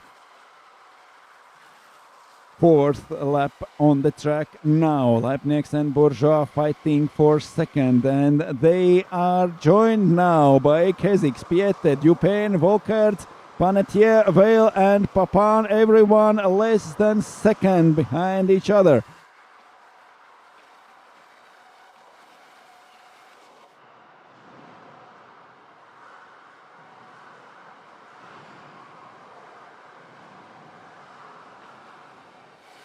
Axel Sarniala trying to pull away, still 1 second between him and Andres Leibniz. The last lap is almost identical for both drivers, and Tony Bourgeois is only little bit more than 0.3 of a second behind Leibniz. There is Timoleon Dupin with number 5, Kyle Volkerts with number 22, and Rémi Panetier with number 18, fighting for P6, P7 and P8. But it's Axel Sarniala leading the race with number 10. Andres Leibniz 1 second behind Anthony Bourgeois, only 0.3 of a second behind Leibniz. It's Artur Piette now with a new best time in a second sector of this lap, but still running fifth and losing half a second to Edwards Kesix. Andres Leibniz and Axel Sarniala fighting for the lead. Now Sarniala is pulling away, already lost 0.4 of a second during this lap. Andres Leibniz, Anthony Bourgeois is really close behind him. It's Axel Sarniala who managed to pull away. Now it's 1.5 seconds between him and Leibniz, and Bourgeois, Kesix, Piette are joining Leibniz and fighting for P2. Here comes Leibniz with number 2, Bourgeois with number 28, Kesix with number 24, and also Artur Piette with number 5, only a few tenths of a second further back. Leibniz, number 2, now holding his second place in the race, but 1.5 seconds behind Sarniala. 2 fast laps from Finnish driver, and now Sarniala is leading quite comfortably this race.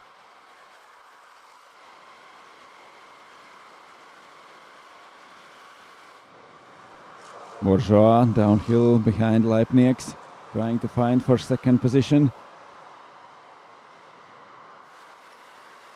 It was Leibniz who overtook Bourgeois at the start of the first heat. Now they have switched their positions during the second qualifying and during the start, but now it seems like Bourgeois is faster in the middle of the race. In the second part of the race, Leibniz is losing ground to Axel Sarniala. There is almost 2 seconds between them, but Anthony Bourgeois, Edwards Kesix and also Artur Piette, the 4 drivers now fighting for positions from 2nd till 5th.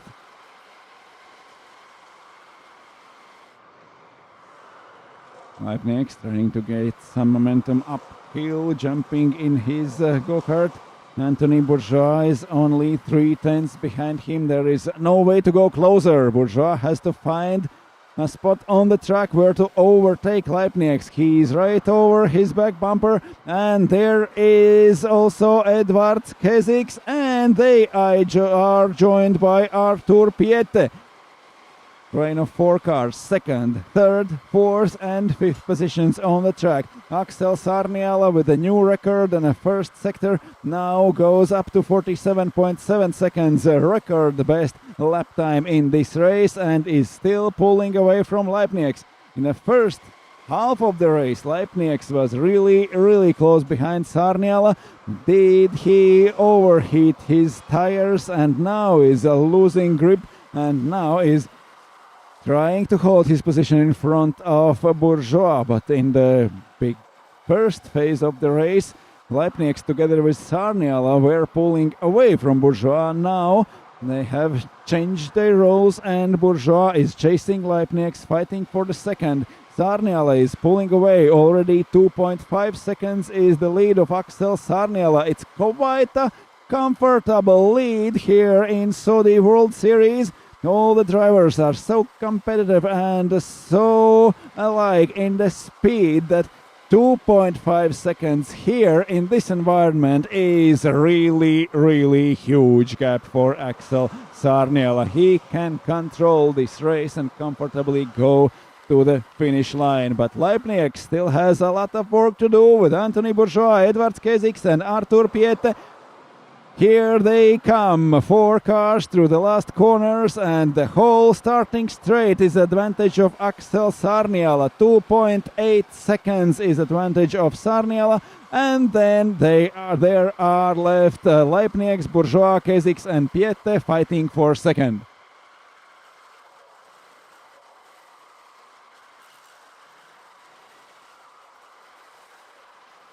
Three and a half minutes to the finish. Bourgeois is really close behind Leipnieks. Sarniala is pulling away. There is almost 3-second gap behind Sarniala. He is in no hurry now. He's got really comfortable lead during those first 9 minutes of this race, and now 3 minutes to go. Sarniala is still pulling away, clocking even better and better lap times. Now he goes with 47.6 seconds, which is a really great lap time. It's almost as fast as Sarniala went in qualifying, 100 of a second.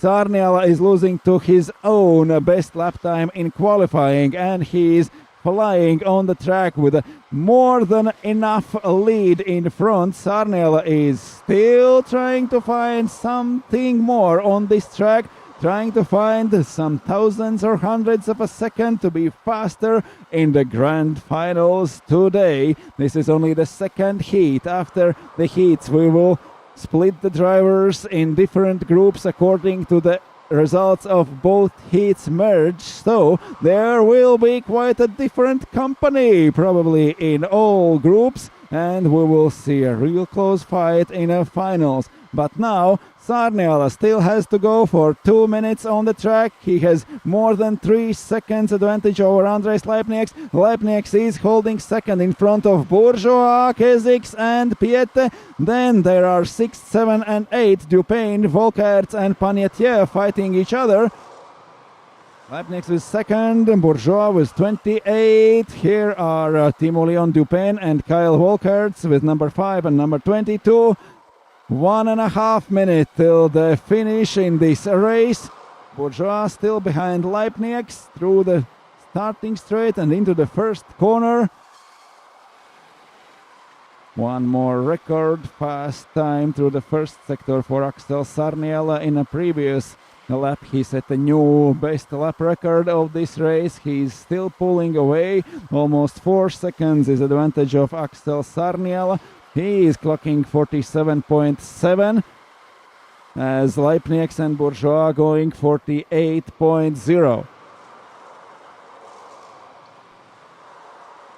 Here we see Leipnieks and Bourgeois joined by Keziks and Piette. 4 cars, number 2, number 28, number 24 and number 9. Here is the leader, Axel Sarniala, more than 4 seconds in front of everyone. Leipnieks still holding second. This is the final lap of this race.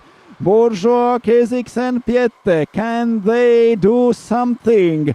Even faster than in qualifying goes Axel Sarniala in this race. The Finn is leading a second heat in Group C. He has half a lap till the finish line, and he is going faster and faster. Coming to the end of this race, Andres Leipnieks trying to hold his second. Anthony Bourgeois is chasing him for whole 12 minutes, but does not succeed. And here is the winner, Axel Sarniala. Sees the checkered flag first. There comes Andres Leipnieks in P2. Anthony Bourgeois P3. Fourth is Edvards Keziks. Fifth is Artur Piette. And this train of cars without changes goes through those 12 minutes. Leipnieks, Bourgeois, Keziks and Piette. Then sixth is Timo Leon Dupain. Seventh, Kyle Volkerts. Eighth, Remy Panetier. Martin Papan in P9, Yanis Vey completing top 10, and then Fozzy, Veterova, Komi and Popelier.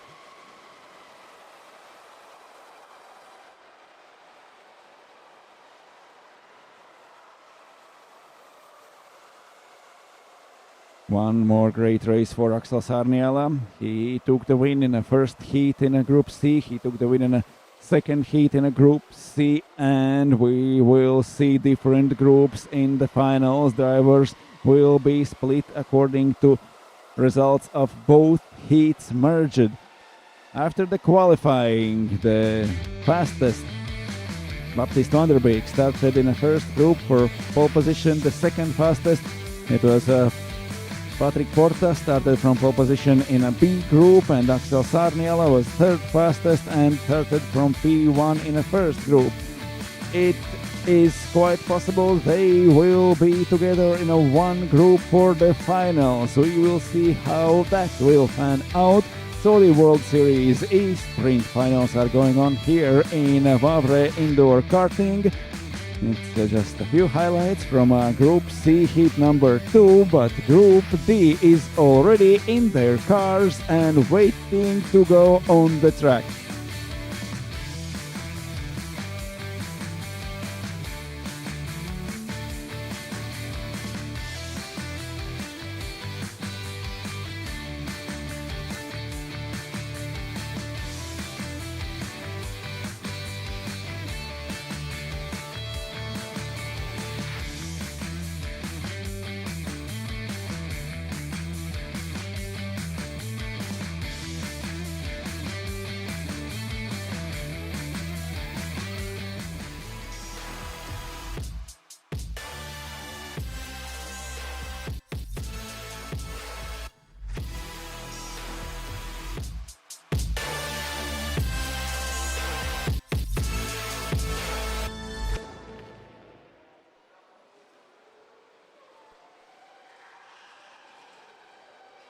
And the pit lane is open. We are going back on the track, and to the spectators here in Wavre, we have a van parked in a wrong place. It's GX375YM. The registration plate, it's a French number, it seems so. So we have to move the white van with the number GX375YM to the different spot.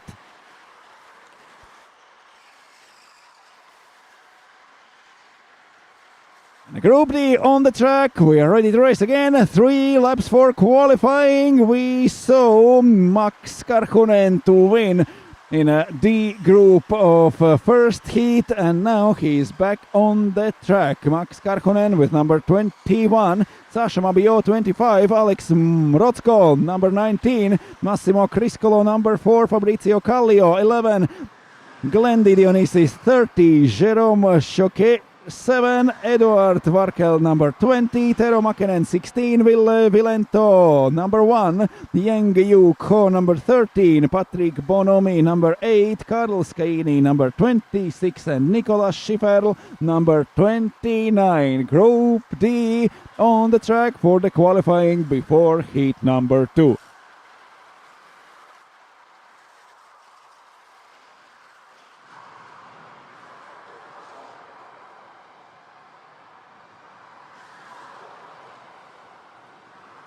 First flying laps completed. Yang Yu Ku with 48.9. Sasha Mabio moves up to second. Alex Mrotko to first with 47.7. That is a fast lap from Alex Mrotko. Now he is first. 0.7 seconds behind is Jérôme Choquet. Moving up to fifth is Tero Makinen. Then comes Fabrizio Kallio to P3 and Massimo Criscolo to P4. It's Ville Vilento up to P8, second of 3 flying laps in this qualifying.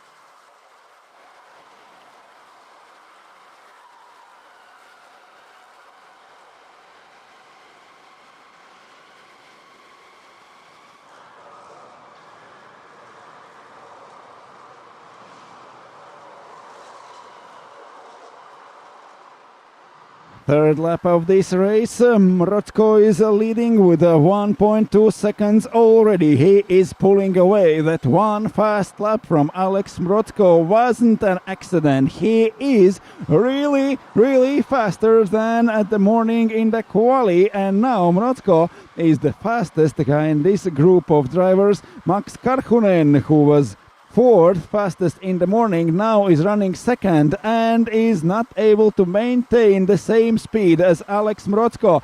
47.74. Mrotzko is quite a lot faster than he went in the morning qualifying. Karhunen second, Mabio third, Kallio fourth, Eduard Varkel in P5 after the first fights in the first lap. Now we are running in queue already more than 3 minutes.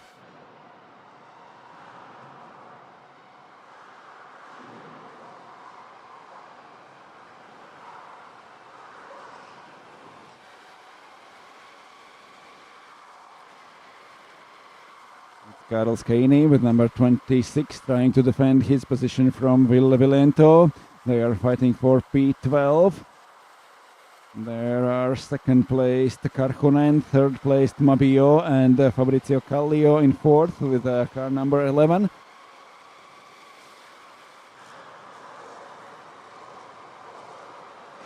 And already huge gap in front for Alex Mrotzko. The Polish driver is pulling away after 4 laps. He has 2 seconds advantage over first heat winner and a really faster driver in morning's qualifying, Max Karhunen. But now it seems like Karhunen is holding back everyone else. He is not able to get the same speed as in the morning qualifying, and now he has only 4/10 of a second behind him, Sasha Mabio. Then 3/10 behind comes Fabrizio Kallio. Then Eduard Varkel, Jérôme Choquet. Quite a queue of drivers now driving behind Max Karhunen, and Mrotzko is pulling away. A long queue formed behind Max Karhunen. There is within less than 1 second gap is everyone till 13 placed Ville Vilento. Everyone is behind Max Karhunen. What has happened to Max Karhunen, to the fourth fastest driver in a morning qualifying? Now he has 11 cars behind him, seeming that everyone could go faster. It is Sasha Mabio trying to go inside. He's on the outside before uphill. Maintains his position. Max Karhunen. Mabio now fighting with Fabrizio Kallio for third and fourth place. They are side by side through the next corner. It's Eduard Varkel already joined this company, and now he is fighting with Kallio and Mabio, who will come out third after this fight. But we have 8 drivers within 1 second. They are fighting on the track, and it's Eduard Varkel who gets in front of Fabrizio Kallio. Now Mabio still holds his third place, but Eduard Varkel is only 8/10 of a second behind Mabio, and now trying to catch the top 3 positions. Already 3.5 seconds for Alex Mrotzko. He has pulled away, and now there is no hurry for Alex Mrotzko. We are just over the half mark of the race, a little bit less than 6 minutes left to fight on the track. But here is Sasha Mabio behind Max Karhunen. Eduard Varkel got in front of Kallio and now chasing Mabio.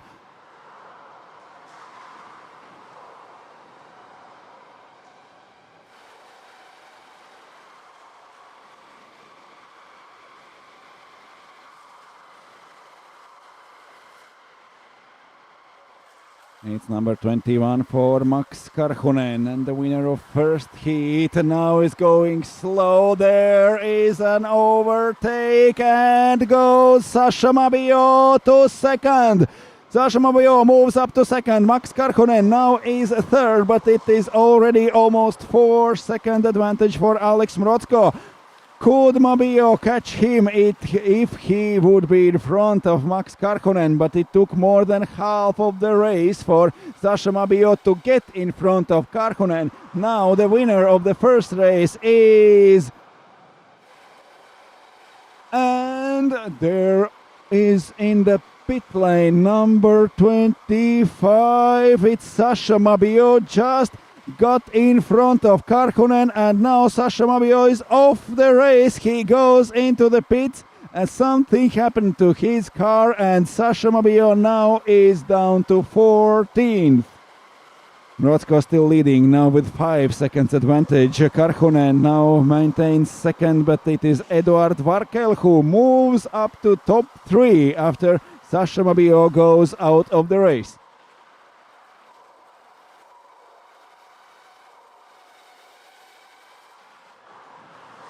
Very, very unfortunate this race for Sasha Mabio. He just went up to second. He overtook Karkonen.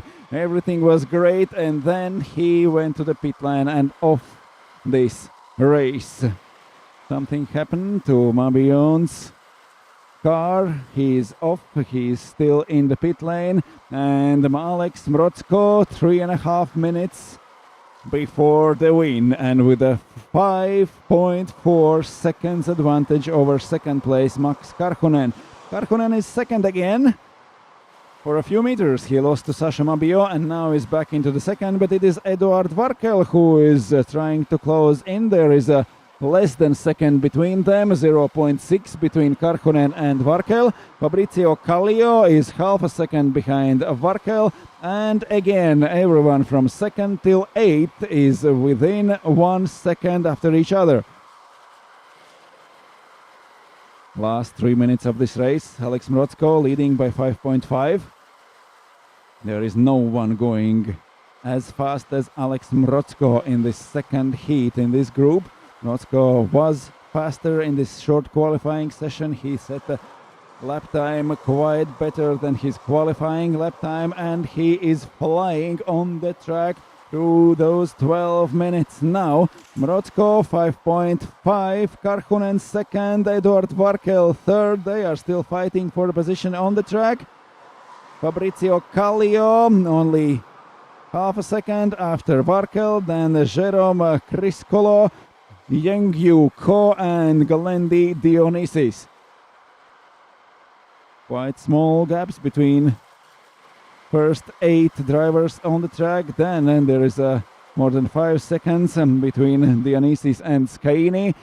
Last 2 minutes of this race with number 19. There comes Alex Mrotzko leading this race, leaving no hopes for no other to catch him, pulling away for whole 12 minutes, getting the better and better lap times through whole race, and now it is 47.597 for Alex Mrotzko. He could have been second in overall qualifying this morning with this lap time. A great speed from Alex Mrotzko. Alex Mrotzko now is only 5 thousandths of a second slower than Baptiste van der Beek went in the qualifying when Baptiste van der Beek won the qualifying. Now Alex Mrotzko is driving in the same speed as the winner of overall qualifying this morning. Less than a minute to go, but it seems like this is penultimate, not the final lap. We will see how this will pan out. There is Alex Mrotzko leading, Karkonen still second, only 0.9 seconds in front of Eduard Varkel. Fabrizio Kallio 4/10 of a second behind Varkel. Then Choquet, Criscolo, Ko and Dionysis fighting from P5 till P8. And here is number 19. Comes the leader Alex Mrotzko. 15 seconds till the end of the race. Mrotzko still through the last corners of this lap we have. And there is a checkered flag on the starting line. The race is over and Alex Mrotzko sets the new record of a third sector and holds the best lap time of this race with 47.5. A great race from Alex Mrotzko, setting fantastic speed during the second heat. Max Karkonen won the first, but now is home second. Edward Varkel from P6 on the grid moves up to P3.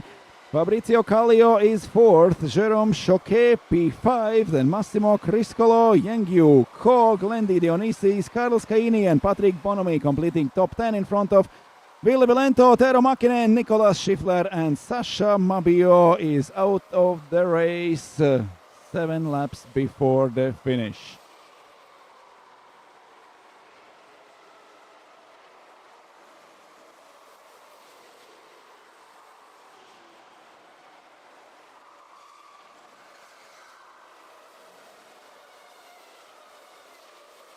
Three more groups for second heat waiting to go on the track. And the group E is already in the cars and waiting for the green light at the exit of pit lane. The group D is returning to the pits. We already had seen a few surprises in a second heat.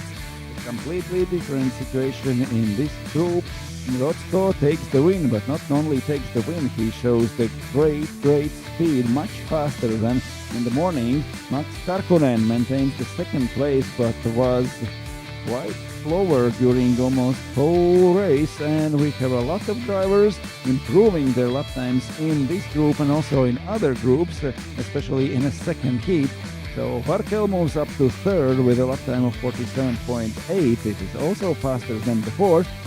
How the groups will form in the finals. We will count together results from both heats, and then there will be drivers with even less differences between lap times. So after the qualifying, we got the leader in a pole position of Group 1, second best driver in a pole position of Group 2, then the 8th best lap time took the P2 on the grid in a P1 besides the leader of the qualifying. So the drivers were split with a maximum difference in their lap times, and still we saw so much racing in those both heats. The pace is changing through the day. Someone is gaining, someone is losing, and in the finals it seems it will be even harder.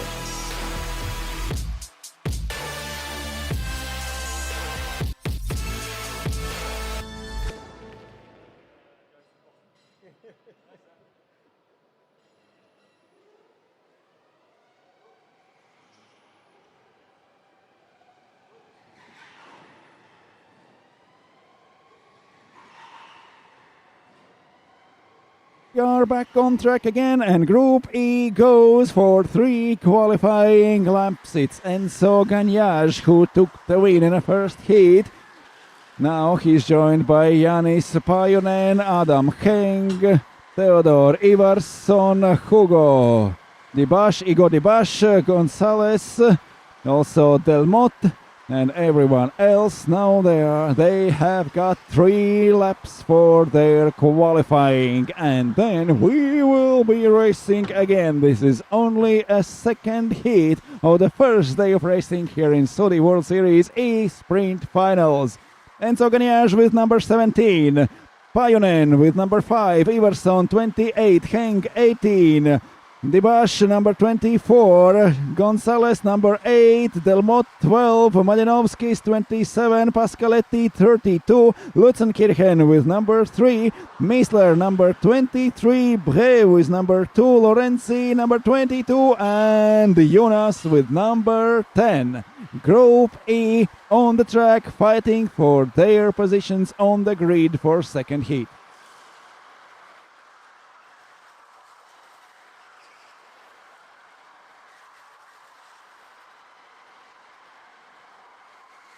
Warm-up lap completed. We are in the first flying lap already. It is the second lap of this very short qualifying, and it means they have only 2 shots for the starting grid, only 2 opportunities to set best lap time. We just saw the very quiet progress in a second heat from a lot of drivers, and now we will see who will start first. Now it's Theodor Ivarsson with 48.2, moves Enzo Gagnaire and Adam Heng in front of him. Heng now has 47.8 seconds lap time. Gagnaire is 48.1.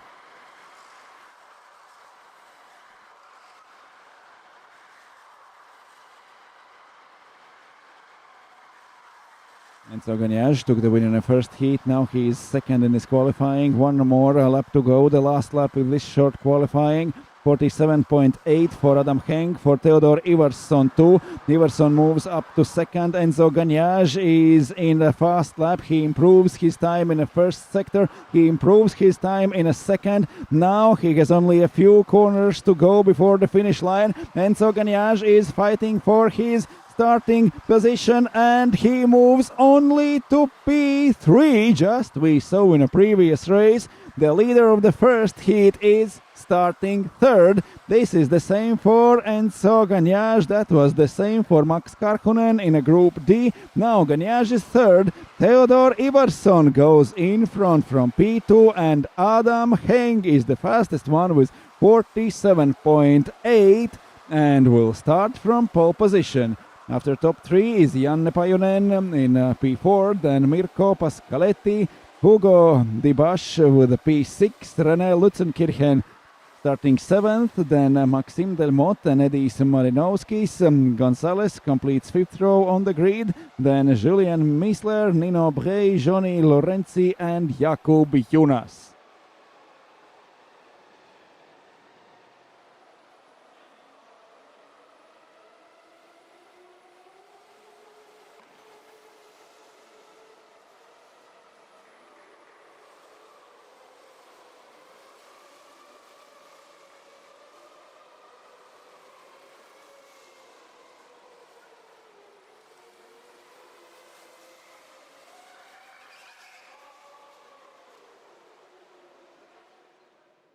Here they come, forming the starting grid for Group E in a second heat of the first day of Saudi World Series E-Sprint Finals. It's Adam Heng starting from pole position in a second heat. Theodor Ivarsson from first row from outside. It's Gagnaire and Pajunen starting from second row. There is Mirko Pascaletti and Hugo Dibash from P5 and P6. Fourth row for René Lutzenkirchen and Maxime Delmotte. Edis Malinovskis and Sergio Chico Gonzalez from fifth row. Then Julien Miesler, Nino Brey, Johnny Lorenzi and Jakub Jonas. Everyone is on the grid and we are ready to race again. Heng and Ivarsson, Gagnaire and Pajunen, first two rows.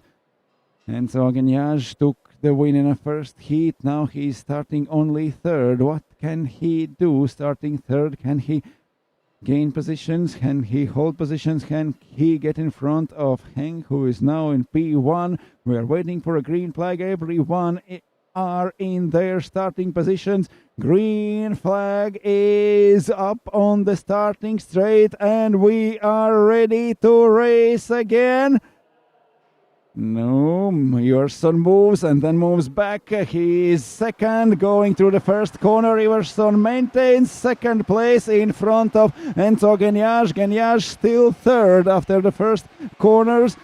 With the number 17 on his car, Adam Heng is leaving from P1 on the grid. Here is the fight for the last place in this race. Lorenzi and Jonas, but Adam Heng is leading. Lutzenkirchen in front of Delmotte, also Malinowskis moved in front of Delmotte, one position up from the starting grid. This is the first lap of this race. Group E racing now on the track for their second heat. Great start for Sergio Chico Gonzalez. It seems like he has gained at least 3 positions in the fight through the first corners, and now they're coming to the end of the first lap. Edis Malinowskis up to 7th. Then Lutzenkirchen, Delmotte and Miesler. Sergio Gonzalez is 11th now. Johnny Lorenzi, then Nino Brey and Jakub Jonas. but Adam Heng is leading the race with 7/10 after the first lap. Theodor Ivarsson second, and now holding back Enzo Geniage and Janne Pajunen.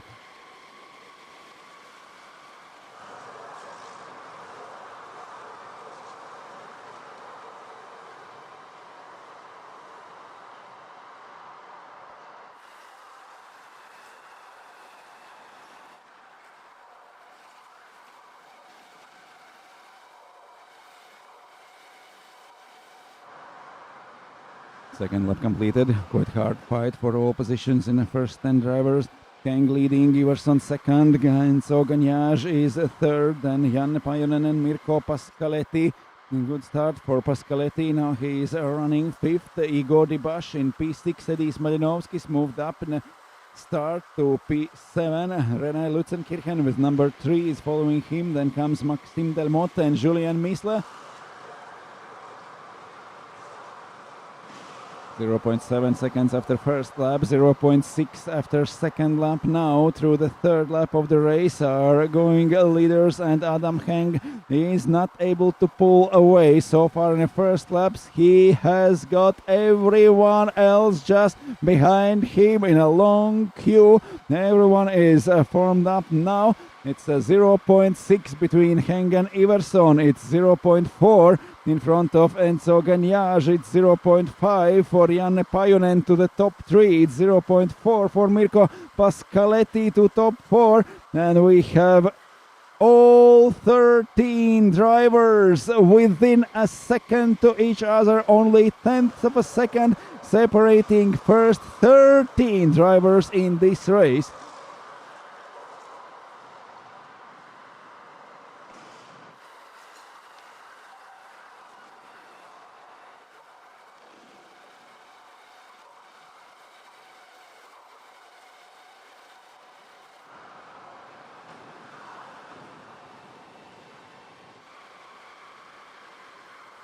Adam Heng trying to improve his lap times. Now 47.8 is best for him. Everyone else is a little bit slower, but anyway, 0.5 seconds between Heng and Ivarsson. The new record in the first sector of this lap for Adam Heng. Will he be able to pull away? Ivarsson is 0.5, 0.4 is Enzo Ganyage, then Pajunen 0.6, 0.4 for Pascaletti in P5. Everyone quite close there. Everyone can fight for position. Everyone can do anything if there is a gap. If there comes an opportunity, you can gain positions anytime, any lap in this race. They are so close together now. Less than second, only tenths of a second between first and 13th driver. They are really close one after another, but we still have not seen any overtaking moves, just the fight from the start, and now they are racing in this long queue from P1 to P13, and only Jakub Jonas is almost 4 seconds further back. But everyone else still forming one really long train for almost half a lap in this race. 5 minutes already spent on the track, 7 minutes to go. 2 more races in a second heats, and then we will make the new groups of drivers with a closer lap times than before, with a closer results in the first 2 heats. So we will see maybe even closer racing than we have seen so far in the first 2 heats. But now Adam Heng is leading after great qualifying laps. He took the opportunity starting from P1 and is leading the race. Not able to pull away. 0.4 between him and Theodor Ivarsson. Enzo Ganyage 0.8 seconds further. Then Janne Pajunen in P4. 0.7 behind Enzo Ganyage. Here is number 18, Adam Heng, leading the race. Number 28 is Theodor Ivarsson. They were fighting in the first heat too, but not for the first position. It was Enzo Gagnage who was leading in the first heat this group, but now he's running only third, the same position as he got in the second qualifying, in the same position he was starting this race, and now they have the same order. Ivarsson, new record in the middle part of the lap, but it is not enough to catch Adam Heng. There is still 0.3 of a second. Can he do anything? Here are the leaders. Heng leading, Ivarsson second. New best lap time for Theodor Ivarsson, chasing Adam Heng. He got 47.838 seconds. It is 0.06 of a second faster than Adam Heng went with his best lap time. They both are very fast and now starting to pull away from third place. Enzo Gagnage, the winner of the first race, now is 0.8 behind Ivarsson and 1.1 behind Adam Heng. They are pulling away, and Enzo Gagnage, who took the winner first race, now is falling back a little bit, but falling back. There is 4.5 minutes to go. There is still time for Enzo Gagnage. Can he gain the ground? Can he improve his lap times? His best lap time is only 0.05 of a second slower than Theodor Ivarsson's and 0.01 of a second faster than Adam Heng went ever in this race. But anyway, in the second part of the race, Enzo Gagnage is falling back 0.7. Now they are closing to the end of the next lap. Will be there even more split. Gagnage at the beginning of this lap was faster than Ivarsson and Heng. At the second part of the lap he is slower than Ivarsson. Here they are coming through the last corners and there is a gap between second and third. Heng and Ivarsson are pulling away 0.8. It is 1/10 of a second during a whole lap here in Wavre, but anyway, it is 1/10 of a second, and the gap between second and third is increasing. Less than 4 minutes left till the end of the race. Theodor Ivarsson is still chasing Adam Heng. Enzo Gagnage with a bigger gap back in third place. It's Janne Pajunen in P4, Mirko Pascaletti P5. Igor Dibash now driving quite lonely, more than second behind Pascaletti and more than second in front of Edis Malinovskis in P7. Malinovskis got company. There is Lutzenkirchen and Delmotte, also Julian Missler trying to fight with him. But here are the leaders, Adam Heng, number 18, and Theodor Ivarsson, number 28. Last 3 minutes of this race. Can Ivarsson do something? Now he has a gap of 0.8 seconds in front of Enzo Gagnage. Gagnage is a little bit too far back to fight for position. Maybe this is the time for Ivarsson to try to overtake Adam Heng. Will he take the risk? Will he take the lead? Will he do something? Can he do anything? The last laps of the race, 2.5 minutes left to go. We have seen obviously planned overtaking moves right in the last lap of the race, so the competitor cannot gain his position back. Will do something alike. Theodor Ivarsson, 0.3 seconds, bumper to bumper. They are going up, they are going down. 2 minutes left in this race.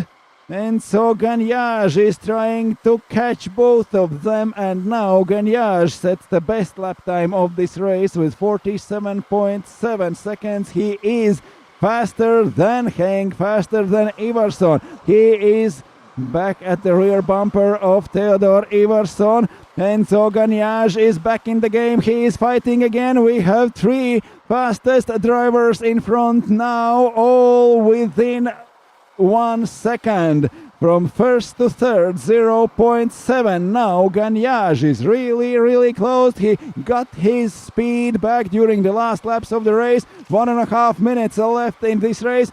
There is Heng, there is Ivarsson, and there is Enzo Gagnage in P3. They are 1.5 seconds in front of Pajunen and Pascaletti. They are fighting with Dibash for P4. But three fastest drivers are coming here. Adam Heng with number 18, Theodor Ivarsson with number 28, and Enzo Gagnache with number 17. Last minute of this race. This is probably penultimate lap of this race through the starting straight with 48 seconds left to go. Adam Heng, Theodor Ivarsson and Enzo Gagnache. Probably already at the end of this lap we will see a checkered flag. Can do anything Enzo Gagnache, can do anything Theodor Ivarsson. Heng has led the whole race, whole 12 minutes on the track. Gagnache fell back in the middle of the race. In the last laps, he was faster than anyone else, set the absolutely best lap time of this race with 47.7, and now he is right on the rear bumper of Theodor Ivarsson. Ivarsson only 0.3 of a second behind Heng. Final lap of this race. The time is over and three fastest drivers are fighting for the win. It's Adam Heng, number 18, over the finish line first. Theodor Ivarsson stays second and Enzo Gagnache over the finish line in third. It's Janne Pajonen and Mirko Pascaletti, then Igor Dibash in P6, Edis Medinovskis P7, René Lutzenkirchen takes 8, Maxim Delmotte 9th, then Julien Missler in P10, followed by Sergio Chico Gonzalez, Jonni Lorenzi, Nino Bhei and Jakub Jonas. Great qualifying for Adam Heng. Hold on to his first place. He got in those three short qualifying laps and took the win in a second heat. Enzo Gagnache was first in a first heat, but now comes home only third after Heng and Ivarsson.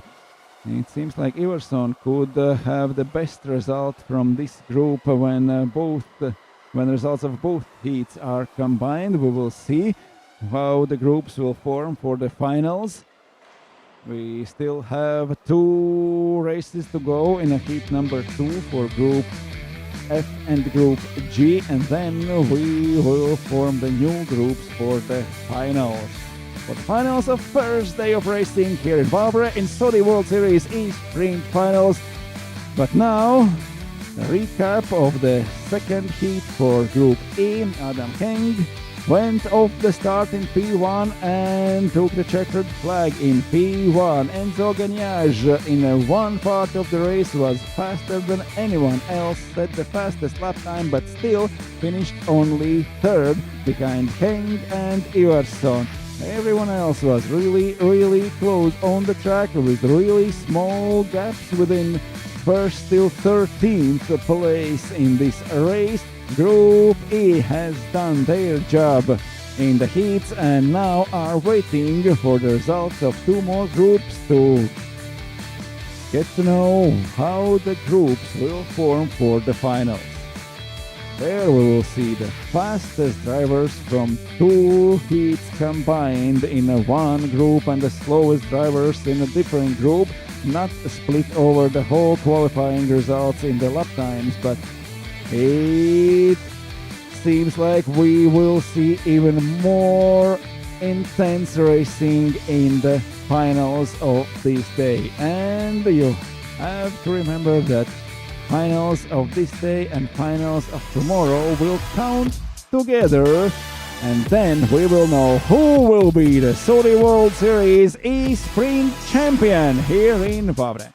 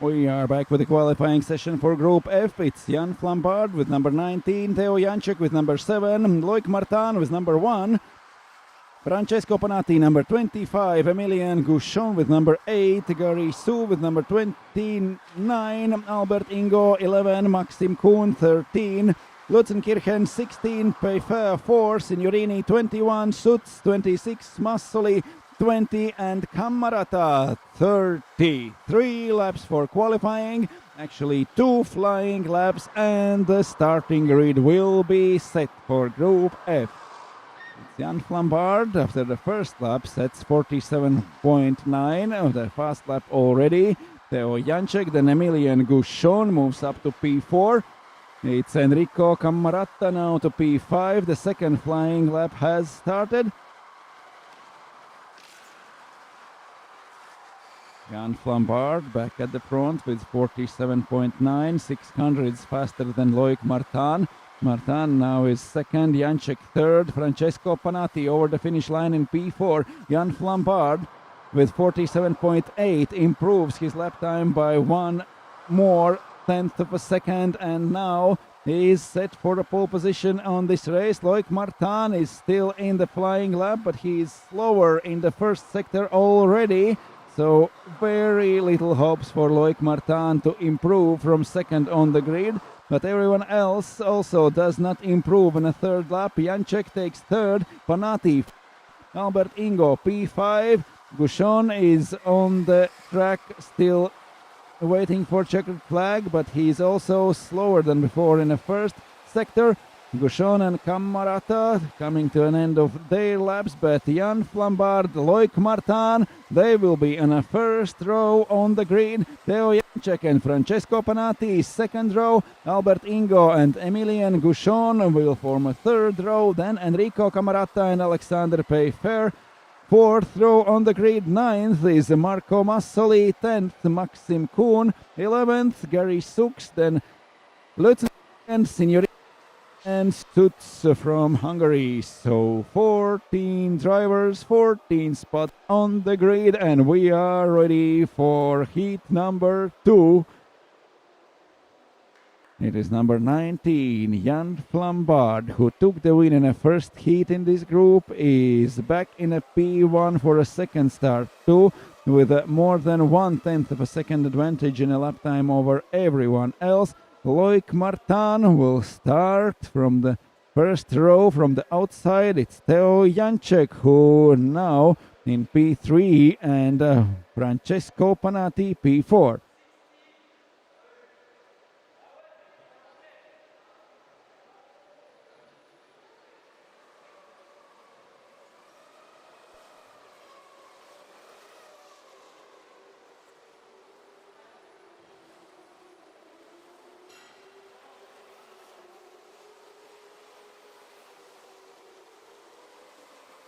And all drivers coming to a starting grid according to their places.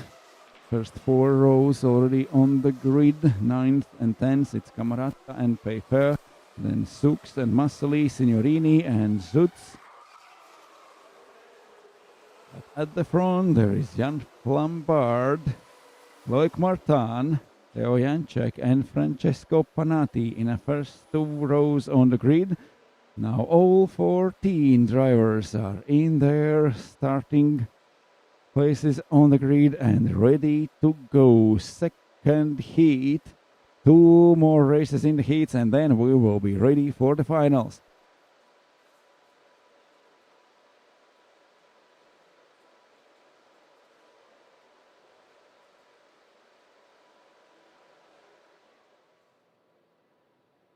The last check, everyone is in their starting positions. The green flag at the start. The flag goes up and we are ready to race again. The flag goes and we're waiting last second before the start. Great launch from Flambard. He is still leading fight for third between Panatti and Janček, but Jan Flambard from P1 goes up the hill in a first position and took the advantage of his qualifying win for this second heat today. It's Jan Flambard with kart number 19. Here they are coming. It's Loic Martin, Teo Janček and Francesco Panati.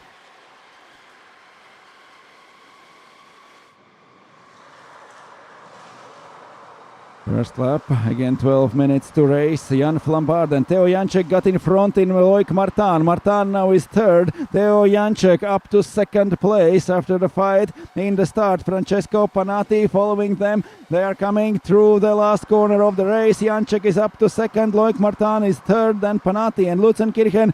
Albert Ingo in front of Emilian Guchon. Maxim Kuhn and Alexander Peifer and Marco Massoli completing the top 10. Bad start for Camarata, Sux and Signorini, who is running last now. But Jan Flambard is leading with a half a second after the first lap and now is trying to increase his gap. But Teo Janček answers with a new best time in the first sector of the next lap. He is 1/10 faster and now it's closing again. Teo Janček with number 7, Loic Martin with number 1, currently third place driver, and Francesco Panati with number 25 is in P4, followed by Alexander Lutzenkirchen.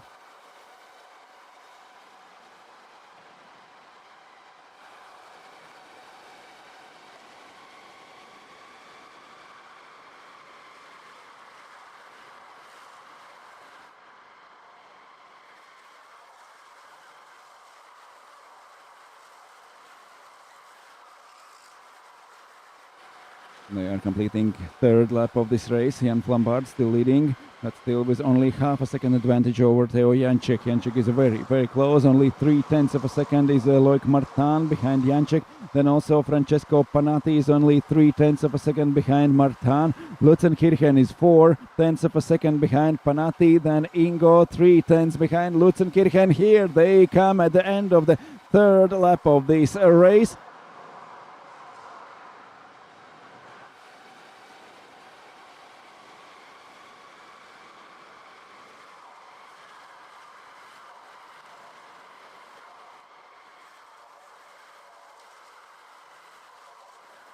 Jan Flambard leading, setting the fastest lap time and getting 0.2 of a second advantage. Now he is 0.7 in front of Janček. Janček still tries to hold off Loic Martin. Great start from Teo Janček. He got in front of Martin. Panati maintained his 4th position. Lutzenkirchen is in P5. Still trying to prove Flambard one more record in the first sector of this lap. He is trying to pull away 0.7 before this lap. 0.8 is advantage of Jan Flambard. Now he is pulling away. Teo Janček and Loic Martin fighting for second place. Francesco Panati very close behind them. Also Lutzenkirchen, also Ingo, Guchon and Maxim Kuhn.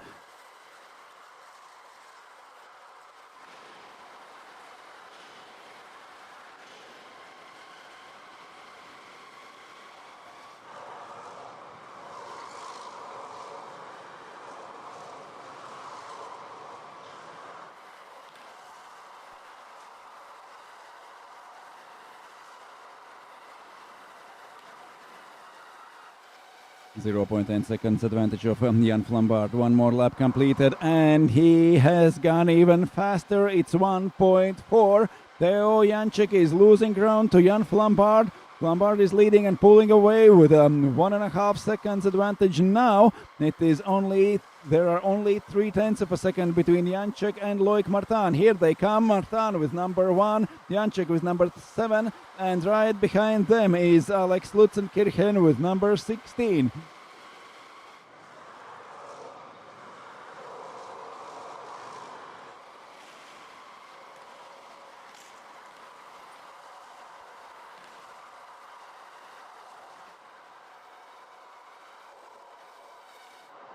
Lutzenkirchen following this group of drivers with number 16. In front of him is Francesco Panati. Panati sets the new best time in a sector 2, closing into Loic Martin. There is only 0.2 of a second between Loic Martin and Francesco Panati, between third and fourth place drivers.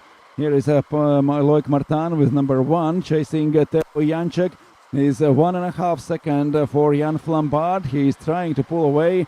Also, this lap is slower for Flambard himself, but he's still 1/10 of a second faster than Janček and Loic Martin.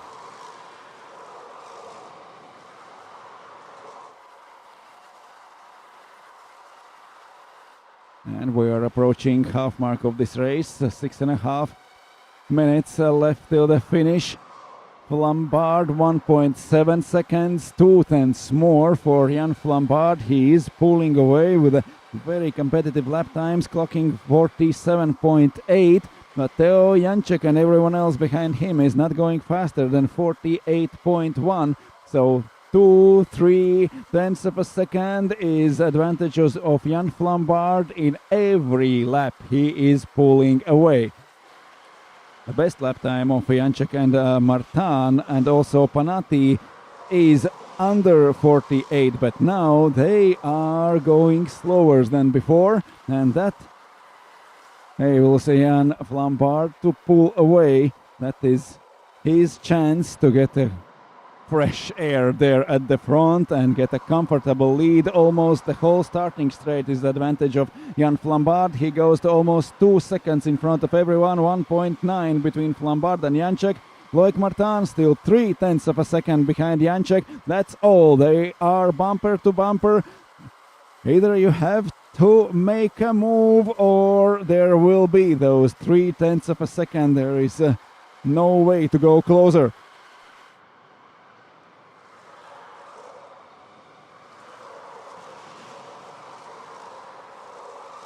Fight for a second.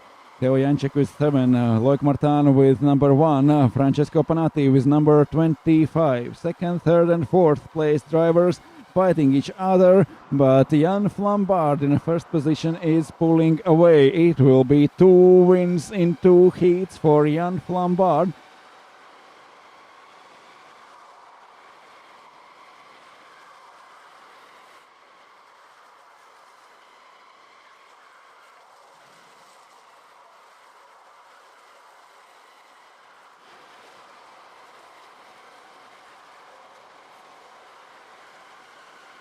A few crashes going uphill. It seems like Teo Janček was really slow out of the previous corner and gets a push from behind from Loic Martin. Also Panati is really close.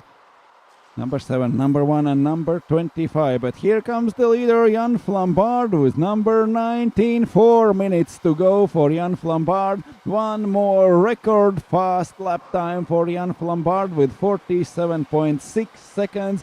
And he has almost 3 seconds advantage over everyone else. New lap record from Jan Flambard in this race, 47.695.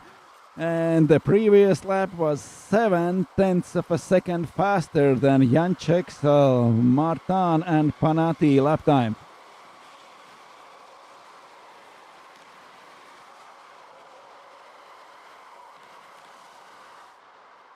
Loic Martin had a qualifying lap time very close to Jan Flambard, but now, after losing in the start to Teo Janček, now he's stuck behind Janček and is not able to do anything with Flambard's lead. There is 2.8 seconds, 1 lap a little bit slower than before for Flambard, 1 lap a little bit faster than before for Teo Janček, also Loic Martin and Francesco Panati. Behind them it's Lutzenkirchen in P4, it's Albert in P5, it's Albert Ingo in P6, Emilien Gouchon in P7, Maxim Kuhn is 8, Alexander Peyfer is 9th, Marco Massoli in P10, then Camarata, Suk, Signorini and Sutz at the end of the row. But 2.5 minutes to go for Jan Flambard, 2.8 seconds advantage for him. Teo Janček still holding off all the efforts of Loic Martin and Francesco Panati.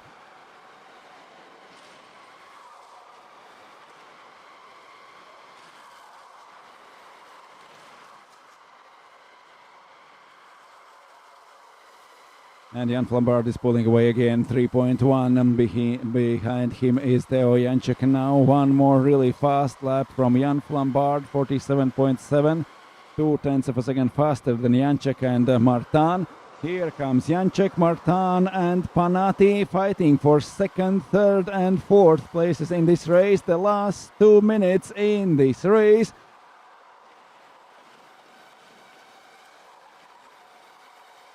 Jan Flambard goes over finish line with 1.5 minutes to go. Janček followed by Martin and Panati, really close second, third and fourth place drivers. Intense fight through all those 12 minutes on the track, but without any overtakes, without any positions gained, only right after the start in the first lap. But after that they are racing like a train, one after another. Janček holding third and losing ground to Flambard. Loic Martin following closely Teo Janček, but unable to make a move. And also Francesco Panati is too close for Loic Martin to take any risks. There is a small crash. It seems like Panati crashes into the back of Loic Martin. He raised his hand to show that sorry, probably that means something like that. And now Panati is still in fourth. Loic Martin holds his third place. Now there is a small gap between Martin and Panati, but Martin still chasing Teo Janček. Now he has got those crucial few meters behind him free, so he can take some risks. He can try to overtake Janček. He can try to get a second place in this race. Jan Flambard is leading last seconds of this race. Flambard going through the last corners, and there is already a checkered flag right after this corner. Jan Flambard takes to the finish straight and takes the win. Flambard wins. Teo Janček second. Loic Martin third. Francesco Panati fourth. After the fights in a first lap, that's the order how they started and how they finished. Lutzenkirchen in P5, Ingo P6, Gushon is 7th, Kuhn 8th, Peifa is 9th, Massoli in P10, then Camerata 6th, then Signorini and Palaszczuk in P14. One more race in heat number 2, and then we will count the points for the finals. It's Jan Flambard who takes 2 wins in 2 races in Group F.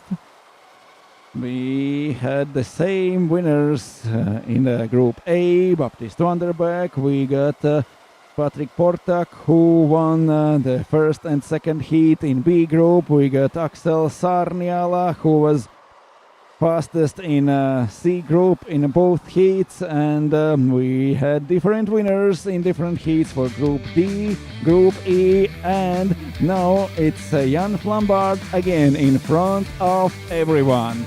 A few crashes at the start, a few positions gained, a few positions lost, and after that no overtakes through those 12 minutes.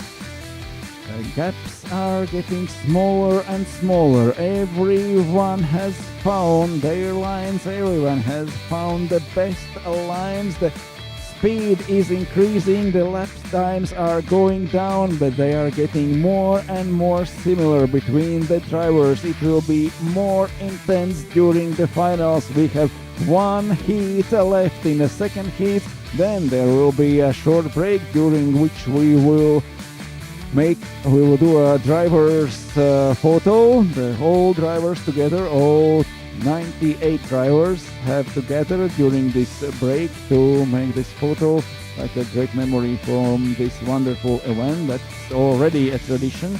And then we will know the groups for the finals. This is only the first day of racing here in Saudi World Series E-Sprint Final.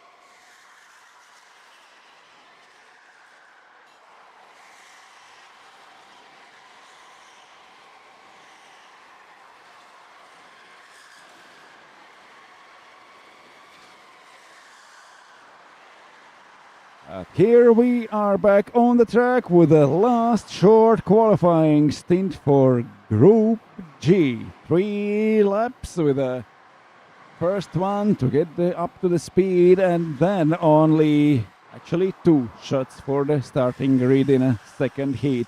It's Emrik Törnqvist with number 27, Francisco Gelstein with number 5, Michael Willim number 10, Tani Borja 24, Gianni Arcieri number 9, Florian Collet 28, Thibaut Petrona 22, Matteo Grappolini 18, Jesse Nissinen 32, Thomas Konsa number 3, Mylene Brossard number 2, Michel Isop number 17, and Mathieu Otessier number 23, and Jamil Issa with number 12.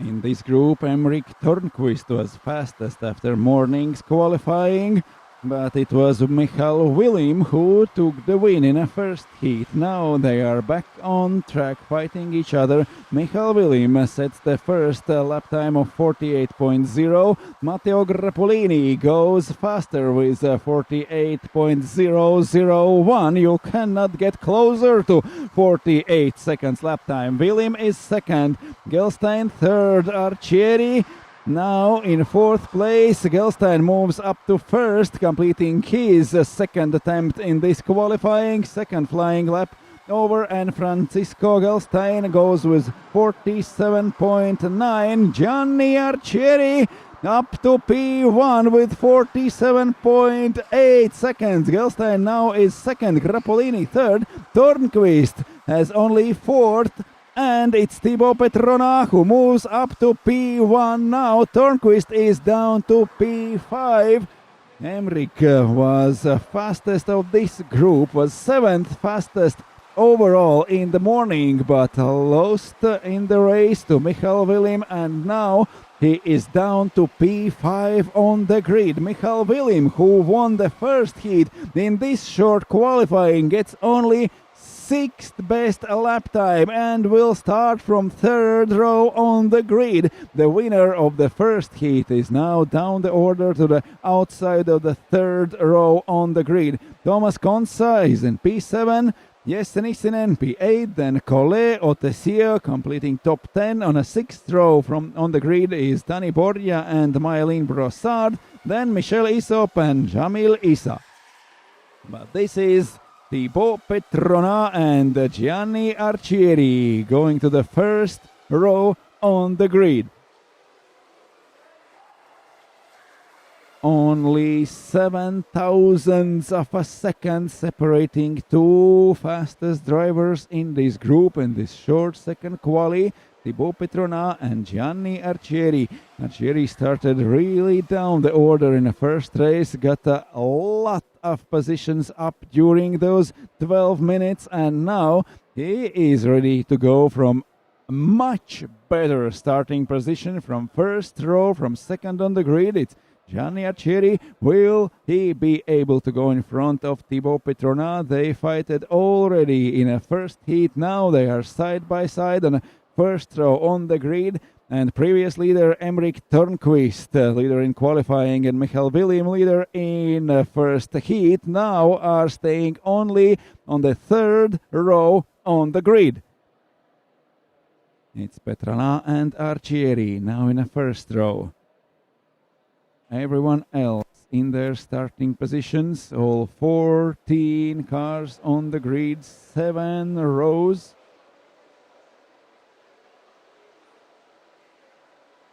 Petrona and Arcieri, Gelstein and Grappolini, Tornquist and Willim.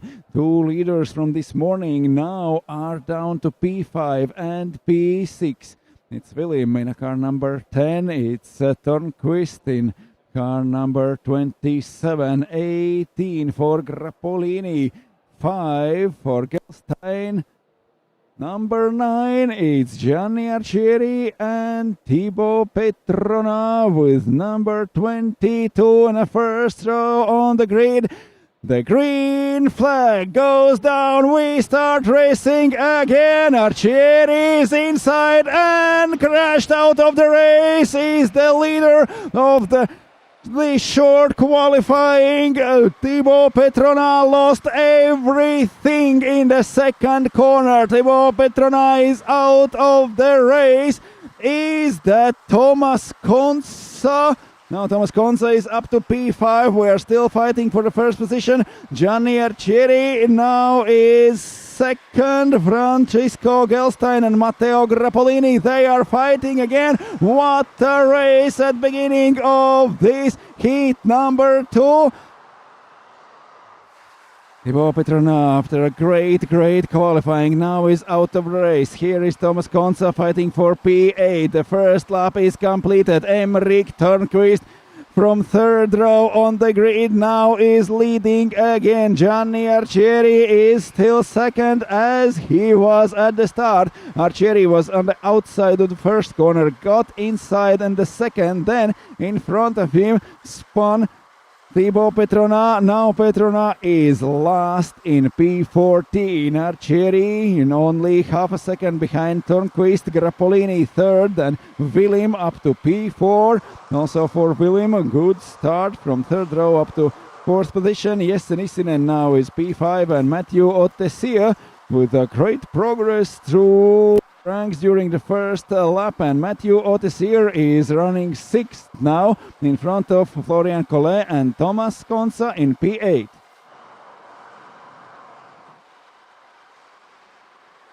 Jamil Issa, Tani Borja, Francisco Gelstein after Thomas Konsa.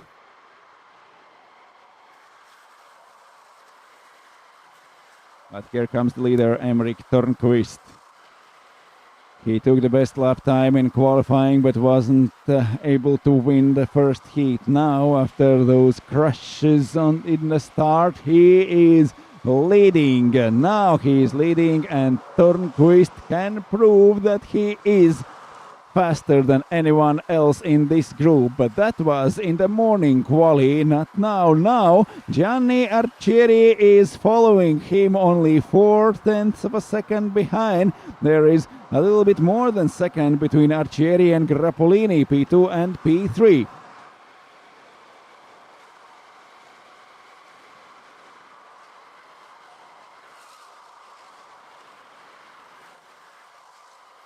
Here is a fight for 7th place from Florian Collet and Thomas Konsa. Matteo Grappolini right in front of them.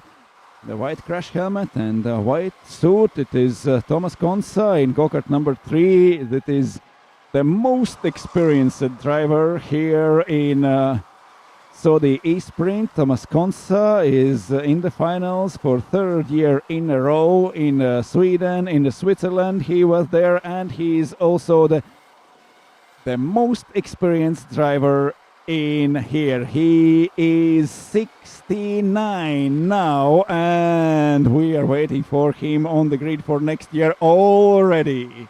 Thomas Konsa in go-kart number 3, currently running 8th in this group. In front of him, Matthew Ottesier, Florian Collet, Matteo Grappolini, Jesse Nissinen. In top 3, Michael Willim, Gianni Arcieri, and Emmerich Törnqvist. 8 minutes to go.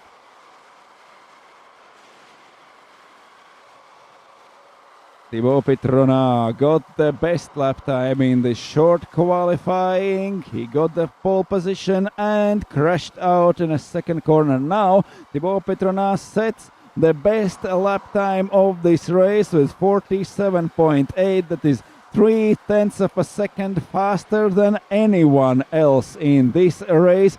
Matteo Grappolini just lost 2 positions and now is in P5. But Thibaut Petrona clocking fastest lap times, but is still more than 3 seconds behind P13 of Mylene Brossard. There is still 7.5 minutes to go. Can Thibaut Petronat gain at least some positions back after this very, very unfortunate start in the second heat? He was so close to the win, so close to the good result in second heat, and he lost everything after the first few meters in this race. So unexpectedly and so fast can change all the things here in Saudi World Series E-Sprint Finals. Just one mistake and you are down from P1 to P14. One more record fast lap from Thibaut Petronat. There are only 2 seconds left between him and Mylene Brossard. Petronat is chasing, he's closing in, he's very fast. Almost a second per lap faster than Brossard, than Isop, than Boria and Issa. All drivers after P8. Petronat is quite faster than them, but he's far, far away in the P14.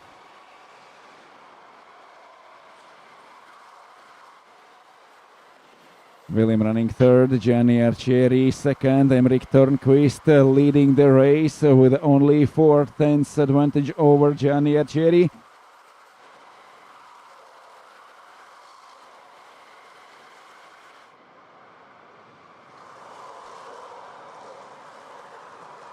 Less than 6 minutes till the end of the race.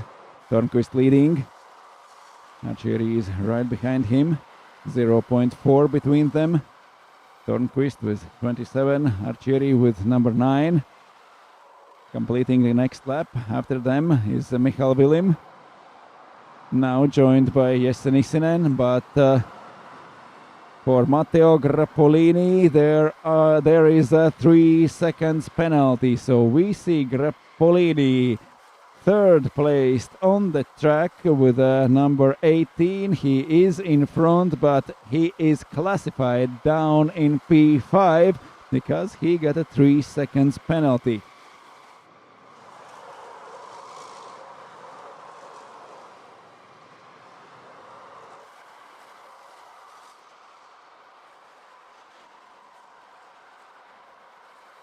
Michal Vilim in number 10, chasing Gianni Arcieri and Emeric Törnqvist.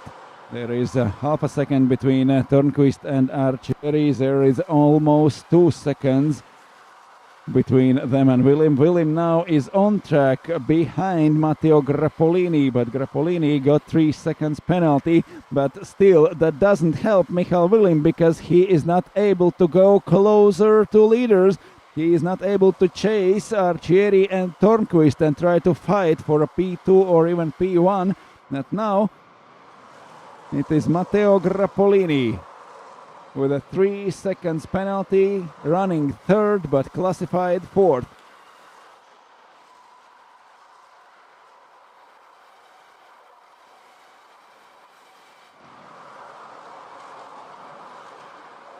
William chasing Grappolini, Arcieri right after Emeric Törnqvist. Less than 4 minutes till the end of this race.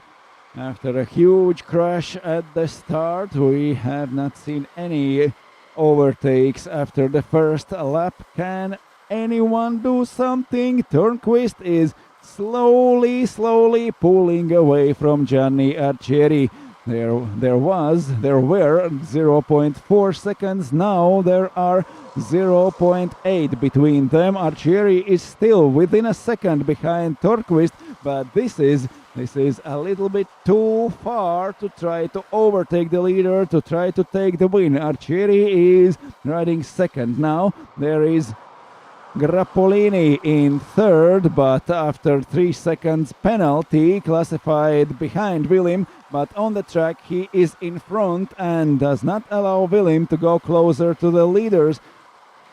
Could Michal Vilim fight with Arcieri or even Törnqvist if there would not be Grappolini's car in front of him?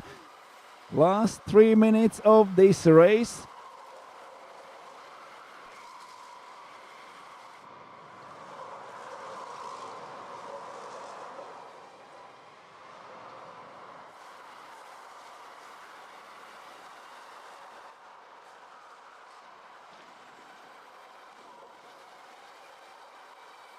2.5 till the finish. Henrik Törnqvist 0.7. Gianni Arcieri a little bit closer, 1/10 of the lead of Henrik Törnqvist. Michael Willim and Matteo Grappolini fighting on the track, but that is not necessary to fight for Michael Willim. He is already, as long as he is close enough, and there is fight on the track. Henrik Törnqvist leading, Gianni Arcieri, also Willim and Grappolini. Nissinen in a P5 now going through the second sector of this lap. And Thomas Konsa and Francisco Gelstein fighting for P8. It seems Gelstein goes in front of Thomas Konsa in the closing stages of this race. Now the leaders are coming through the second sector of this race. Törnqvist leading, Konsa and Gelstein, and Michael Willim and Matteo Grappolini fighting for third on the track. But anyway, Willim is classified in front of Grappolini. Yes, Nissinen, can he get closer? Then he could advance also because of Grappolini's penalty of 3 seconds. Now we have 1 minute left in this race. Henrik Törnqvist is still leading. Gianni Arcieri is second. Michael Willim third. And Matteo Grappolini classified behind him in P4. And Nissinen P5, then Florian Collet is 6th, Matthew Otessier is 7th, Francisco Gelstein 4 laps before the finish goes up to P8 in front of Thomas Konsa. Konsa now riding 9th, Jamil Issa in P10, then Poria, Petrona, Isop and Mylene Brossard. Final lap of this race, final lap of second heat here in Saudi World Series E-Sprint Finals. We will have a break after this race. There will be a driver's photo. All 98 drivers will make a photo. That is a tradition of Saudi World Series.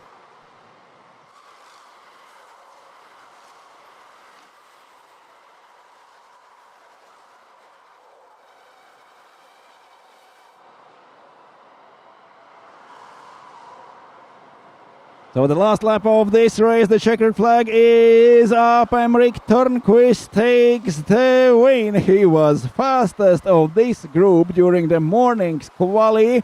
He started from the third row only in the second race, but took the lead after the crashes in the first 2 corners, and now Törnqvist takes the win in a second heat. Gianni Arcieri down the order in qualifying.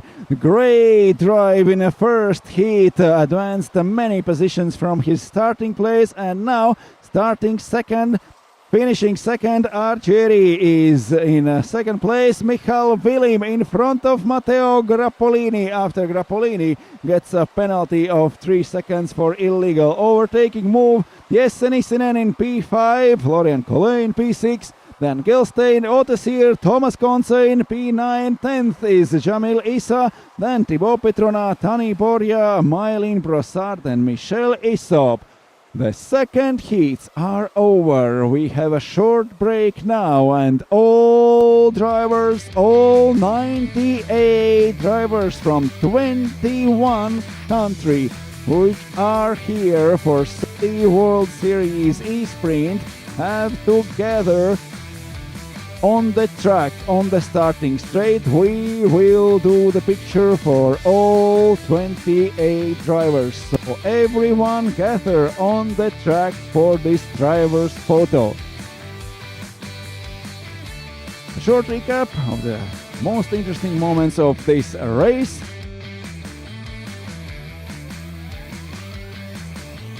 Actually, the most interesting moments of this race was in the first and second corner. After that, the drivers went like a train to the finish line. It was Mathieu Tessier and Thomas Konsa fighting for P7 through the race, but now the heats are over. We have the break before the most important races of this day. We will have the finals, and we will be back at 5 o'clock.